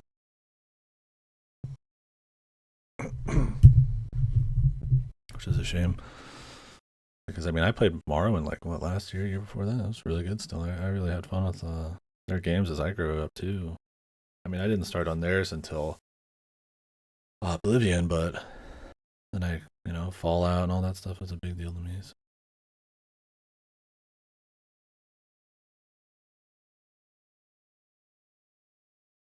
Yeah. Well, Obsidian's doing their little Elder Scrolls game, right? They've got is it Unavowed? What is it called? The one that's set in the Pillars of Eternity world. That's another cartoony, goofy game like Outer Worlds. It's not Unavowed, is it? No, that's another game I played that I like. Avowed. Yeah. That doesn't look very good, but maybe it will be. That's the actual team that brought you Outer Worlds. I'm a little afraid. I don't know, man. I guess Outer Worlds might actually be better than Starfield, but Jesus, they're both not worth your time. Yeah, them changing it to free to play. I mean, some of the Forge modes I've been watching people play them seem fun enough, but that's on the community. 343 bungled that really hard, and it's been so many years since that came out now. It's a joke that it released as it did. Once Lost Game Studio. Let me peek. No.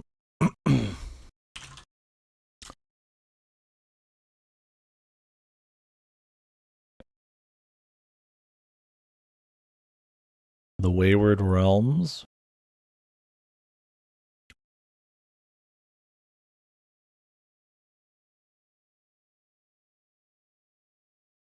Yeah, I'll keep an eye on it.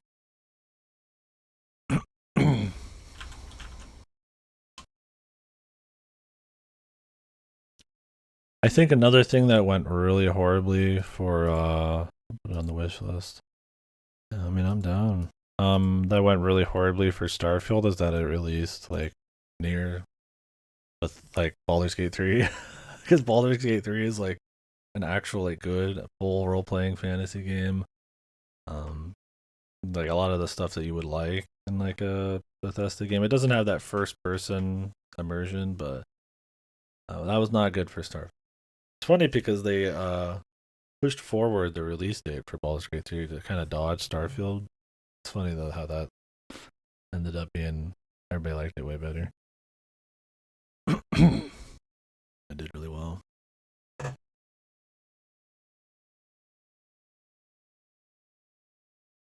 Why did it take 25 years in the making for Starfield? Are you kidding me?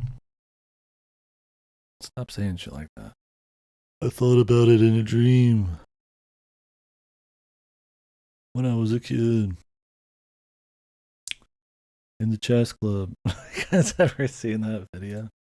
The chess club one, dude. Yeah, Todd's dream game, dude.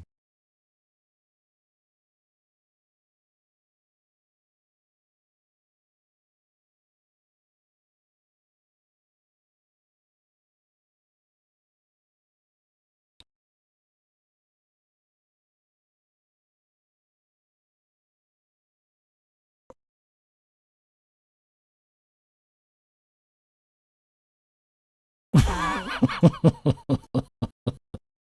love that fucking video, dude.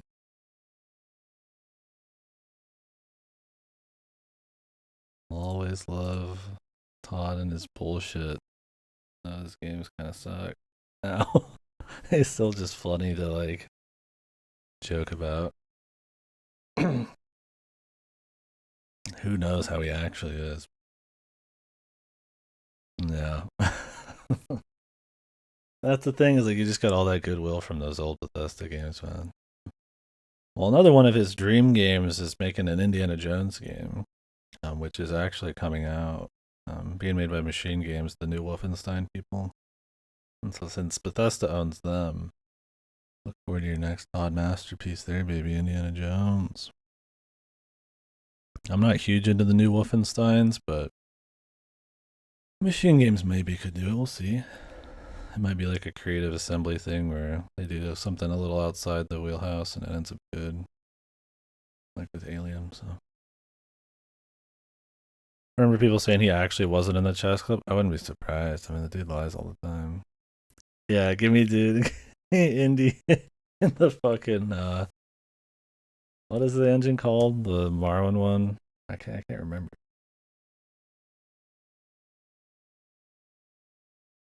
But yeah, be funny.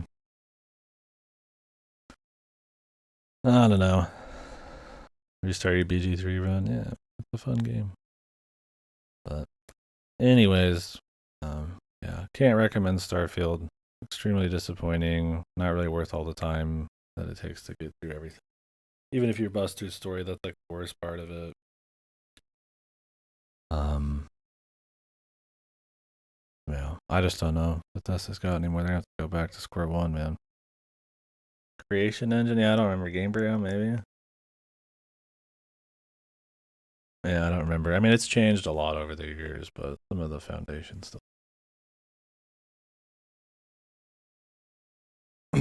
Anywho, we can keep talking about it, but definitely a very interesting story on that game. The public perception of it swapping so hard. It's just that should really make you think about how hype and marketing and actually spending time with your games you play kind of makes a big difference. I'm getting too old for this shit. Yeah. Well, memory. Todd, please take me back to the good old days. But any hooser. Um, Slayer's Axe. While we're talking about other stuff, I'll start talking about Slayer's Axe. Terminal Aftermath Vengeance of the Slayer. This is just a. This is made by the people that brought you Hypnospace Outlaw, which is a game about browsing the internet. In a fake late 90s, early 2000s, kind of mock era, kind of Facebook, MySpace, whatever the fuck, kind of web page sort of time period. Super awesome. Hypnospace Outlaw is amazing. You should definitely play it. It's super funny. Very it's not just trying to be like nostalgic. It's got like funny little kind of subtle commentary on like goofy ways people acted back then and the way websites were, and it's got a lot of cool stories, and it's kind of like a cool puzzle thing where you're trying to figure out all the stuff that's going on and stuff. I won't get too much into Hypnospace Outlaw, but this is essentially a similar thing, but for boomer shooters. It's a character from Hypnospace Outlaw. It's like his game he made when he was like a kid or something, or a teenager, an edgy teenager with his programmer friend or something. And so it's kind of you playing through his game that he kind of, I don't know if it's like he finished it or something later on down the line. But it's just like this super like hot topic 2000s edge kind of like taking the piss out of all that kind of like let me look at the names, the X, and it's got the cool S and all that. So it's just taking the piss out of all that kind of like old 2000s edge, but in the form of like a boomer shooter, and it's pretty fun. It's entertaining. A lot of goofy one-liners and silly boss fights and stuff. I don't think it's as funny, or as like quality as Hypnospace Outlaw, but it's still a good time. I liked it a lot still. Whoops. We just fucking deleted Starfield, brother. Got the fucking longest name.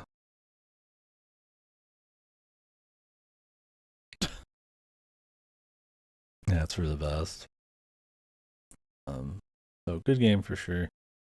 It's what you'd expect. You get superpowers, shotguns that shoot like glass, and pistols you're turning sideways, and like slime, and like they're talking about just gross bullshit. Gross for 2000s kind of jokes, type of shit, right? um, just it's exactly what it sounds like from the name. Would recommend it. It's on Game Pass. It's pretty funny. It's short enough. It was only like 5 or 6 hours, if that. A lot of secrets to find, some Easter eggs and stuff. It's cool. But play Hypnospace Outlaw first. It's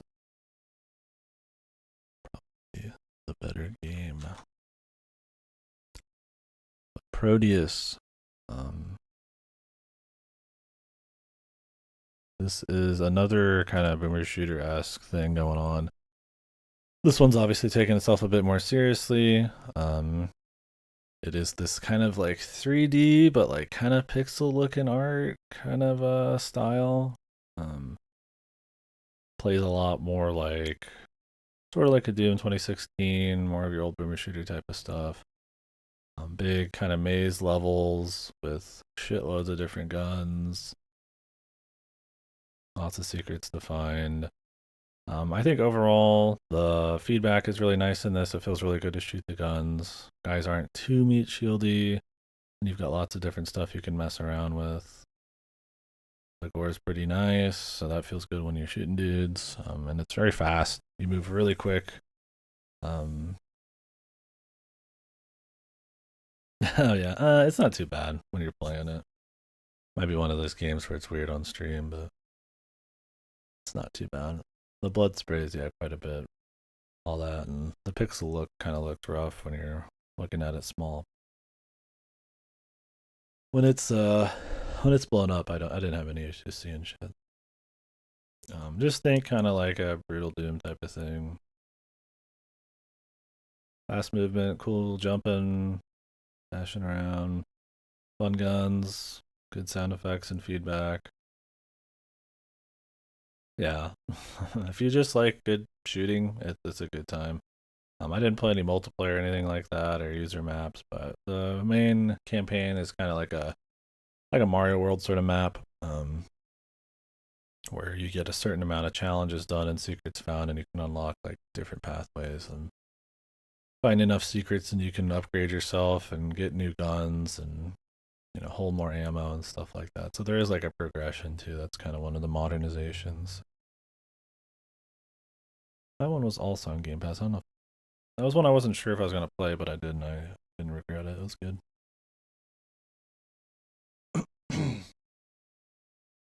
It doesn't. I think some of the later levels aren't as good as some of the earlier stuff, and it does kind of run its course by the end of it. But it's fine. Not every gun is like super awesome either, but most of them are fine. And they've got a nice keybind system with double tapping and stuff. Swap weapons, and a lot of stuff shares ammo, but it's not like too much. There's some weapons I guess that are a little overpowered by the end of it. You fight some of the bigger dudes. Yeah, for the most part, it's cool. I mean, if you haven't had enough boomer shooters, it's a pretty good one. Would recommend. Oh, any big games?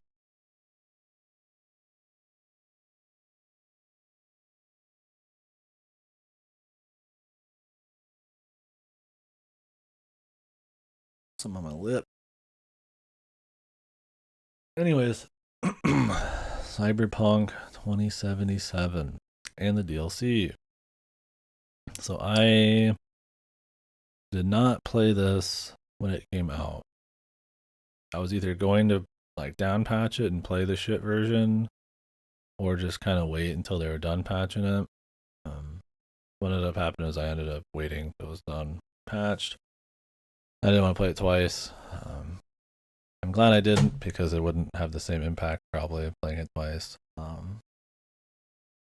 Then I also did the DLC. So I really liked this one. This was good. I don't know how it was exactly when it came out. I mean, I saw the videos and stuff, but it still had some glitches and some rough stuff. And I'm not giving them too much credit because they shouldn't have released a game as broken as it was. But either way, the game's good now. Whether I respect what they did or not doesn't matter, but I do respect kind of what elements worked and how it is in this state in the first place. So,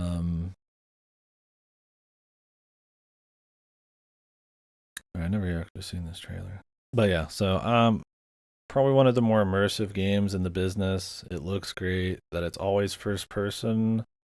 Doesn't ever cut to cutscenes. But everything's still well voiced and well animated. It's not like Starfield where everybody's just stiff sitting there. You know, people are moving around like, look at him. He's got his hands up there and he's looking around. And so it feels more like you can take kind of, you more are that kind of person. I mean, the main character has their own personality. You can pick a couple. But in terms of like how immersive it is, just super good. One of the best on that.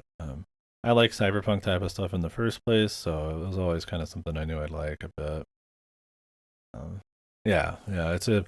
They're moving to Unreal Engine for the second game, which is odd because this one really ended up looking really good, and it ran pretty well even on my somewhat older system. But I get that maybe it's just really hard to work with the Red Engine at this point. But yeah, some of the more immersive kind of RP stuff I've ever kind of put my hands on. Um, you really kind of, I mean, the character creator's not too crazy, but if you really buy into the kind of like um your particular role playing kind of skill set and stuff, and kind of get into this like merc kind of life, it really fits because of just how dense the world is, how nice it sounds, um, all the animations. That it isn't really janky like I guess it used to be. It definitely feels more like a kind of living, breathing world. It's really cool. Every side quest and side area is generally pretty significant. They all feel like they're unique and kind of fun to do, and the game's still over like 80 to 100 hours long. You end up doing everything, including the DLC.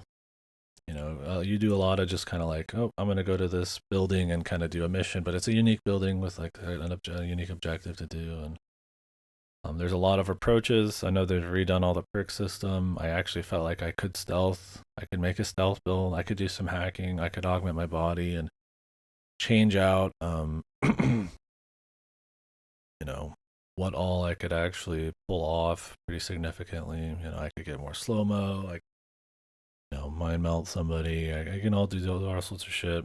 I also spec'd into like dashing around really quick, so I was up in my speed and flying everywhere, and I had like blades on my arms. But you could also get into throwing knives or shooting revolvers or big blunt weapons or something. And it's just got all sorts of options on that front. So when you're actually walking around environments, you can really kind of pick how you want to handle a lot of shit, and it feels really immersive. Like I said, not just because of the visuals and the sound and stuff, although the soundtrack's pretty great, the sound design is, but you actually have RPG elements that are pretty. It's not, I'm leveling bazillions of skills and it's super granular or anything. It tends to be more big kind of sweeping things. So if you're looking for like a min max kind of deal, not really what's going on there, although it's still we still can, but a good time on that. There's some skills here and there that like driving and stuff that aren't that useful, but I think they've patched even some of that in and changed a little bit of it. It's very easy to respec. You just take the perk points off and move them around. The only thing that is more permanent that you can respec a couple times is your actual like attribute points. You need a certain amount of attribute points to be able to put perks farther down the tree. And I also think that if you're not getting cyberware, going down the cyberware tree, you kind of just miss out. That's like your equipment, right? And it's a really big way you can modify how you play.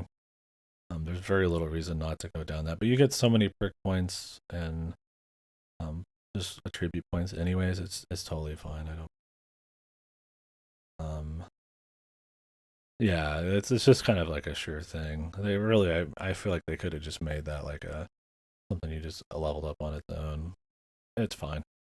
You get enough stuff, it doesn't matter. So, same pre 2.0, yeah, that's a fundamental thing. I'm not surprised they wouldn't change. Um, yeah. So lots of different environments. Very great looking, very dense. Runs pretty damn well after a billion years, I guess. Pretty cool story. I think they've actually, it's got a lot of teeth. It's not like Starfield where it's really sterile. There's a lot of degeneracy. There's a lot of, sexual stuff, violence, all sorts of, religious stuff, things that you'd actually kind of want to like, what would this dystopian, super fucked, hyper degenerate kind of future be like? And they kind of actually explore it with side quests, right? All these different flavors of characters and different goals from celebrities to kind of hubbos and corporate people and kind of how they all intersect their worldviews and stuff like that.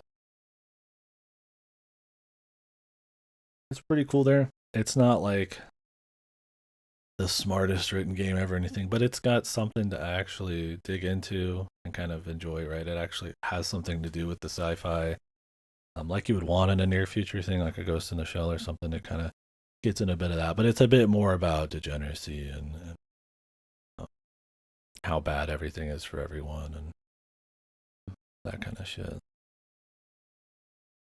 Yeah. There's a lot to find. I had a lot of clothing styles I like, but because you don't really craft anymore, yeah, you kind of have to just go to bazillions of different shops with crap. But once you bought them and sold them, you get to keep them forever. So it's not too bad. You're not looking at yourself very often outside of first person, only on the bike, or in a car, and you can do first person. Not a huge deal, but it is a part of the RPG. The role playing factor to kind of be able to customize how you look. I liked how I ended up looking. I had like 3 or 4 or 5 different outfits. That was pretty nice. Yeah, if you see some NPCs, was I still found plenty enough options, but kind of depends on what you're after. If you're also wanting a character that's a complete blank slate that you handle all of the personality on, they do have their own personality and goals and stuff. You can affect choices, and that can make change to be some pretty big different outcomes. So it's not like it's devoid of RPG elements. You can, especially in the, I think the DLC, you can actually go down some very different routes. Um, yeah, I liked Female V better. Male V felt like he was more of like a goofy punk. Female V felt kind of punk operator, but a bit more like badass. He felt a little too more dude bro for me. I like the Female V better. But yeah, I would recommend it for sure. Great game. It's one of those. It's like I know I don't like how they handled it. I don't like that they released it the way they did. I don't like that the last gen ones just don't even work and they just drop support. Um, I don't like that it took them years to fix it. It should have just been that way from go. But like, it's out. It is good. I think it's pretty great. So, um, you know, what was there from the beginning? That kind of like quality and passion and eye for detail and stuff. It existed there. It just needed more time in the oven. Um, at least there was something good under the surface, right? Something like Starfield. I don't think you could fix it, but there was enough good here. It's just a shame they really fucked that.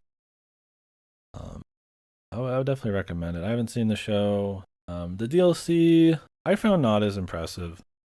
It's a new area, a new story. It's still very exciting set pieces and very well um, very cinematic and immersive. But I found it very glitchy and buggy, and I redo all sorts of shit all the time. And I really didn't like the characters. They really made you think that these characters were really interesting. But I just found them not very engaging, especially the fucking chick that you're interacting with. Idris Elba was cool. He was like stoic, but it wasn't like he wasn't that interesting. He wasn't like a Bond or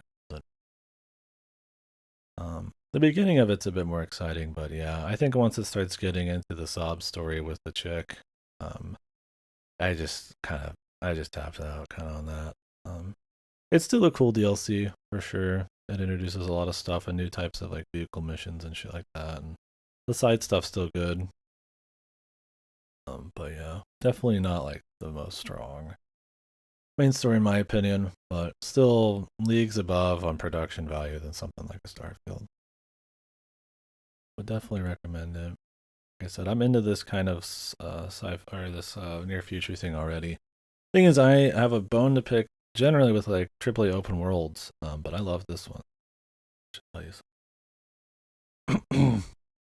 It probably because of actual significant content, actually being fun, uh, actual immersive world. You know, like a lot of the time, I didn't even want to like skip through the rides, right, or fast. I just roll, you know. Um, so yeah, I would say it's if you haven't seen anything on it, it's essentially Grand Theft Auto with a bit more RPG on it. Um, it's got that same focus on kind of degenerate stuff going on, but this time with cyberpunk and futurism and more interesting visuals and actual gameplay. And never has felt good to play. Really, it's just kind of about the experience, right? So play female V. Definitely give it a go. You can get it really cheap these days. Got cool stories, man. Sure. It's not like thought provoking like a Ghost in the Shell or anything, but there's just cool shit going on. You can really get into some of the side characters, and some people hate the Keanu Reeves character. I thought he was funny. I thought he was entertaining as hell. But there's a lot to read into on character. It's not all quite what it seems. It's cool, and that's kind of why I had a problem with the DLC. I didn't find that as interesting, and it was much more overt about a lot of it. I don't know. If you're like a prude or something, this might not be for you either. You can like straight up have your tits and dicks and all that just flopping around in cutscenes, or not cutscenes, but just in the open and shit like that. And like I said, it's very kind of actually exploring kind of like a super fucked dystopian future instead of just kind of pretending it's in the future but not having the balls to say anything about it like Starfield. Anyways, I guess that's Cyberpunk. Yeah, I walk almost everywhere. I was dashing like a fucking psychopath once I got my dashes. I was launching around like a fucking rocket. But usually I was on the Akira bike. I really like the bikes.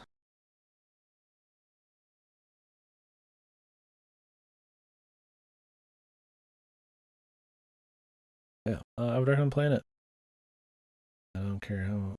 I don't care about sounding like a normie. I think that's like doesn't mean much. Um, Good game's good. It's just kind of got this sour taste when you kind of are talking about it because of the launch and how they kind of carried it. But hey, man, at least it's good now. Glad they stuck with it. I'm not gonna give them credit for that. It's just that they should if they've got the money for that, and so I'm glad they did. Worst Instalock? Probably yeah. Sakura Aikino, dude. Yeah, Musashi Kino. Coming off of Cyberpunk, man. Holy moly. I was like, this is something. Um I mean, as far as okay, so I guess I should have Fate Stay Night. It's a VN.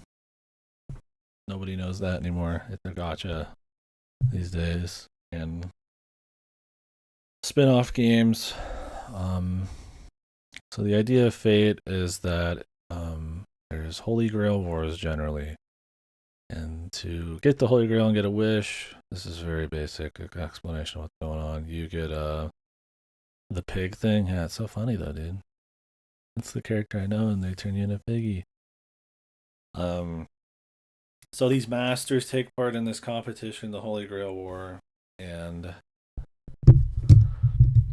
I shouldn't get louder. They can summon historical servants, right? So this one is a lot of Japanese servants because it's set in Japan. It's not like a proper Holy Grail War, but it's essentially Holy. And so they summon like historical figures throughout history to fight each other and become essentially the losses. It's like a battle royale. But the cool thing about Fate, the Viennes, is it's got a dark atmosphere. It's not just about battles. It's character work. It's how the servants interplay with the masters. How all the routes are really different. It's got a mood, a nuance. There's stuff going on, right? Fate nowadays is titties and assy and coca and fan service and shonen battles and no nuance or atmosphere and hardly any good character work or story that isn't just like fucking in your face action. Take the Heavens Feel movies. They take what's one of the more atmospheric routes in the Vienne and turn it into a fucking shonen battle thing, dude. Anyways, this is essentially a Musuo. This is made by Koei Tecmo, Omega Force, the Musuo guys, man, and gals. The Musuo Lords. That's not a very awesome thing to be, but it is what they are. It's an original game. It's not just it is it is an established IP, but it's a lot more original characters and stuff in this than their usual, which is more heavy on the fan service, right? So how it plays out is it's essentially like Yakuza, but shitty. And then for battles, instead of beat 'em up, it's very small Musuo arenas. It has some routes by the end of it, kind of like a VN would. And it's very long and bloated, and they really bungle the story and all sorts of shit. So from like it's all just one long filler arc until you reach the ending Nasu route. Yeah, pretty much. It starts out seeming cool, right?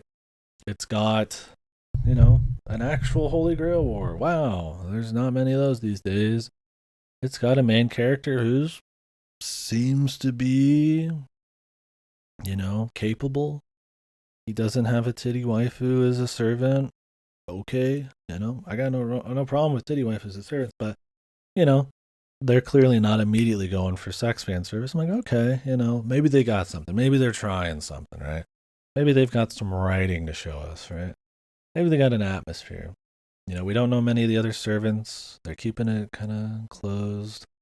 We don't know where things are going to go. Maybe it's going to be smart. The main character, he likes to think. That's different. Main characters with thoughts compared to Fate Go. I'm like, okay. But as you go, you discover while the world sometimes looks nice, it tends to be very surface level. That it is Musuo combat, but without the actual power fantasy of killing millions of people at once. So even though it has a little bit more going on than your average Musuo combat, it's in the arena of like a character action game, so it doesn't end up feeling really that good. It feels like they should have went for character action, like combos and more or like something more methodical where you have to actually care about dodging and all that kind of stuff. So it's not their wheelhouse specifically. So the gameplay starts to kind of drone on. You don't get to really play all the other servants that often. You get to summon them occasionally, so you don't really get the fan service nature of it. Mostly you just playing this guy. And then you also realize the story is mostly slow filler arcs where the characters will get no development except in some of the side episodes of the New Game Plus, which you already want to be dead at that point, but you're still playing because for some reason you're broken and you still play Fate games. And then you realize that maybe they had some kind of cool fucking like plot twist or character arc they were going to go on, at least with the main character. after you realize that most of the game's just boring as fuck. And then when you're in New Game Plus 3, you realize they're not going to stick the landing. They're not even going to try to do one cool thing. They're going to make it end as fucking lame and as floppy as they can. And they do. And it starts out with a lot of promise. I want like a good Fate game, gameplay or not, but it just never ends up doing anything. It's one of those, the more you play it, the worse it kind of gets. It's Sakurai writing, it's obsession with certain characters like Musashi. It's, yeah, shonen stuff. Like, it's power level shit sometimes. Dual Tsubame Gaishi is. Oh my god.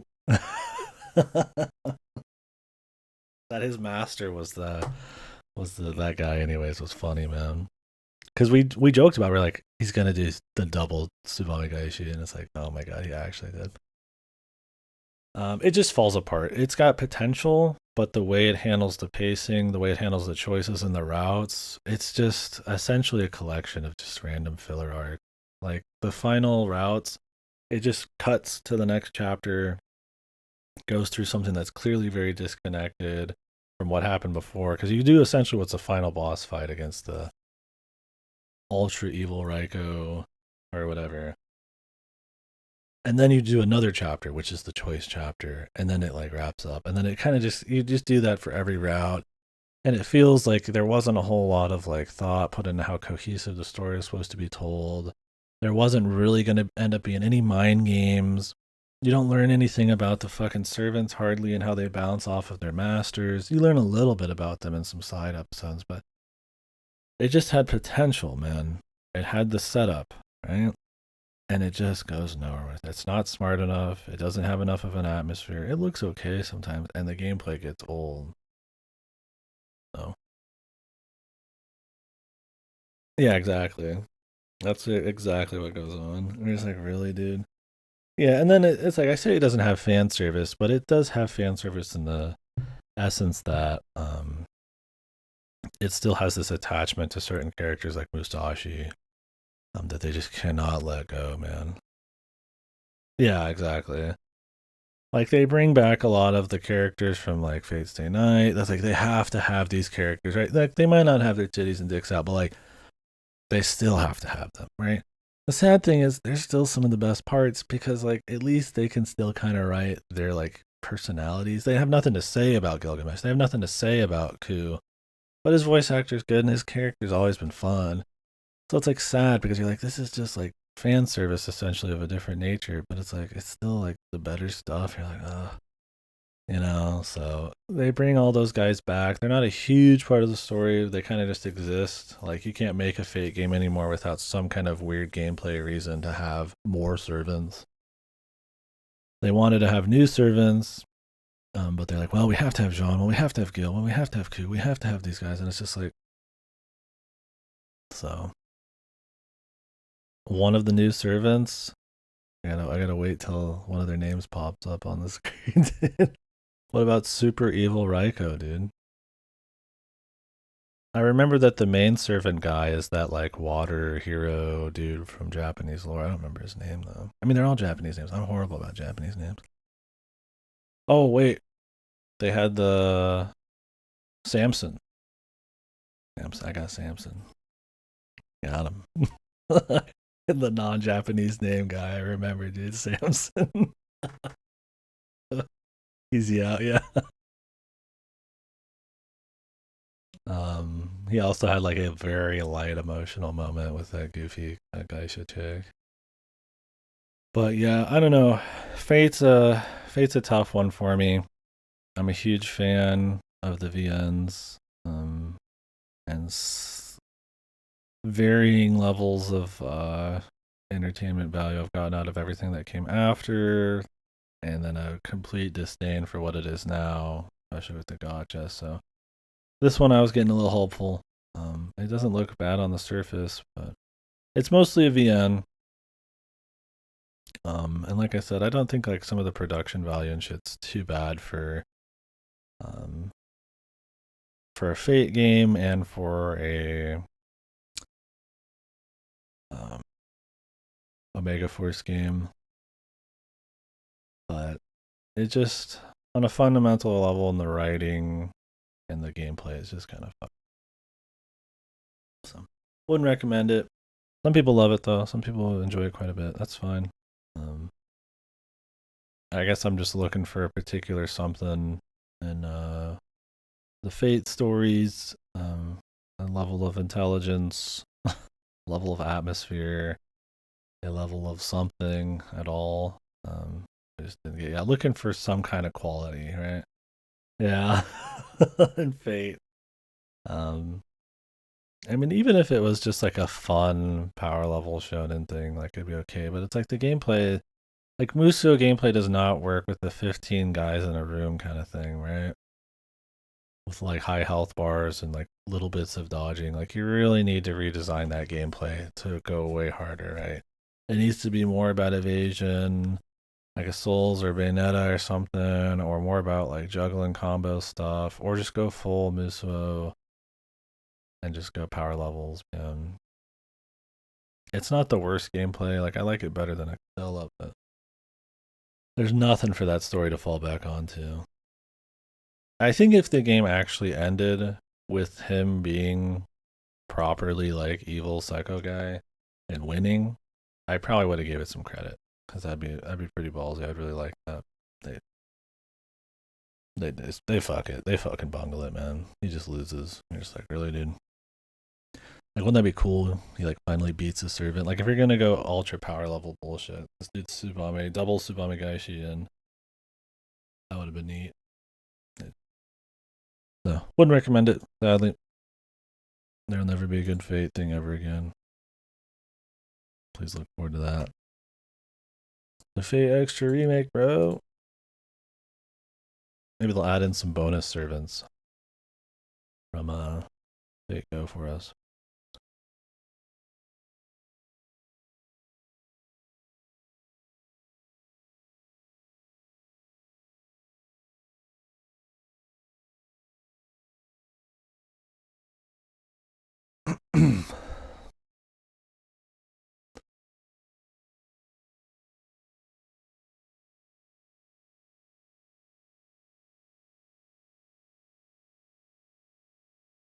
I don't remember Project Journal. Maybe I should.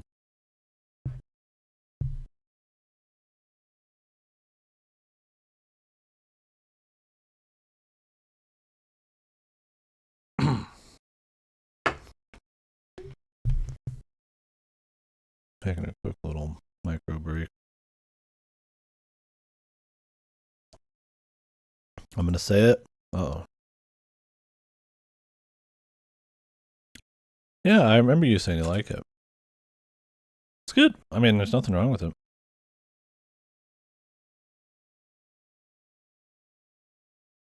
Like I said, I was looking for something a little different, and I didn't like some of the directions it went. And I guess I've just got this like experience with um, um Musou's where I've got a little bit more in action games where I got a bit of a chip on my shoulder, so maybe I'm just a little harder on it.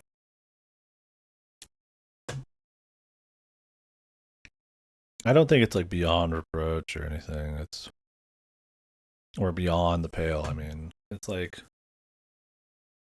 I said, I was into it in the first 10 hours, right? I mean, if I kept that going, I'd probably be like okay with it. Yeah.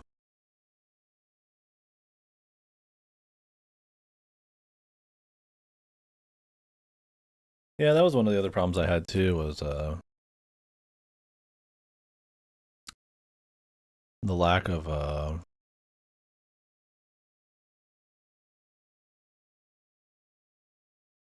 the consequence. What's the word? Where yeah, like nobody would ever die until like the very end.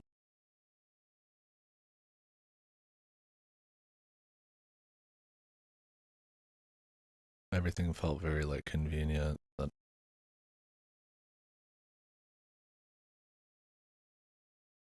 yeah, some of that goofy shit too. Yeah, I think on the gameplay side of things, I could buy it. Right, for sure. I mean, I had enough fun with the gameplay. Like I said, I mean, maybe I'm just more partial to like character action. Yeah, I'm just not big into the story. Nothing, like what you like. Nothing wrong with it. This game was fine. I don't know if I'd put this game as good though. Legend of Tianding. I don't know.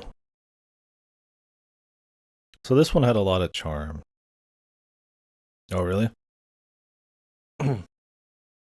Amen. Like I said, I can't fault you on it. Like I said, I don't agree, but you're not dropping any respect points in my book or anything.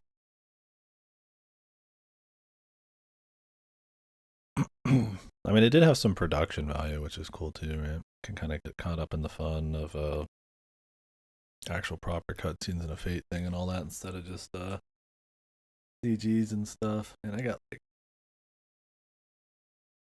anchor sores.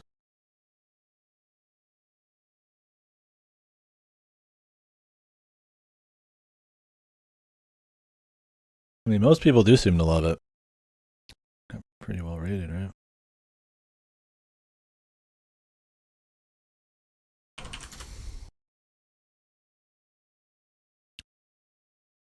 Yeah. Went off of Steam. I mean, it's like a 92.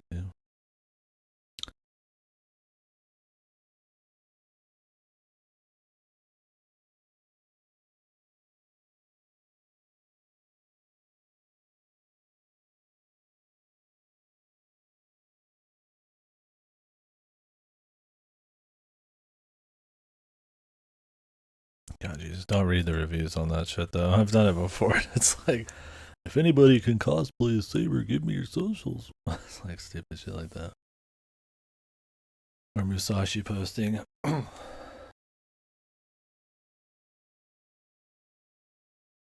Well, it did pretty well. I mean, I'd imagine they're gonna make something else. Yeah. I'm curious if Fate Extra remake is gonna go over well like that one did. Maybe.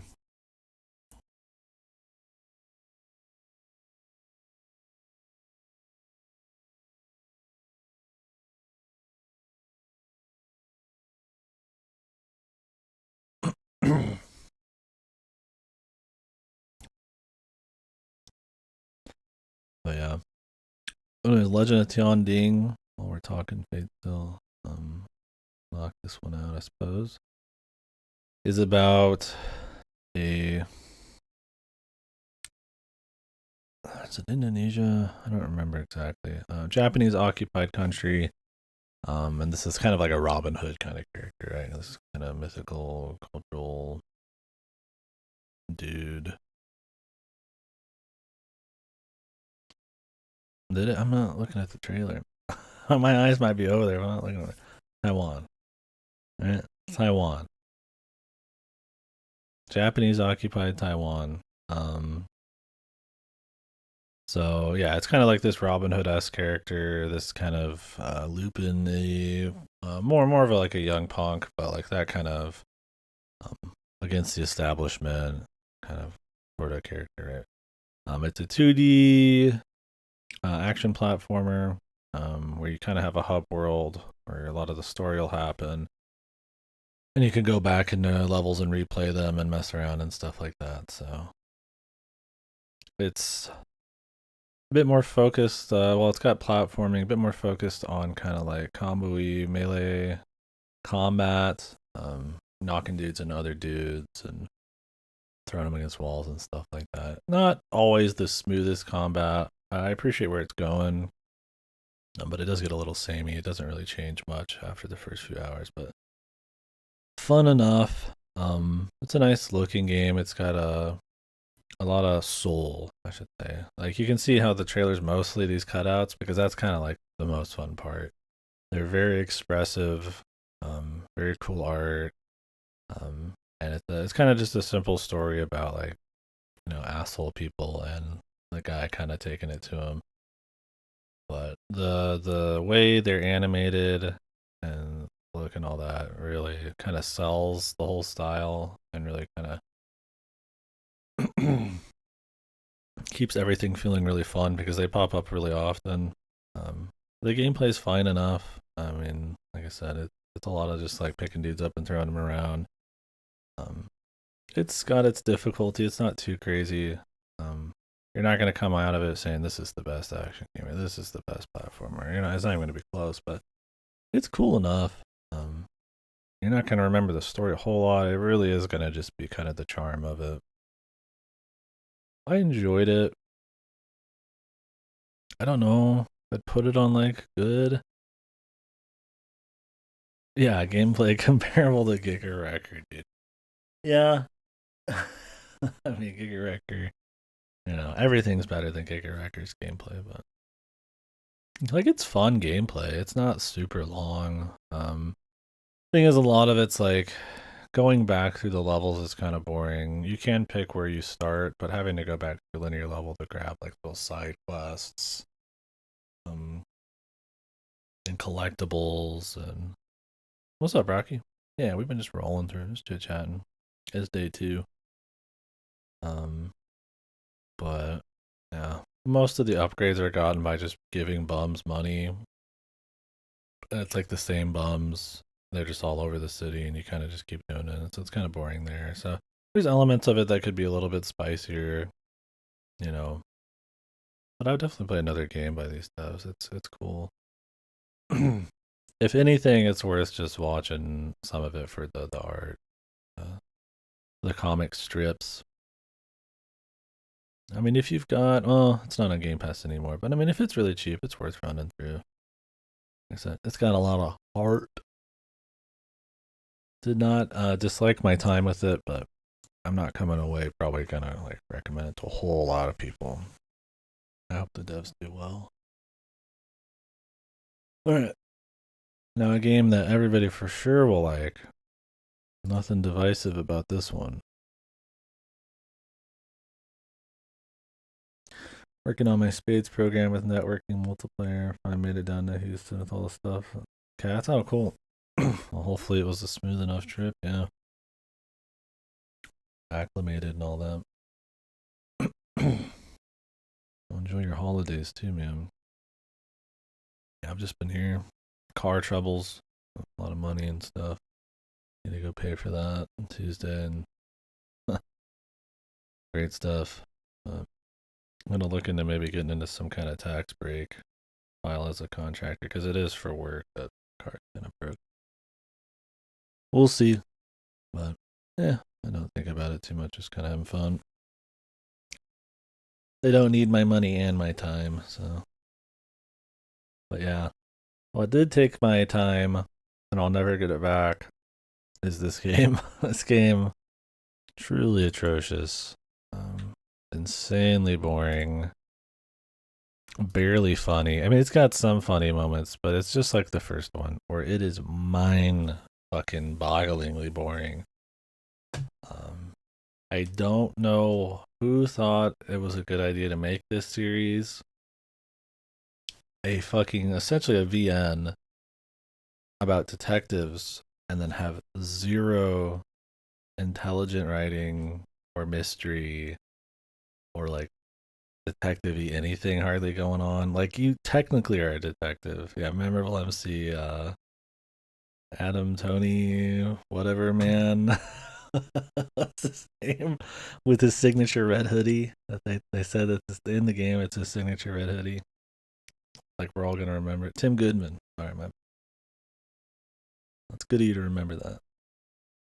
Yeah, the bolt of inspiration, the catchphrase of our guy, Detective Pikachu, also Tim Goodman's father, who has sex with his wife as a Pikachu.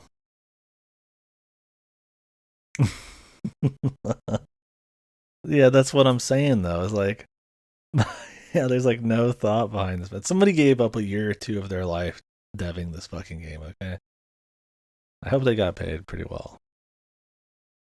This is the sequel though.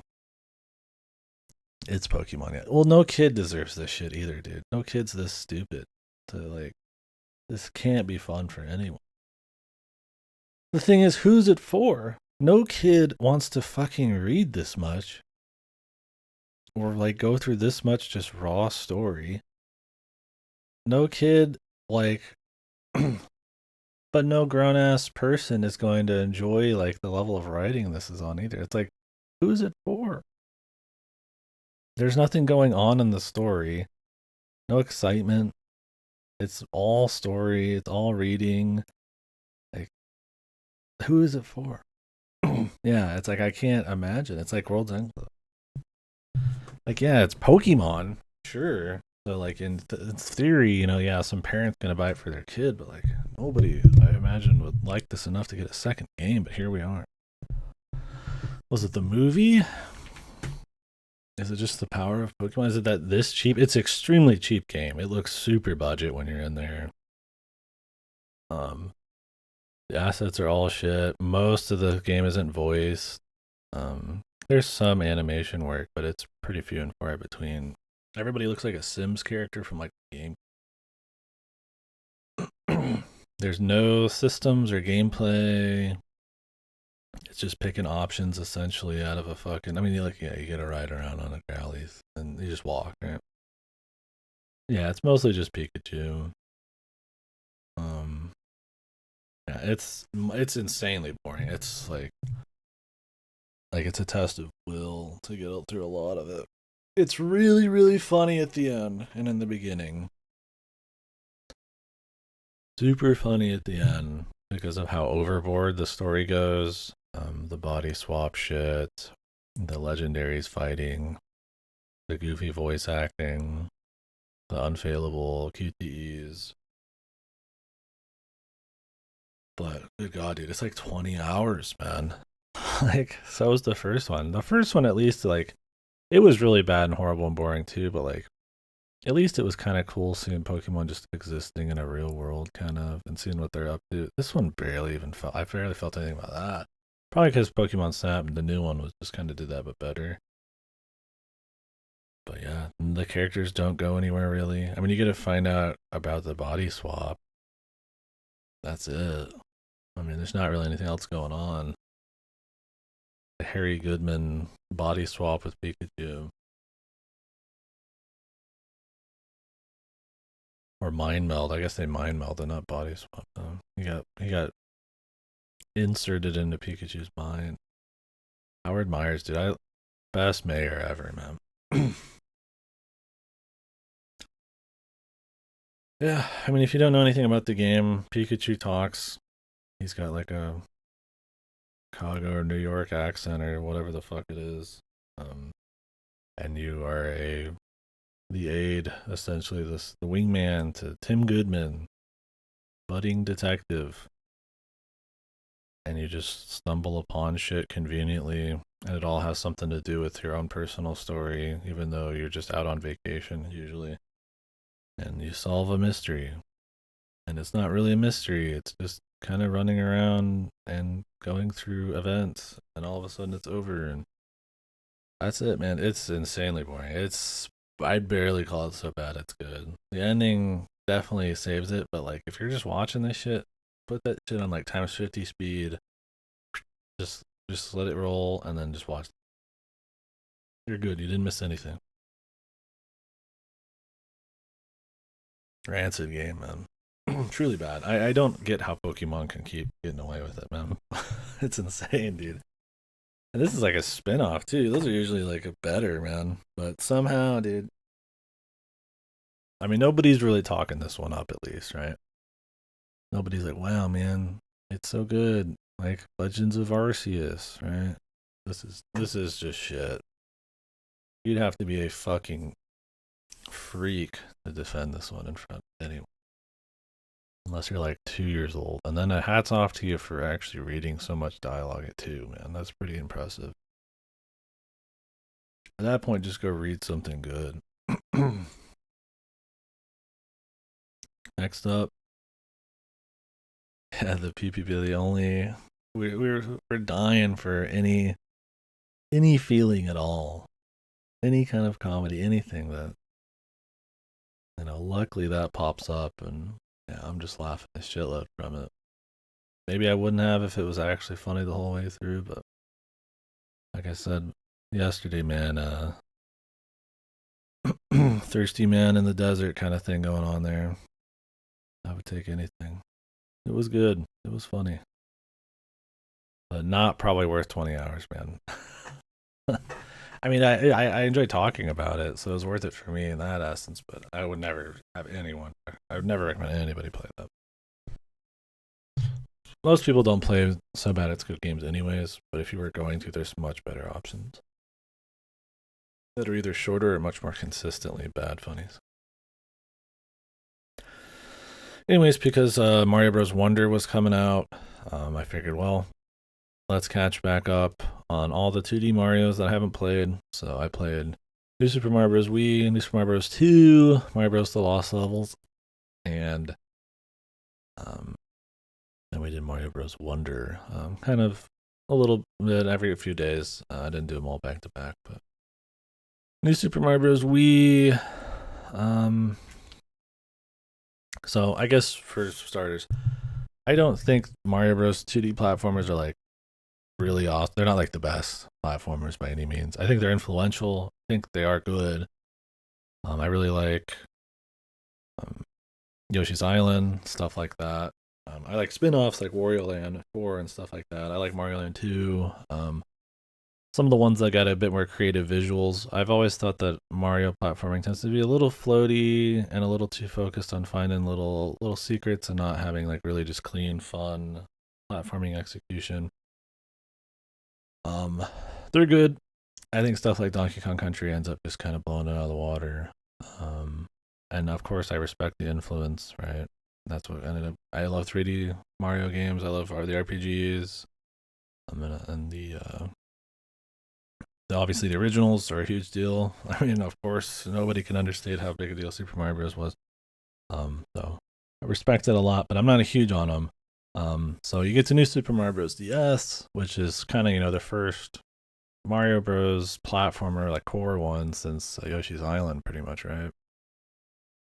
For a reason. I mean, they had the 3D ones. Like, why do they care? So they come back. They make more of a classic platformer. It's got this cute little, I guess, acapella thing going on. A little bit more creative levels, wall jumping. Still that kind of like classic exploration-ish focused Mario gameplay, and not too crazy on the execution side of things, but it's fun. I think New Super Mario Bros. DS is cool as a one-off.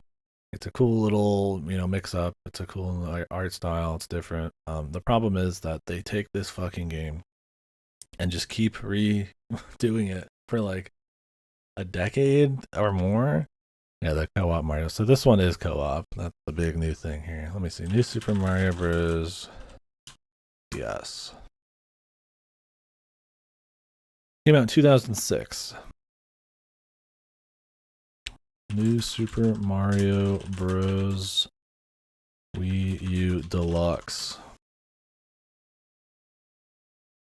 Release date. I think it's just called U now. Wii U. 2019. So, they took this formula and fucking stretched it for 13 years.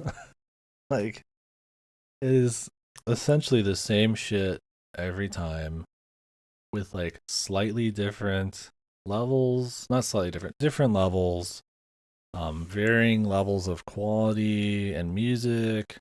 And then eventually by the newest one, a little bit crispier controlled, right? Nothing creative, usually the same kinds of worlds: the desert, the swamp, the green level, the fire level. It's always like the same formula. It's always the Koopa Kids. It's always, Bowser at the end. There's nothing like fresh going on, right? So this is the second one.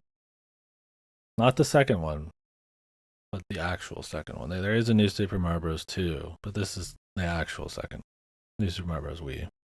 So this one's on the Wii, obviously, and it's co-op. So it's a pretty shit single-player experience because it's designed around co-op. And being designed around co-op means it's a lot of auto-scrollers. I don't think I've ever played a platformer with this many fucking auto-scrollers. You didn't even see in the fucking trailer. Half of them are fucking auto-scrollers. Like right now he's auto-scrolling.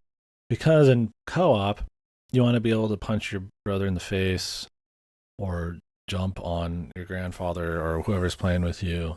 Um, and if you're going too quick, you're not going to be able to really interact because the best player is just going to go fuck off. But every level's like a fucking auto scroller, so that you could get into hijinks, I guess. So it's just super fucking boring to play solo, and it's probably boring as fuck to play co-op too because they're just not really that interesting auto scrollers in the first place. It's the same mechanics with the same ass boring acapella music. I can't remember if this one or New Super Mario Bros. 2 had like the most laughably funny bad soundtrack of the bunch, where it's like the guy just clearly just got a fucking free ass paycheck, no work required. I think it was Mario Bros. 2.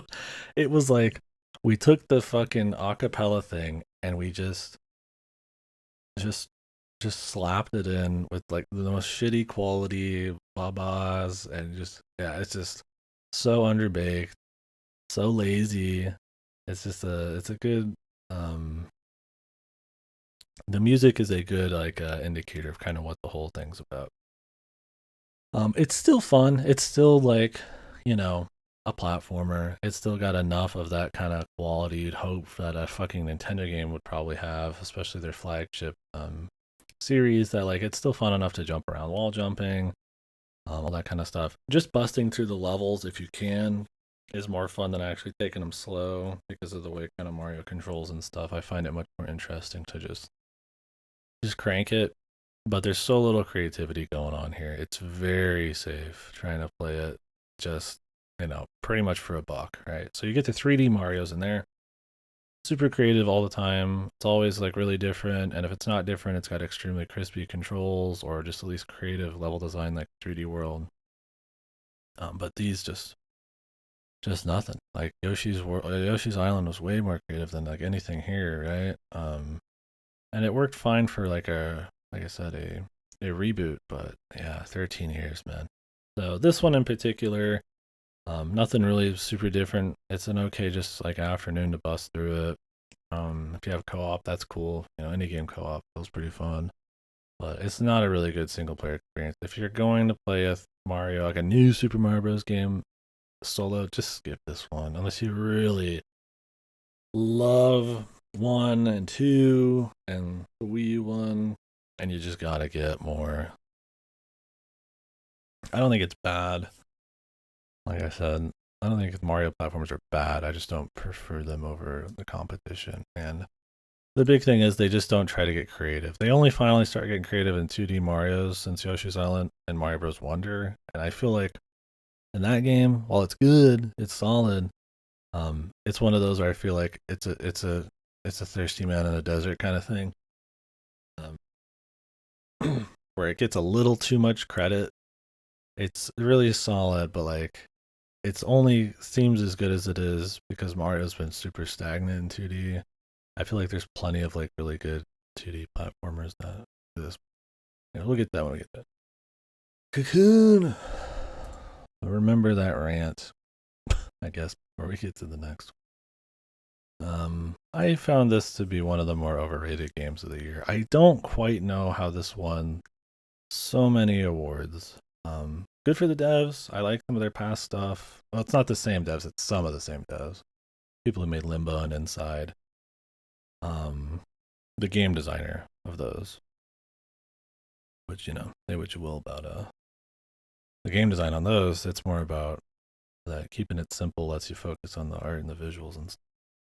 Not because I would say Limbo or Inside had really great gameplay, but yeah. So this game is essentially this abstract thing where you carry around worlds in the form of orbs, and you can, once you set them in certain spots, dive into them, and then find more worlds, and you could keep kind of going in and out of these orbs and like affecting the other orbs.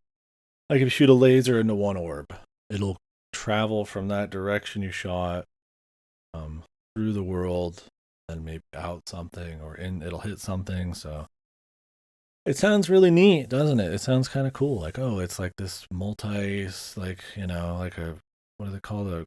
A Troishka doll or something kind of thing going on. And you'd be right. It sounds cool. It should be cool. but it's really not. I find it to be extremely underutilized as that concept. It never gets you thinking. The puzzles are extremely easy. A lot of walking. You know what you're doing almost at all times. You're just walking to the next thing. You're just grabbing the thing and carrying it to the spot, and then grabbing the other thing and carrying it to the next spot. There's very little actual um, kind of mind bending puzzle work, and it's fine if it's not like super hard, but it's pretty much flatline on cleverness. Even at the very end, you start to get some kind of cool stuff, and then it's just kind of over.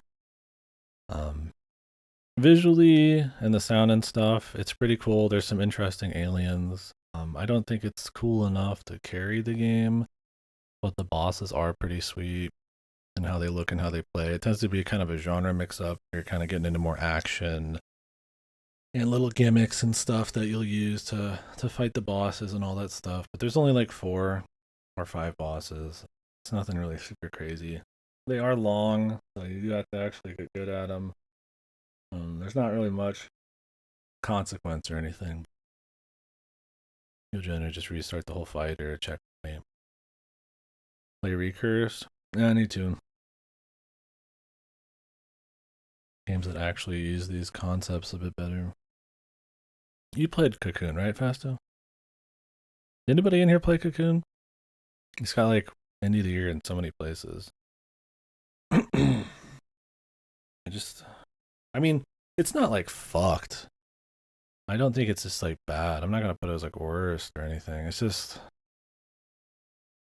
yeah, it's just like such a cool idea, but it just does nothing with it.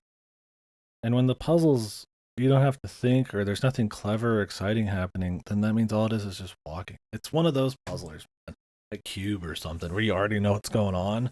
So the fun is how fast can I solve it? How efficiently can I solve it? Right? Not actually how interesting the mechanics are.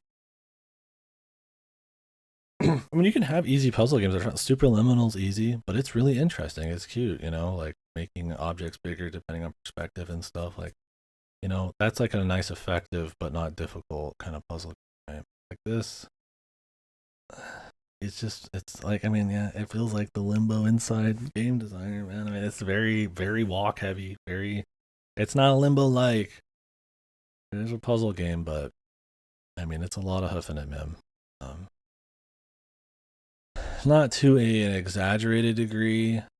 Um, you're not just going down hallways for like no reason, but because you already know what's going on, it's just a matter of time.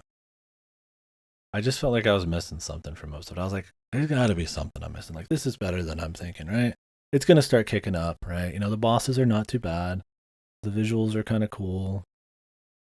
Something's gonna happen. I keep hearing everybody saying it's like the best thing ever, and it just never does. It just never does. Not until the very end. There's like one puzzle. It's still on rails because they close off every area you could go to, and they pretty much give you very few options to work with. And I feel like that's in an attempt to kind of help you grasp the idea of the puzzles, um, because it is so many layered worlds. And my thing would just be like, well, then just change the gameplay. Instead of walking around and picking up stuff, maybe it's like I can just kind of like place shit on the screen a little bit more freely. Because it's like, yeah, it would suck to not understand what's going on and then fuck it up and then have to keep picking shit up and slowly moving it. Just make it so I can interact easier with it. Then it'd be better, maybe. I don't know. It's a concept that I feel like the Golden Idol DLC. Did I not put that on here? I don't always put DLC on these. Yeah, I have Patrick's Parabox on a Steam, not bought, wish listed. I think Adri recommended that. I don't think it is in my finished list. I probably just added it on the original. I don't want to like bloat my finished lists artificially or some weird shit. I mean, I guess it was the length of like some games. I should probably have it on here anyways. I don't know when I did it though. When did it come out?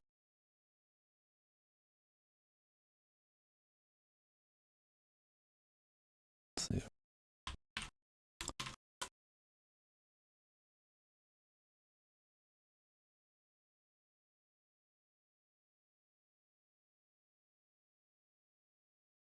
August 31st. Hmm.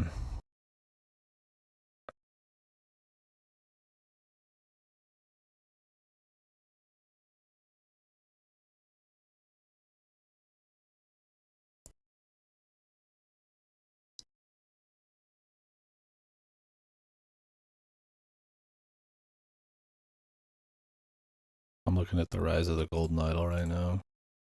I really hope that's cool, man. I don't want it to be about the Golden Idol though. I already know how it works. I don't need to know anymore. I've got it. I guess I could start including big DLCs like that. I should, huh? I mean, I could say a little piece about the Golden Idol DLC. I guess I could, and it's not really like a game though, you know. Just a DLC. Good. Yeah, second. I mean, if they had a different Golden Idol, like a different how things work or origin or something, maybe that's probably what it's gonna be.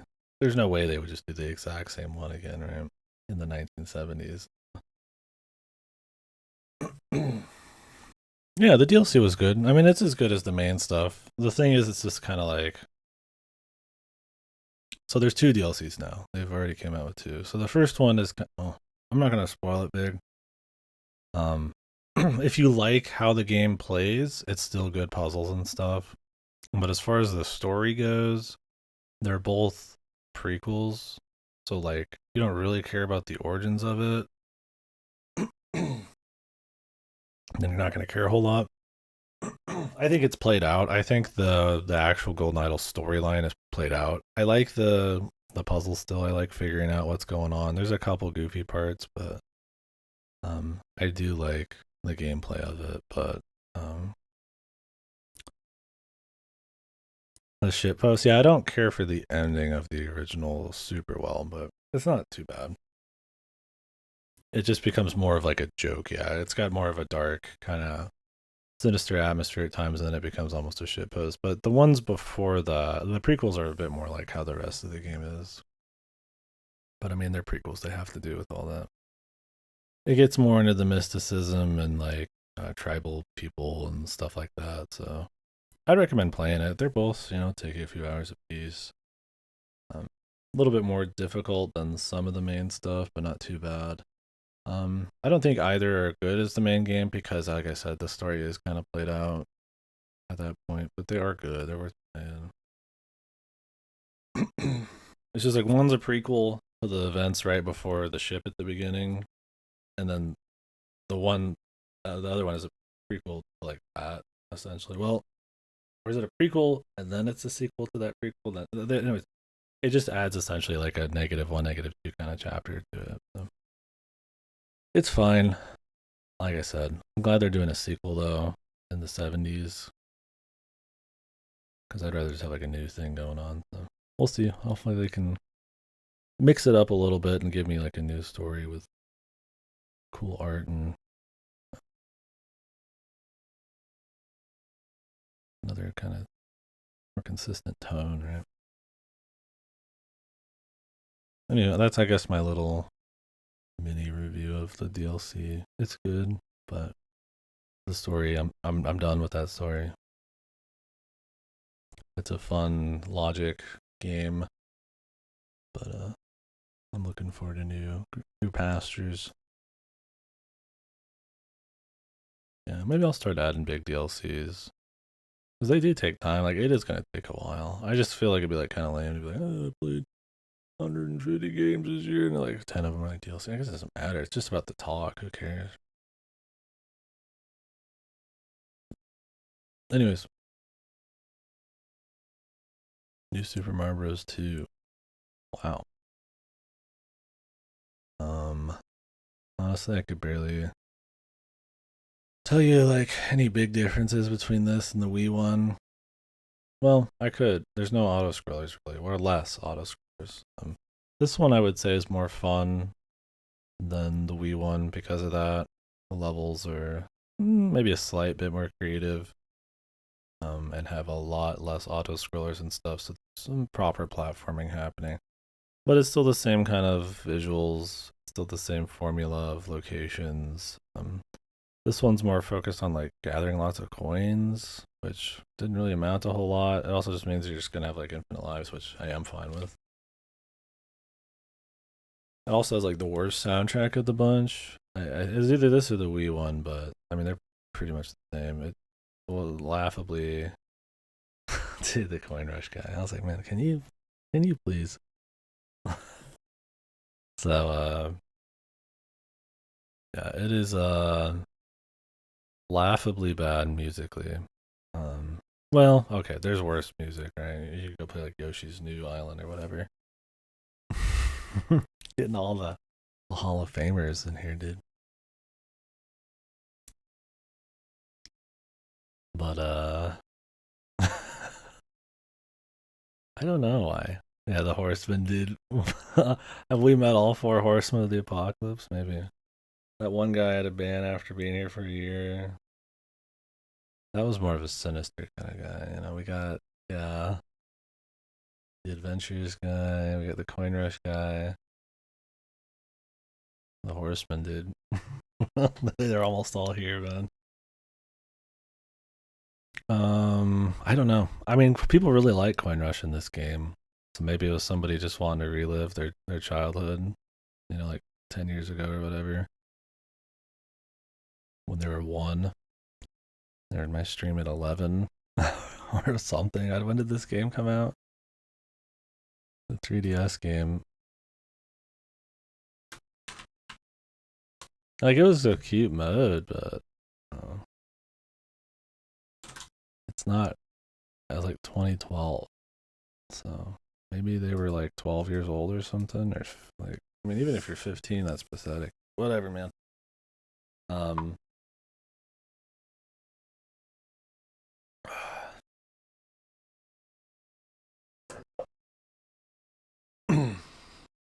Conquest, who's War? Hmm. I don't know if we want to meet War. We're gonna have some conflict. We'll find out, man. Have we met War yet?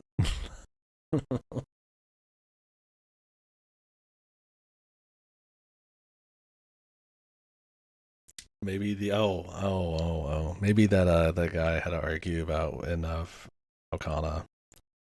Eternal conflict and never stop. Maybe he's War. I am all down for any conversation, and I will try my best. But Jesus, even there's some stuff where it's like I can argue in good faith only so much, and I'm like trying as hard as I can to be there with you and like talk and like, argue and discuss this game, but it's just so surface level and just vapid and just lame. And I'm like, it's like, dude, we're reaching for straws. There's nothing hardly of value going on here except TNA and fan service and like surface level romance. But like, we're acting like this is the Mona Lisa or something, man. Shit about me. Didn't I give him the most time of day I possibly could? Some people just don't appreciate it, I guess. Just because we didn't agree. I was never mean to him. I didn't agree with him, but oh well. Anyways, yeah, that'd be War. That'd be the fourth horseman, dude. But yeah, anyways, music from Mario Bros. 2.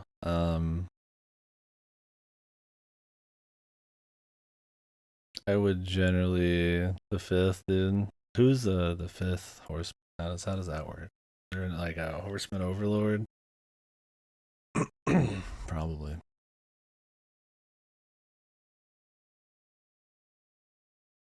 But yeah, so this one, I mean, it was just more of the same.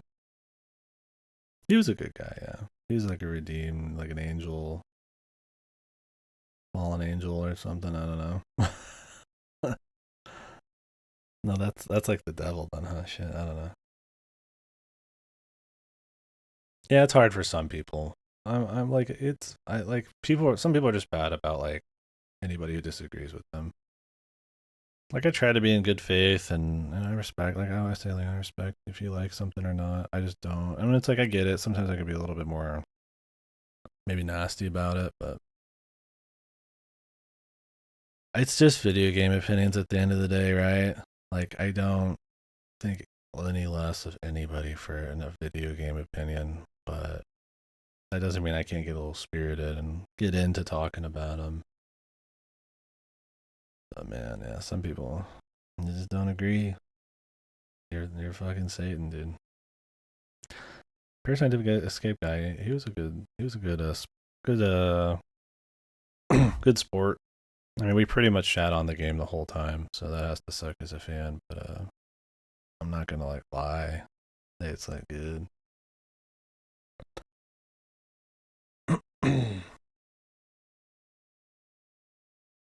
Yeah, there's not much else to say on New Super Mario Bros. 2. Uh, kind of just it.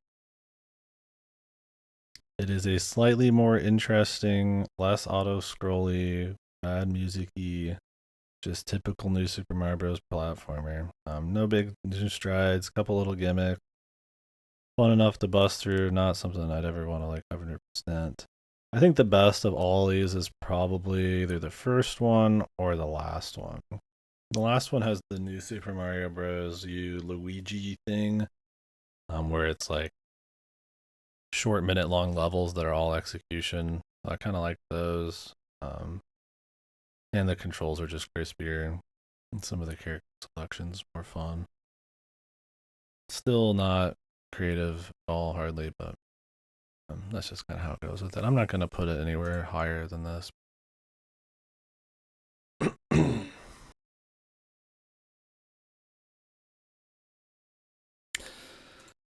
a shame that dude was shitting on me, man.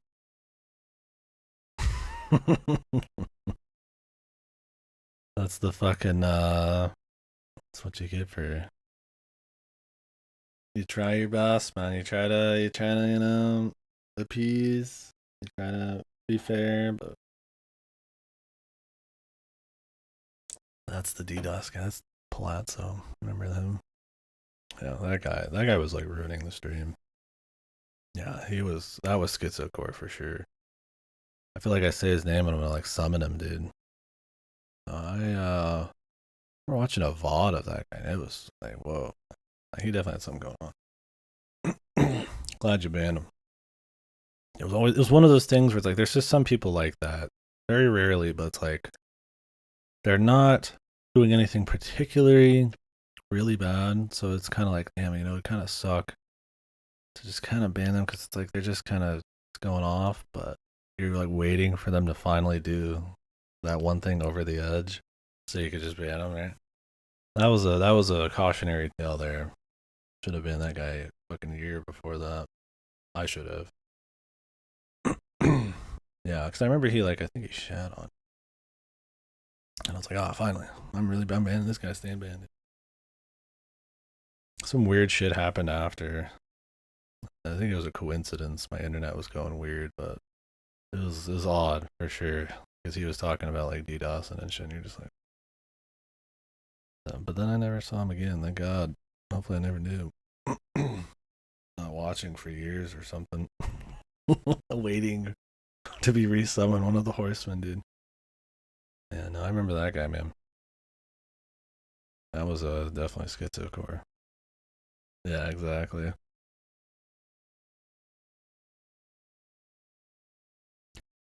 But anywho, let's move on to the next one. We got good 30 left. Probably take a couple hour. Yeah, Dordogne. I really like this one. Really great art. It is a much more of a story kind of game, just a little adventure story game. Cool watercolor art, a nice story about family. That always kind of tugs at the heartstrings a bit for me, but family, kind of friends, stuff like that. You know, respecting, appreciating like small town and kind of being estranged or how your parents being shitty, stuff like that. It's one of those, right? Where a lot of those same kind of themes you'd see in some other indie ones, but this one has really good production value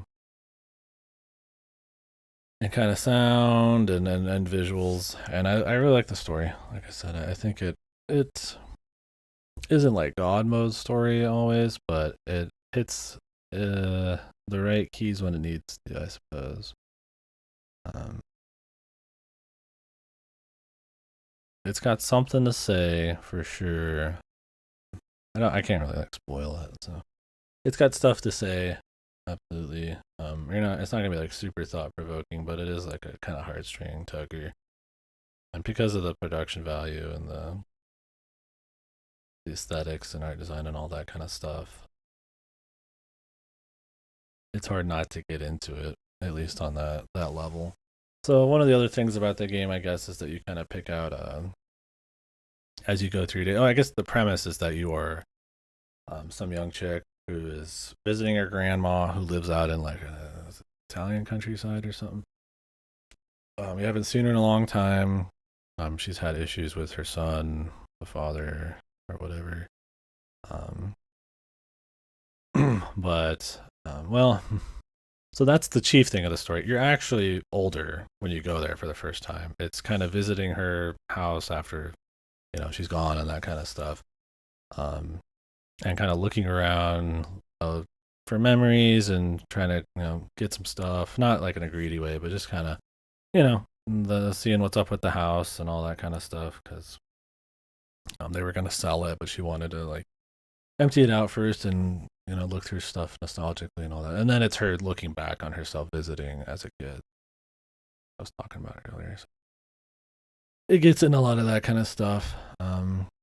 You kind of pick up little collectibles and verbs and nouns and stuff and kind of scrapbook them, I guess. And kind of learn about some of the people and like orphan kid, and how that has something to do with your family and all that. And it's just cool. It's a very great looking game. So I don't know why this wasn't in some of those like um art game um awards. Nobody played it, I guess. I would definitely recommend it to anyone. It was cool. Yeah, Impacto. So it's cool. If any reason, even if you're not gonna get emotionally involved in it, it's worth playing just to kind of see the art, right? The whole watercolor thing going on. It's really well thought out. And I mean, there's a little bit of gameplay. It's not like pure walking. You're not gonna be like ultra bored. It knows not to go overboard with wasting your time. It's not super long.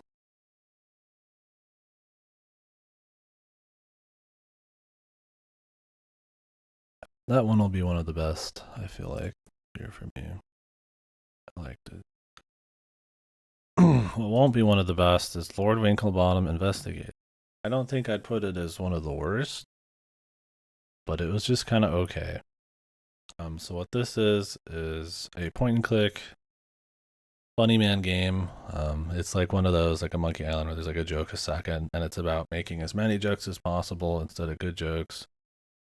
Um, and it's essentially, and then there was none, the Agatha Christie thing, but with like, well, I shouldn't say that because it's just about one guy's death. It's a mansion mystery, um, where you are a draft detective, um, with a Watson, essentially a companion who's a hippo, and so it's a lot of animal jokes.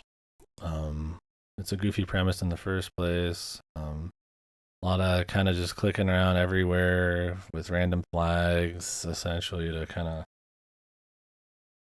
of push you along. I don't remember. I think there was hints probably. Um, it's a cute game. It's simple. There's not a whole lot of rooms or assets.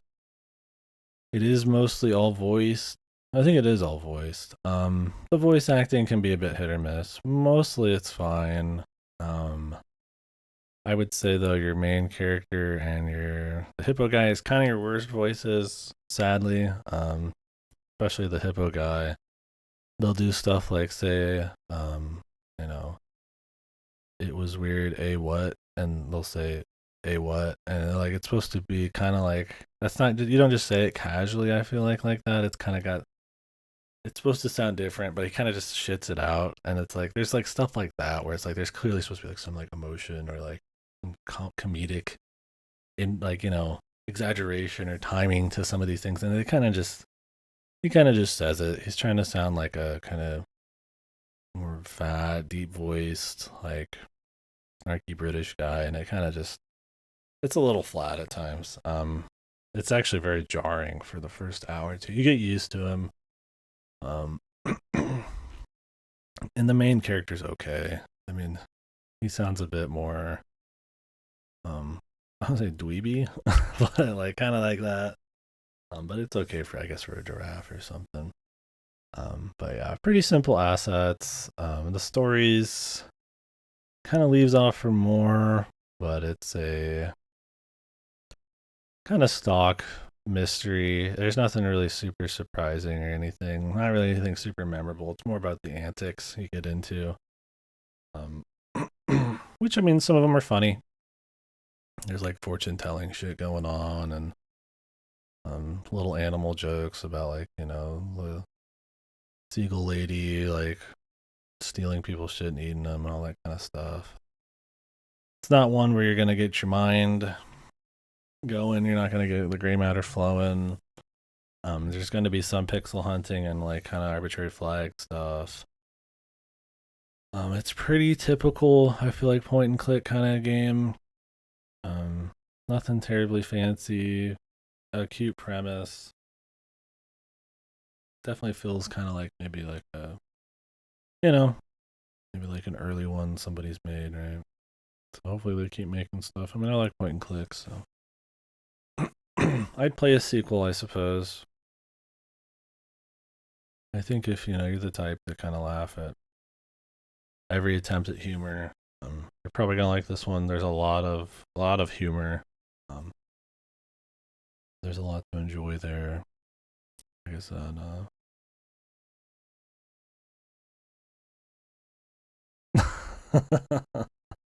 please wrap it up. Yeah, the 30 seconds. So, I mean, that was pretty much all I was gonna say, anyways. But yep, that's pretty much it on it, though. It's yeah, like I said, the assets. There's not a whole lot, and it's not really that.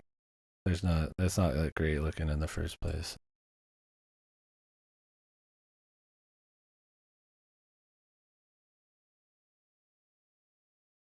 It's got some issues, you could say, with um,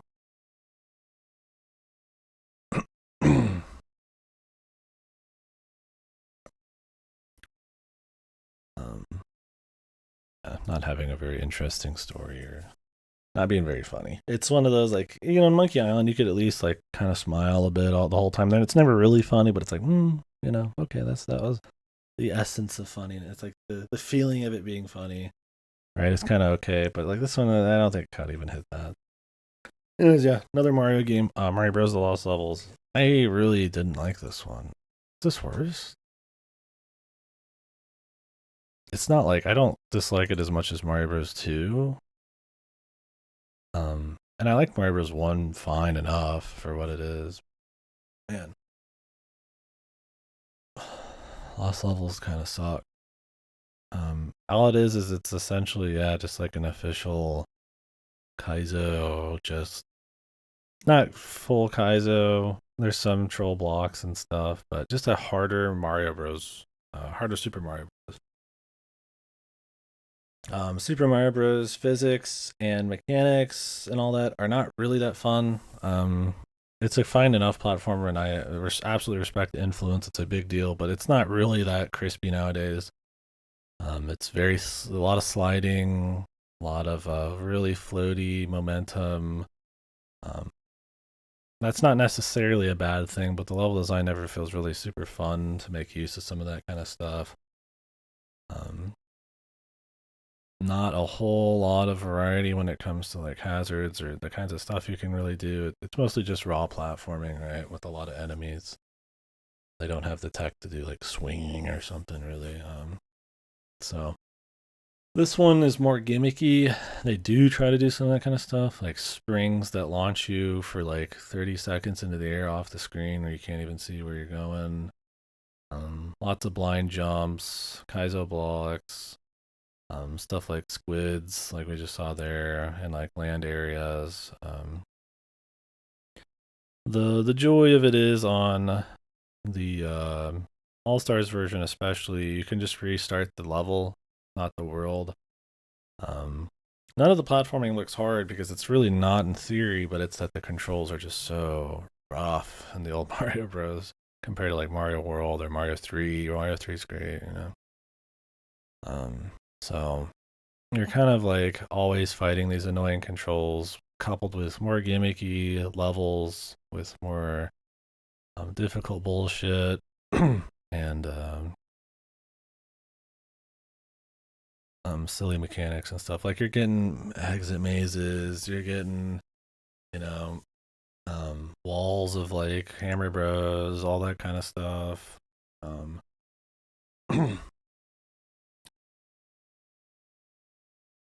Like it's just not very fun. It was funny to make fun of. We were always joking around about the Miyamoto. You know, he's always trolling you there. Well, like what the fuck was he thinking? What was this goofy shit? It was just full of like kind of silly stuff that wasn't very entertaining and gimmicks. You could play much better fan levels that are still troll and yeah, here like this shit. I hope you know where he is on the screen. You know, like it's not fucking interesting, man. Like it's kind of just lame. I respect Mario. I respect these old ones, but it's just unfun. It's not really a challenge problem. It's that it's enough resistance, enough friction that with the really kind of unfun controls that it kind of just emphasizes them, and then it's just kind of like, ugh, you know. Mario Bros. One's easy enough where you don't really think about the controls being like really rancid or anything. Well, it's not rancid. I mean, there's worse back then.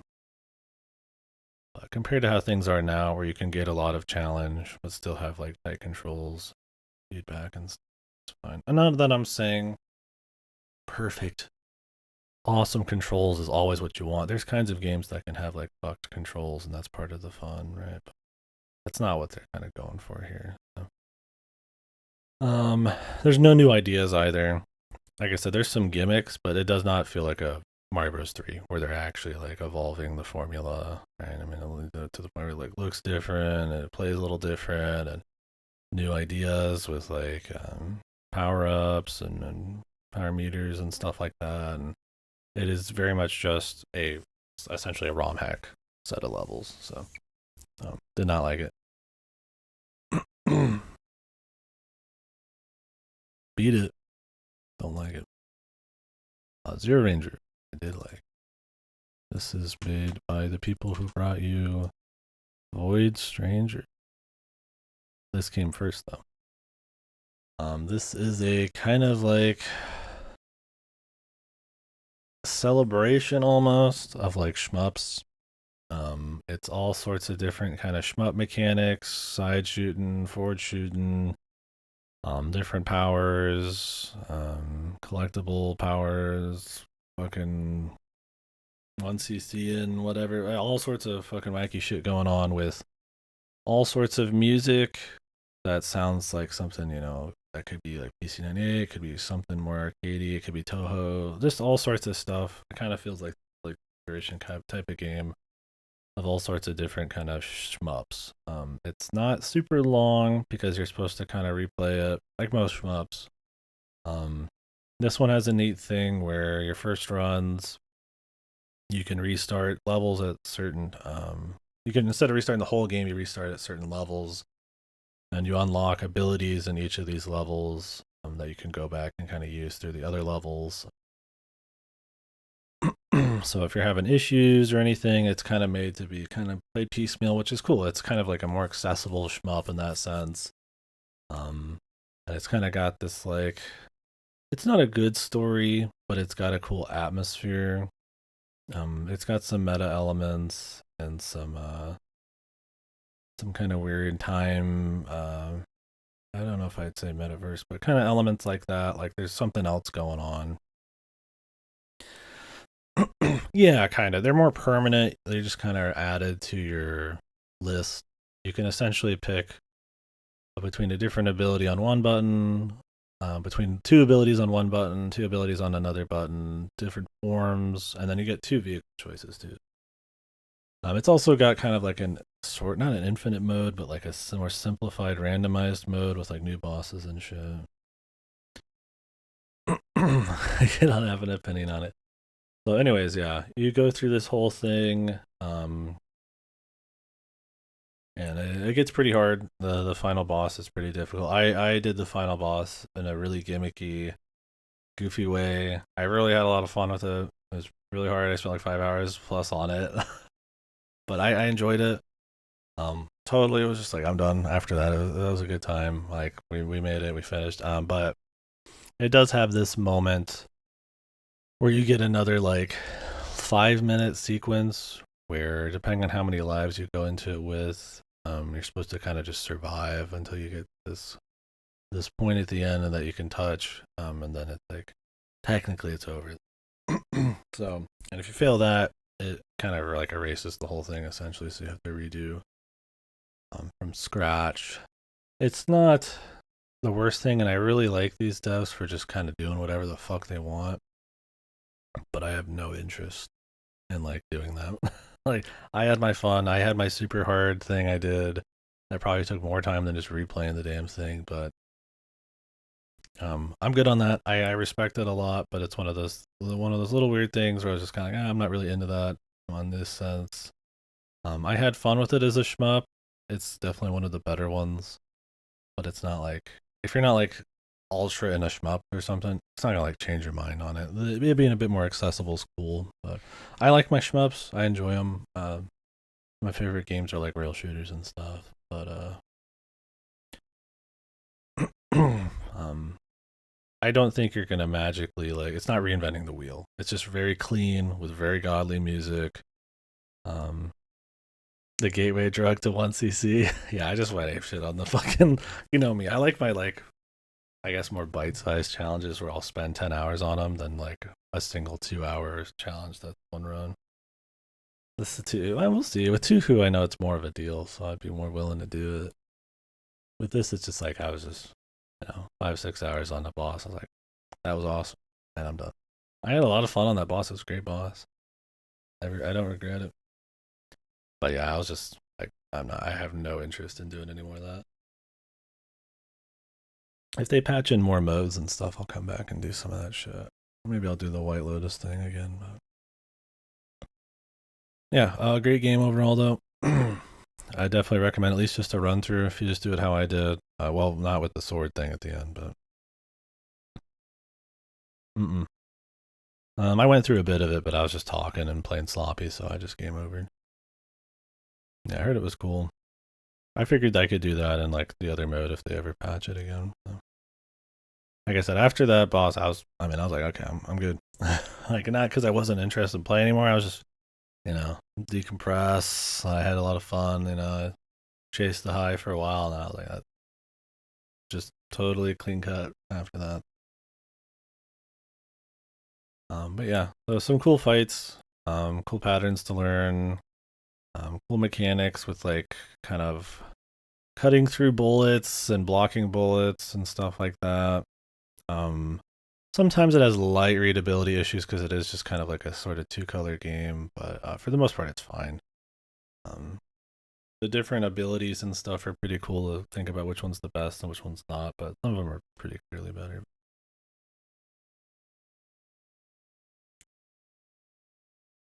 After 3 erases and uninstalled, I am the eraser. Yeah. I mean, I watched it right after. I was like, that's not really worth it for me. But I mean, the 1cc. The problem is with 1cc, I just got so many games to get through. These guys suck. Yeah, it was a very busy time of year too. So But that's why I did a 5 hour thing. But that's the thing, like it's like I've got like a goal, right? Installed it again just now. What the? What? What's wrong? But yeah, a great game overall. I mean, it's worth playing through just for the nonstop action, full kind of amalgamation of shmup mechanics, and the awesome music. I would say that the story, while it's cool in concept and feeling, is not written very well for what's there. But it's not. There's not much there. So.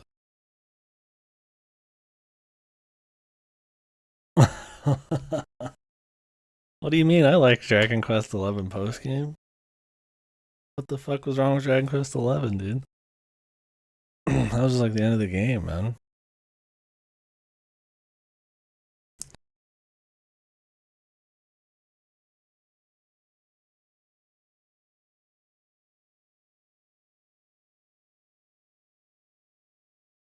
But yeah, maybe we'll come back if I'm feeling it. I mean, I wouldn't call it Kusoge though. I mean, I played like 150 hours of Dragon Quest, so yeah. But I still think it's a great game. I mean, that tier list right after, I still put it at the top pretty much. Not like it killed it or something. I was just like, all right, I've played a lot, and we're going through a lot of the same areas. Yeah, no, I mean, sure, yeah. I mean, I got you there. I mean, that's the thing though. I was done with Zero Ranger too. I was just like, all right, man. I mean, I like shmups, but I'm not like I don't like them that much. Like it's not like that awesome. Like a lot of shmups feel pretty much like the same shit. So Zero Ranger didn't feel like magically like way better than most of the shmups I've played. It was really good still, but I was like after a 5-6 hour boss, I was like, yeah, cool, that's it, man. Like I could see myself going back after a break, but I got a lot of shmups to play. I haven't even touched Toho, but it's got it. I would definitely if they updated it again for some reason I would. Don't need much of a reason. I did play another shmup right afterwards. um,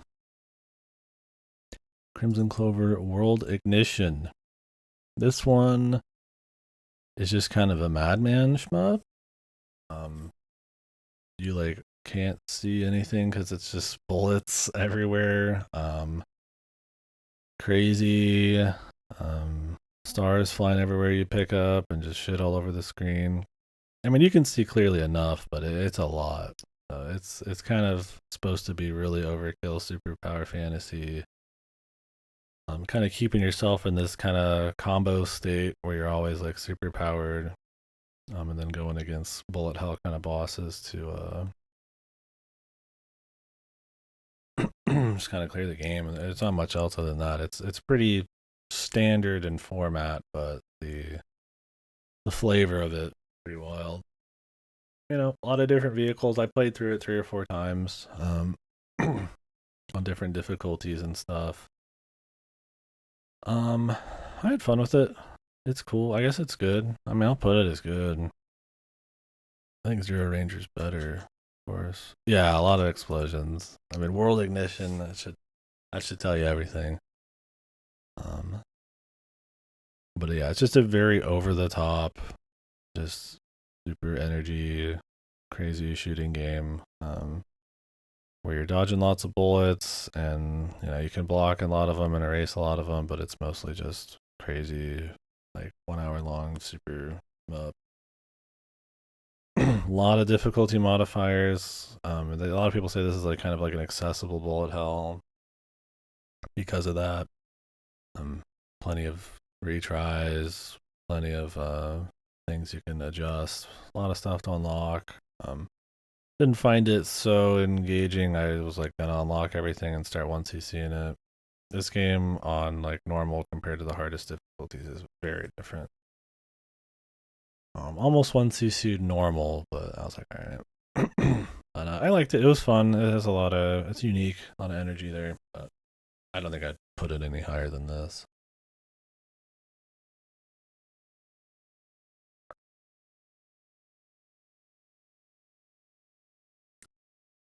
Anyways, Toem. This one was okay. This one's got a lot of spirit, you could say too. Um, Actually, I need to do something. I don't want to have to look at this like super bright white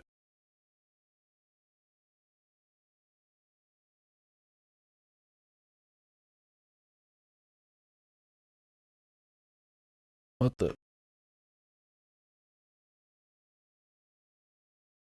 That's fine. When I scroll down, I want it to be so like you guys can see that, but I don't have a bunch of bright white on my screen. That's why I have it gray, because I fucking hate looking at bright white shit. So yeah, anyways, Toem, it's essentially just a adventure camera, like a picture taking game. I've played surprisingly a fair few of these in the last few years. Your Paparazzis, your Umurangi generations, which is actually good. Umurangi's good. Pokemon Snap, stuff like that. That one's not, that one's on rails, but this one's more of a, like I said, like an adventure game. I think this one may be better than like a Paparazzi, but like it's just kind of okay overall. I think the limited color palette and visual style, like it is probably easier to develop for.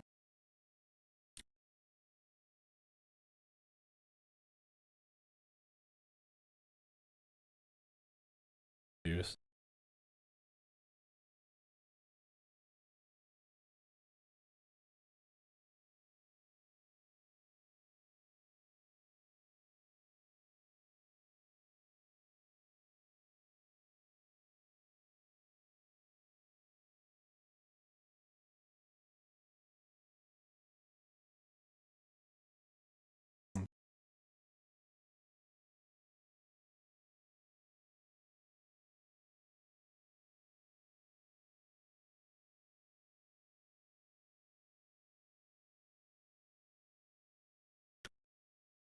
Facebook asking me if I asked for recovery.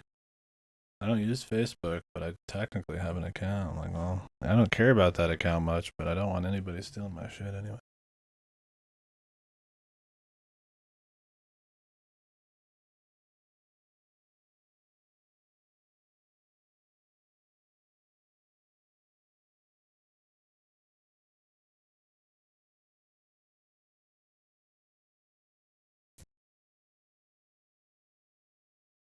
Yeah, I checked the email and it was like legitimately Facebook.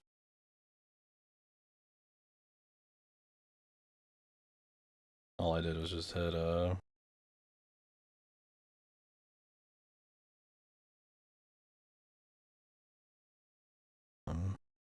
if I didn't request it, let us know, and I just hit the button. It was like security at Facebook. Usually I would just ignore something like that, but I feel like I should probably click that. Maybe I shouldn't click emails that in ever. I usually don't. I mean, if something did happen to my Facebook, I wouldn't care, but that's not an excuse. But anyways, yeah, Toem. It's kind of, it's got some charm. It's, I think the visual style is maybe a little too limiting. Like I said, I think it's probably saves on budget and stuff. But I think for a game where you spend a good 6-7 hours walking around, kind of meeting um, colorful characters, kind of puzzle out little adventure game things to kind of find how to get every shot. It probably could use a little bit more flair. It's all just these kind of like square rooms that you load into the next one. To a certain extent, it feels like a style. To another extent, it feels kind of like a limitation. I don't think it's a big deal, but I think these kinds of games having more flair, or at least if they're going to be kind of more drab, being maybe like shorter, like is maybe a bit more important.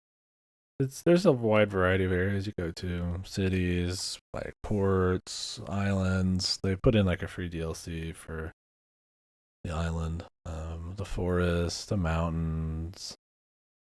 It's cool, and you meet a lot of goofy characters and stuff. It's fun doing the adventure game shit. I like little adventure games. Um, it's a solid enough time. That's pretty much all it is. You just kind of take pictures. You fill out your catalog. Um, they kind of give you maybe like a riddle or a puzzle, and it's like go take a picture of a missing something or other, and you have to kind of figure out what they mean by missing something. And it can be a little goofy sometimes. There's some stuff that's not. It's a little bullshit. But for the most part, it's fine. I 100%ed it. I liked it enough, but I think if you want to try out the adventure game picture taking thing, pick up Umurangi Generation. Um, and if you want just picture taking, play like new Pokemon Snap or the old Pokemon Snap. But if you want to like actually walk around and have full control, let me link Umurangi Generation. I would say I was more partial to this one. A little bit more interesting visuals and stuff going on, more fun jumping. It's a little too up Evangelion's ass in the DLC stuff. It's free DLC. But it's still pretty cool. Cool music.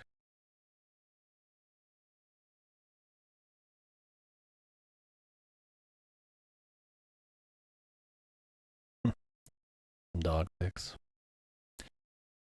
Yeah, it's cool enough. I mean, you could argue this one is a good one. I don't think it's like bad. I think it's just kind of like all right. You know, I feel like maybe I kind of want to put it on good just to kind of just respect that it, the kind of the feeling behind it, I guess.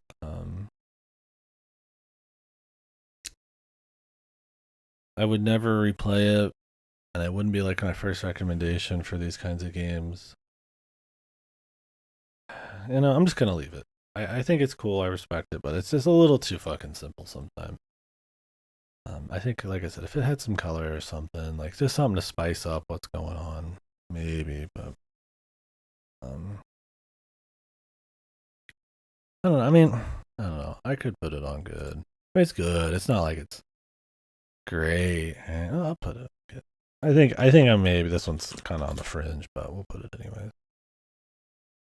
Bookwalker Thief of Tales. I really like this one. I know some people aren't as big into it. I do agree in this one about some of the tonal issues, but the world building, the creativity of each world, and how often you're going to new ones, I think, is wrong.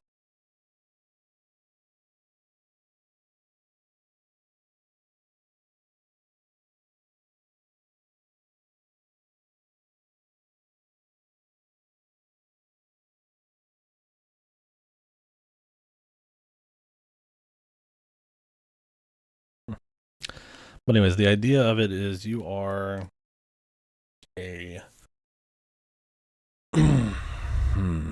it's an interesting premise, but you are essentially an author um, who lives in this kind of dystopian world where authors are kind of kept in check a little bit more because there's limited ideas, and authors can also jump into books and kind of create like actual worlds, people and stuff. And those things can be moved between books and pulled technically into reality and all that. And so there's laws and kind of this weird dystopian thing going on to kind of limit them. So you play specifically as a writer who did something, and so your punishment is you have to like write for like a label or publishing group for a certain amount of time, and you're not allowed to do any kind of like creative work or anything like that.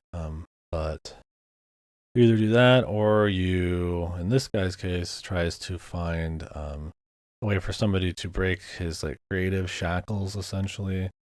So he's essentially doing like diving. He's diving into different people's books and stories to pull out those ideas, like a Mjolnir hammer or something like that, that they want, so they can use it for their stories. And it's all kind of ran by this sort of shady black market kind of contact, right? So,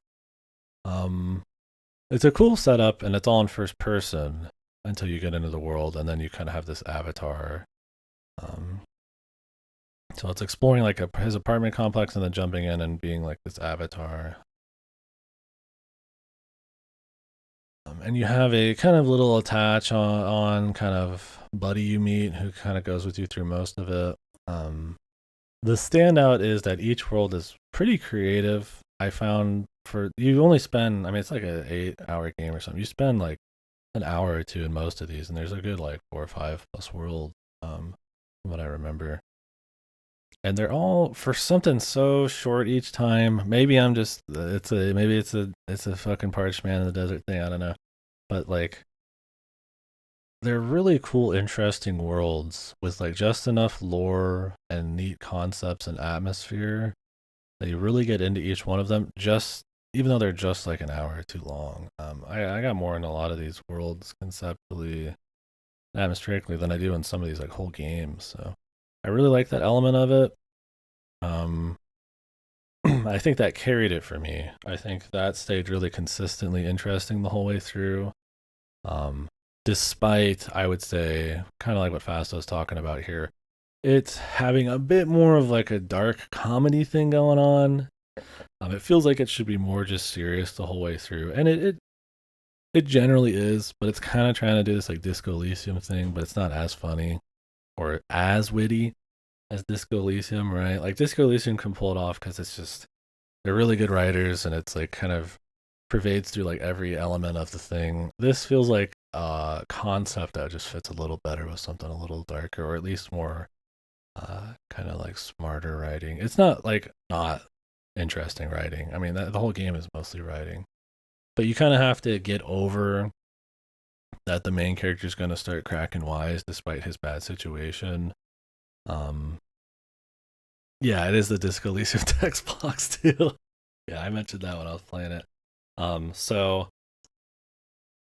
um, so you kind of have to get over some of the tone. I think once you get used to it, it's fine. It's never like really funny, but it's not like quippy. It's not like really lame there. And there's so much world building and writing, and for the overarching world and the inside the book worlds that I just find it really, they're all really fascinating. I really like that. Um, the actual main story and how it all ends and stuff. It's whatever. It's not really all super awesome. Um, there's also adventure game elements. You kind of run around and explore and kind of get like loot and then craft with it. It's not really complicated. You can have like healing items because there's some combat, which we'll get into.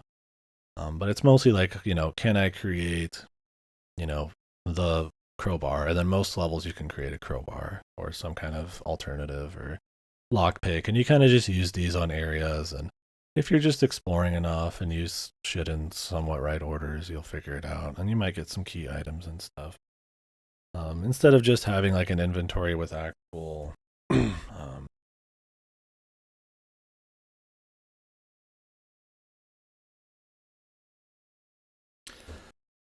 sorry, distracted. But I don't remember what I was saying. But yeah, it's kind of like instead of adventure game stuff, it's like resources, and then you craft adventure game stuff. Um, the other kind of iffy thing, I think all those other things aren't a big problem. The writing's probably iffy, sort of the tone, and kind of where the plot actually kind of goes. But I should say the dialogue, not the writing. I really like the world building. But the combat is not something you get into often, but it's a very basic kind of turn-based combat. You attack for 2 points or defend, um, and it defends against 2 damage, or you attack and it refills your MP, but it only does 1 damage. So you kind of like play with that. And after every mission, you can upgrade your guy in your apartment, and it's usually just full damage is all you need. It's very easy. And if you explore, you have plenty of healing items. It's just a little bit of extra flavor, really, more than it is actually really interesting combat. And there's not too much of it. Um, I'm never like, damn, man, I really want to do more combat, but it's fine when it's there. It doesn't happen often.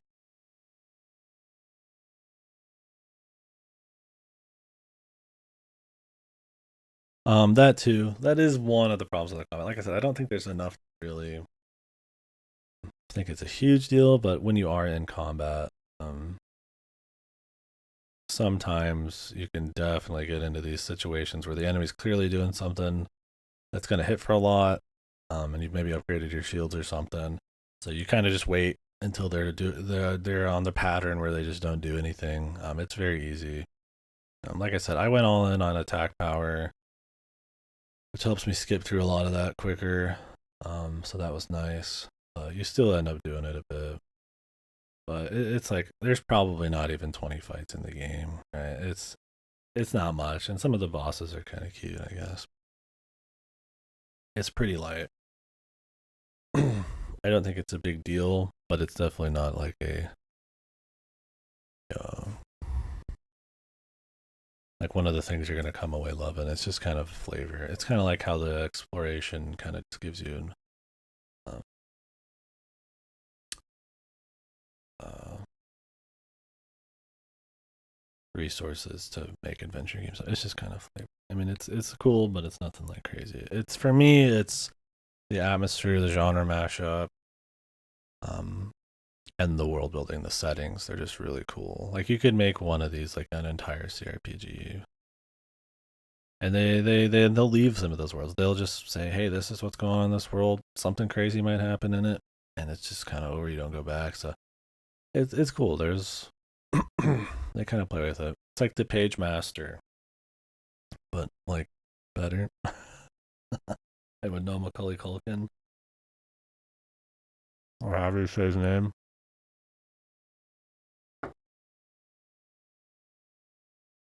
But I'd recommend it. Yeah, Pastor's not as into it. I think overall people like it.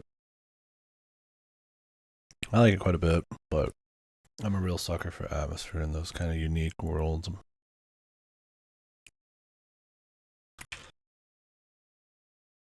Not one you heard about much. I think it really depends on how much, yeah, that dialogue and how much that trajectory of the story, how important that ends up being to you. Like I said, for me, I think I had something else to hold on to there that I was fine with it not being that way. Um, but I think if you're not as into the worlds, you're gonna have an issue there.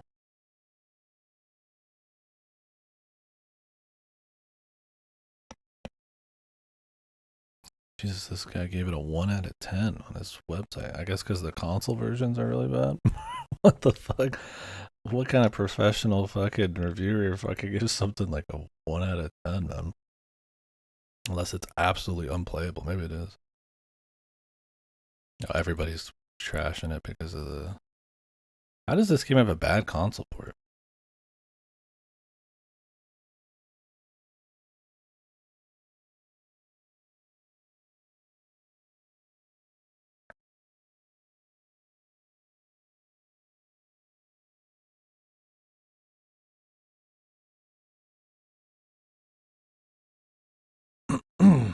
But anyways, yeah, I liked it.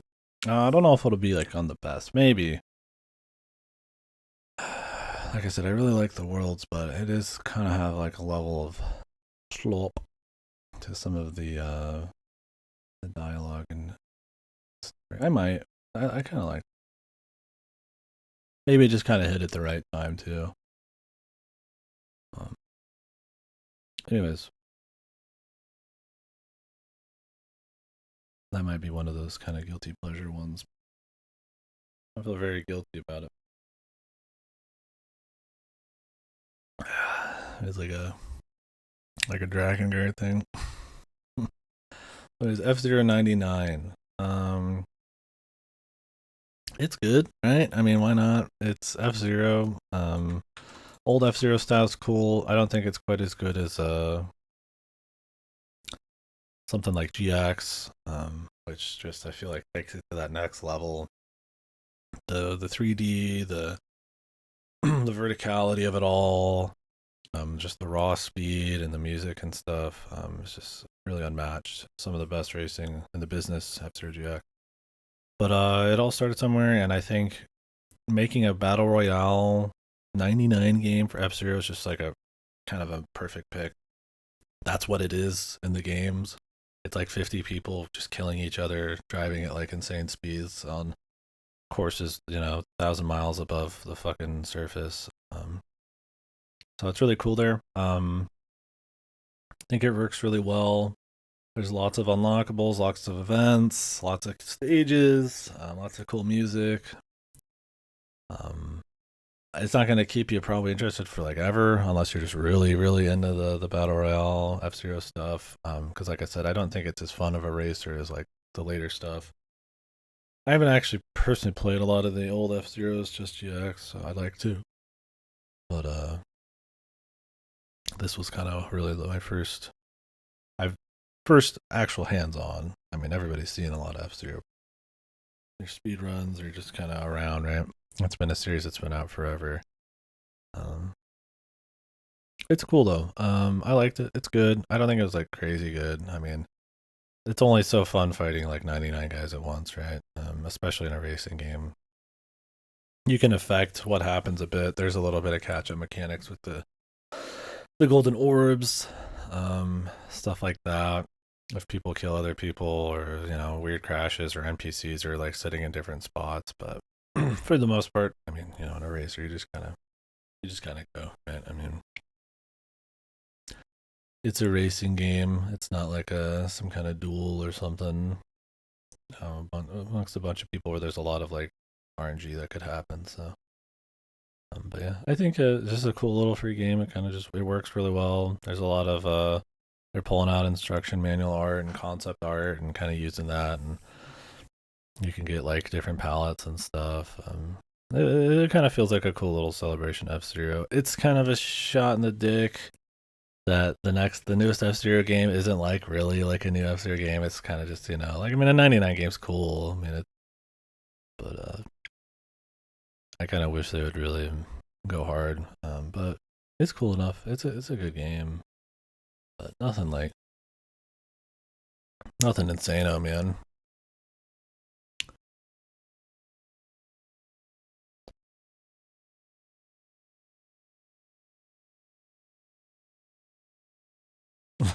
The 1cc.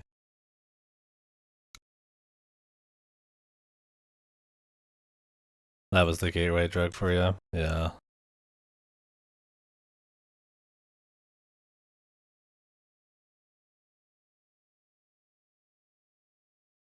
Like I said, it's very accessible because you can beat the game in chunks and then kind of go back at it. And they have some kind of posty game sort of thing to like a goal, right?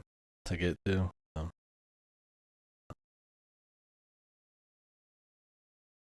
Cool.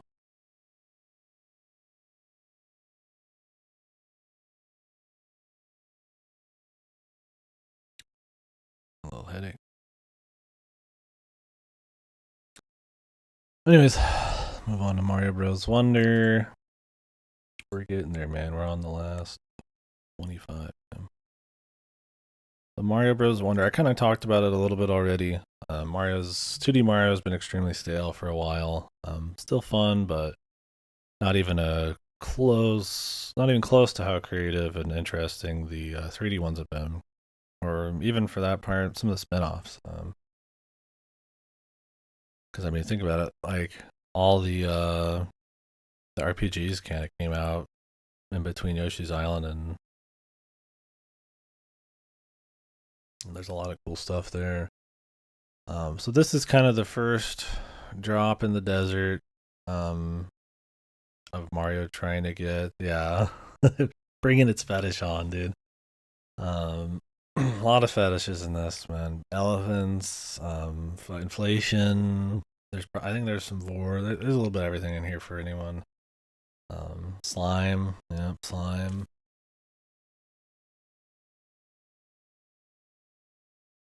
Everything. I mean, there's a little bit of everybody. Extension. Oh, yeah, just look at it, man. There's shit everywhere, man.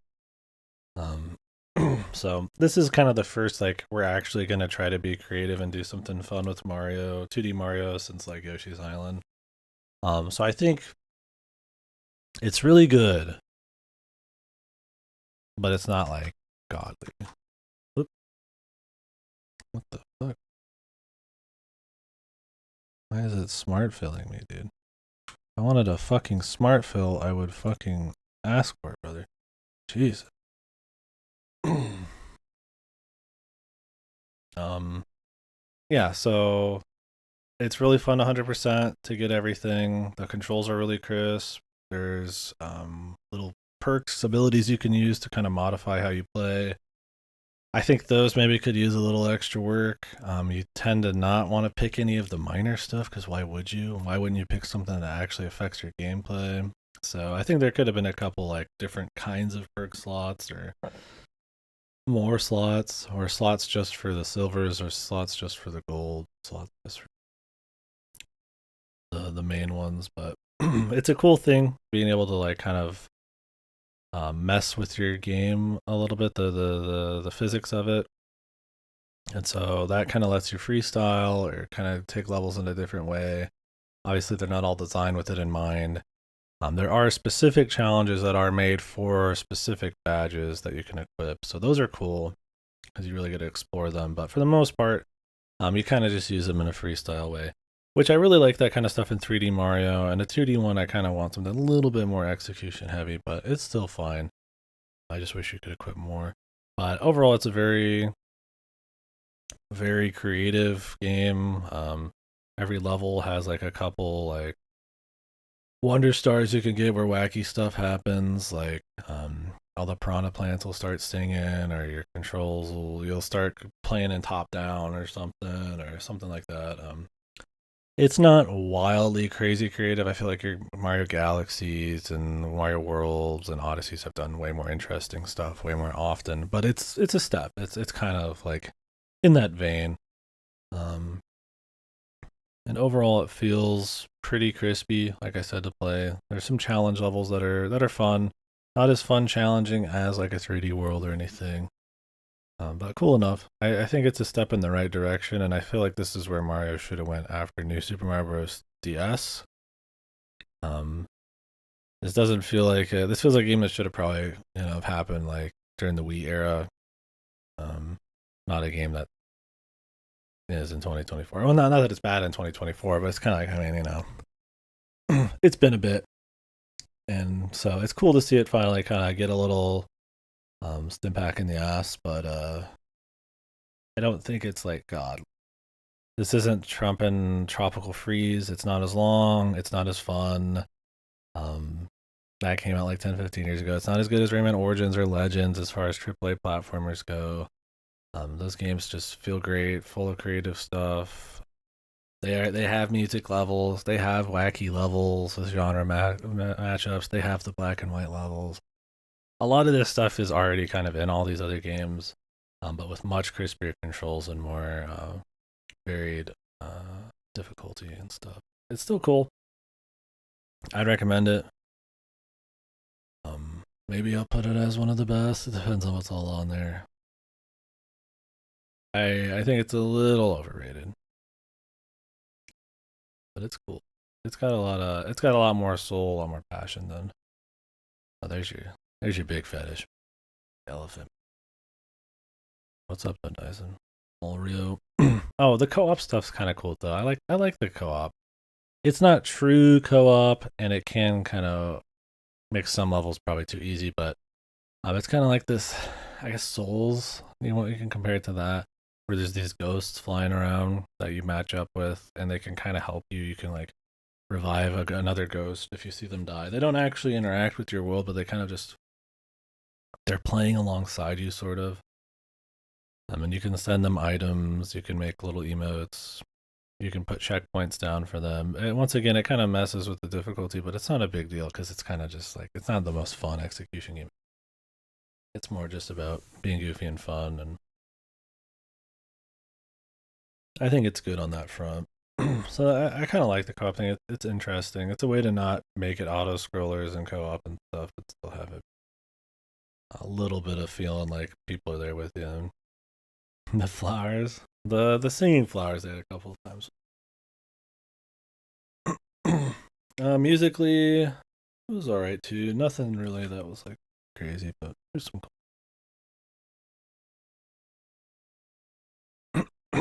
But yeah, it's good. I would recommend it for sure. I hope they keep going in this line of in this trajectory. I guess I should say. It would be nice.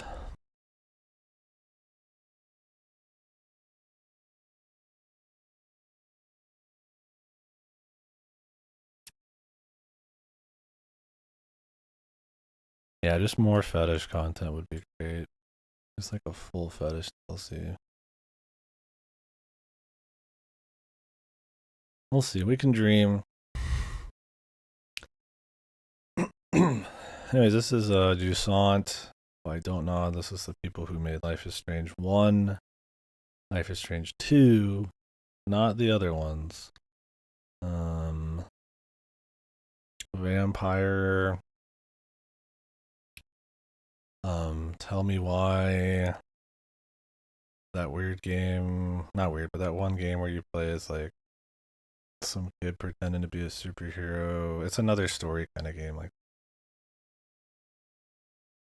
I don't remember what else. They really haven't made much good stuff since Life is Strange 1. From what I've gathered. But this was good. Or fine. I don't know. Would I say it's good? I'd say it's fine. So what this game is you are this person who is climbing a mountain in a world where the water has receded. Well, it's receded because it's all in the sky, I guess. So you're essentially climbing a super mountain, and you're taking this little dude, this little baby, creature, to the top where the nests are, or something. Is kind of the idea. So you kind of figure that out as you go a little bit, but it's not a. So it's kind of you. It's not quite an auto platformer. It looks kind of like that. There is a bit of stamina you have to think about. There is some actual physics. There is a little thought you have to put into it. It's not like what is it called, Tales of Yore or whatever that came out this year too. Not Tales of Yore. What is it actually called?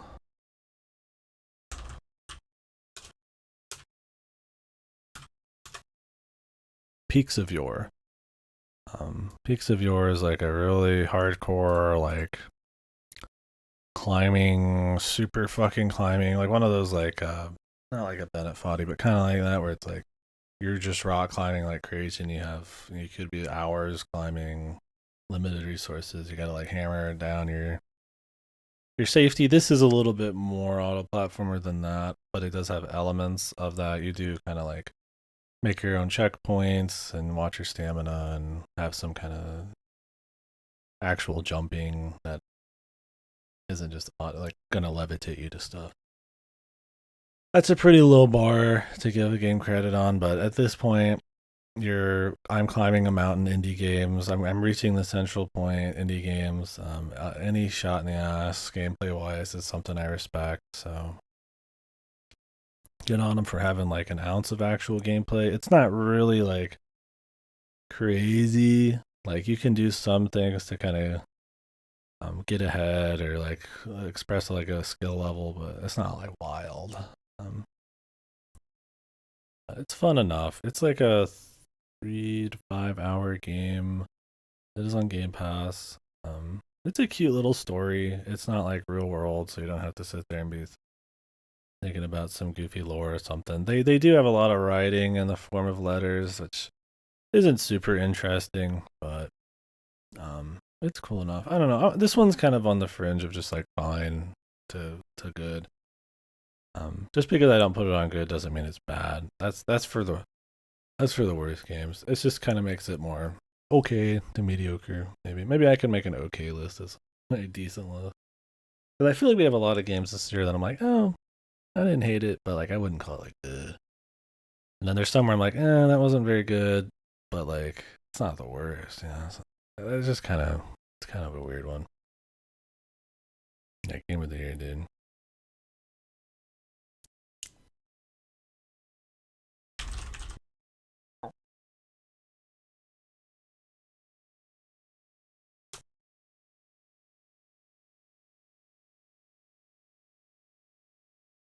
But yeah.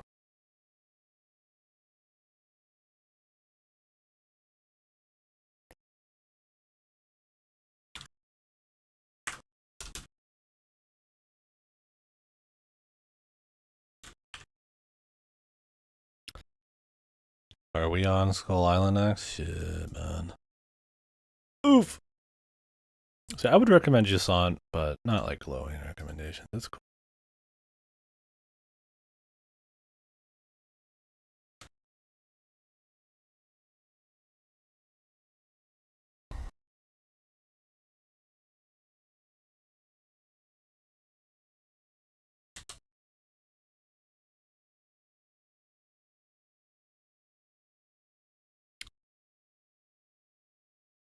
Anyways, and then some messages. They're the game of all time, the most powerful game, the most powerful monkey, Kong. I don't even think it's King Kong, just a Kong. Yeah, this game is fucking atrocious, dude. Golem's like good compared to this one. Everybody's like, "Oh, Golem's the worst game of the year." I mean, if this might not even be the worst game of the year, but it's fucking bad. This is way worse. So, um, it's I think it was made. They said in like half a year or like a year or something. If that. It's made published by fucking Game Mill. That tells you what kind of game this probably is. It's fucking Game Mill, dude. Like it's like the most like we're just churning them out, dude. Um, so the actual dev is I think some Brazilian dev. I don't remember their name. But I mean, yeah, it's just this is a game made for a quick buck with extremely lazy, bad, fundamentally poor decisions.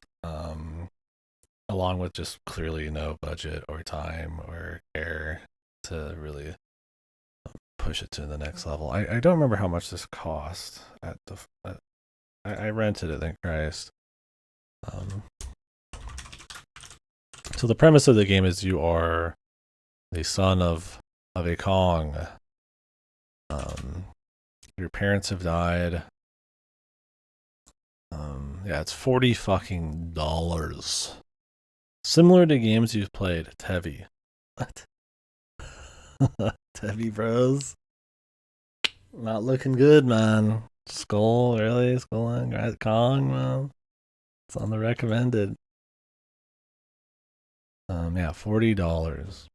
Kong Colossal Edition, dude. $55. Insane. They're charging for this shit. This should be like not even a $10 game. It's not worth your time, let alone your money.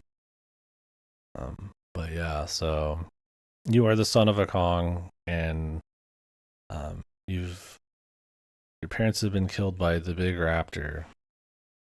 So you are really angry, and you spend your life training and surviving until you can beat up all of the other big monsters on the island to kill the big raptor. Um, and that's kind of it. So the idea of an open world Kong game where you run around, fight small stuff, get more powerful, work your way up the food chain, and then become like big boss, kind of like in a Metroidvania way, but with more combat and like you know imbibing DNA or some shit to like learn moves. I don't know if he just learned them from fighting them or he just like eat them or some shit. Is like cool camera filters. Kong skins, dude.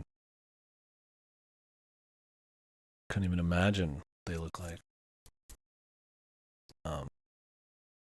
Anyways, yeah. The idea maybe could be cool in like the right hands. It's because it's not what happens. It's very like technically you could get to any level almost at any time. At least you can always go back and make shortcuts. But what the fuck?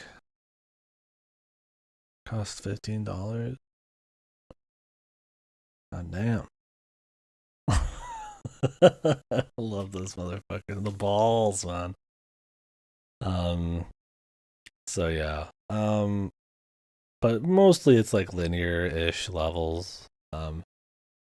So what's going on when you get to each level, the idea is you just have to walk to the boss. Um, there's little fights you get into on the way. Some you can avoid, some you can't. This will give you like XP, where you can get perk points. Sometimes they're moves, sometimes it's just its attack power or some shit or speed. They're all really boring. The combat is really mashy. It's one of those you just find the good combo and you just kind of mash it forever. Um, the animations suck. The enemies don't react to shit. Balance is all over the place. It just generally looks like ass. But anyways, you go to these levels, and this is the worst part of the game. I mean, it looks bad, sure. The story's rancid. It plays like shit. It's fucked. They're putting like stills, like PowerPoint stills in instead of like animated monsters. All of that's bad, but the worst part is probably the level design. The level design is like flat ground, like labyrinths, essentially. These fucking maps are huge and they're all like maze labyrinths, and you can't see where you are on the map. You can't figure out where you need to go because you do this roar thing and it's supposed to tell you like where the big objective is, but it's blocked by the trees or something, so you have no idea, and you can't see yourself on the map. I feel like probably so they could pad the game out or something. I'm not quite sure. So anyways, you're stuck in these areas that all look the same at all times, and you have to keep checking this map over and over to make sure. Oh, I gotta take a left here, and I gotta take a right there, because if I don't follow that specifically from the start, I'm going to be lost because I have no idea. There's no points of interest. There's no like unique looking locations or anything. So you are stuck essentially just walking in this Kong game for hours, every level, just fucking going. You have no fucking idea where the fuck you are, where you're going. You might end up in an old level. You might have taken a shortcut that you can't get back from and have to restart going through the whole thing. It is insane, and how boring it is. And there's always like enemies coming at you and then getting in the way and stuff. And then I mean it culminates in like boss fights, and the boss fights are just really long, drawn out. Not mash fest. You have to actually like dodge stuff, but super uninteresting. And that's the whole game. You just do like 5 or 6 of these like super gauntlet labyrinths, where you can't see where you're going, where they could have easily just made it slightly better, and at least you could have just moved through the game just to see a few funny cutscenes here and there. Um, it's atrocious. It's kind of funny, but I would say it's more painful than anything. Of course, but I wouldn't recommend it as like a funny game either. It's kind of funny if you put a spin on it. One sec.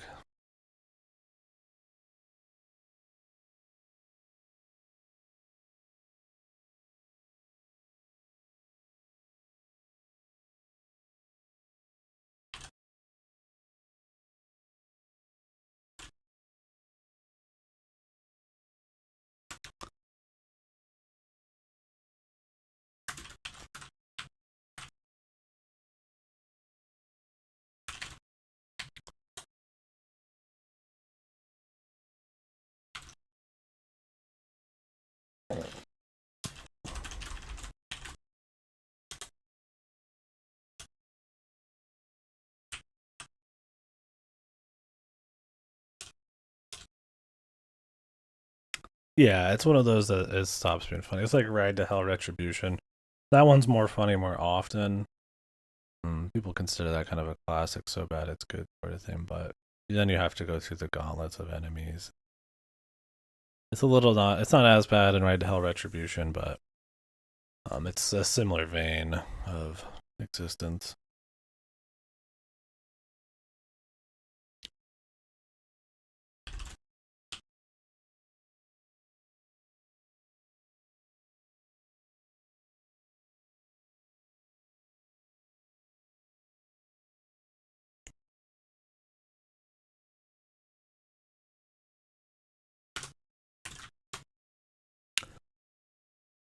Anywho, yeah. So next game,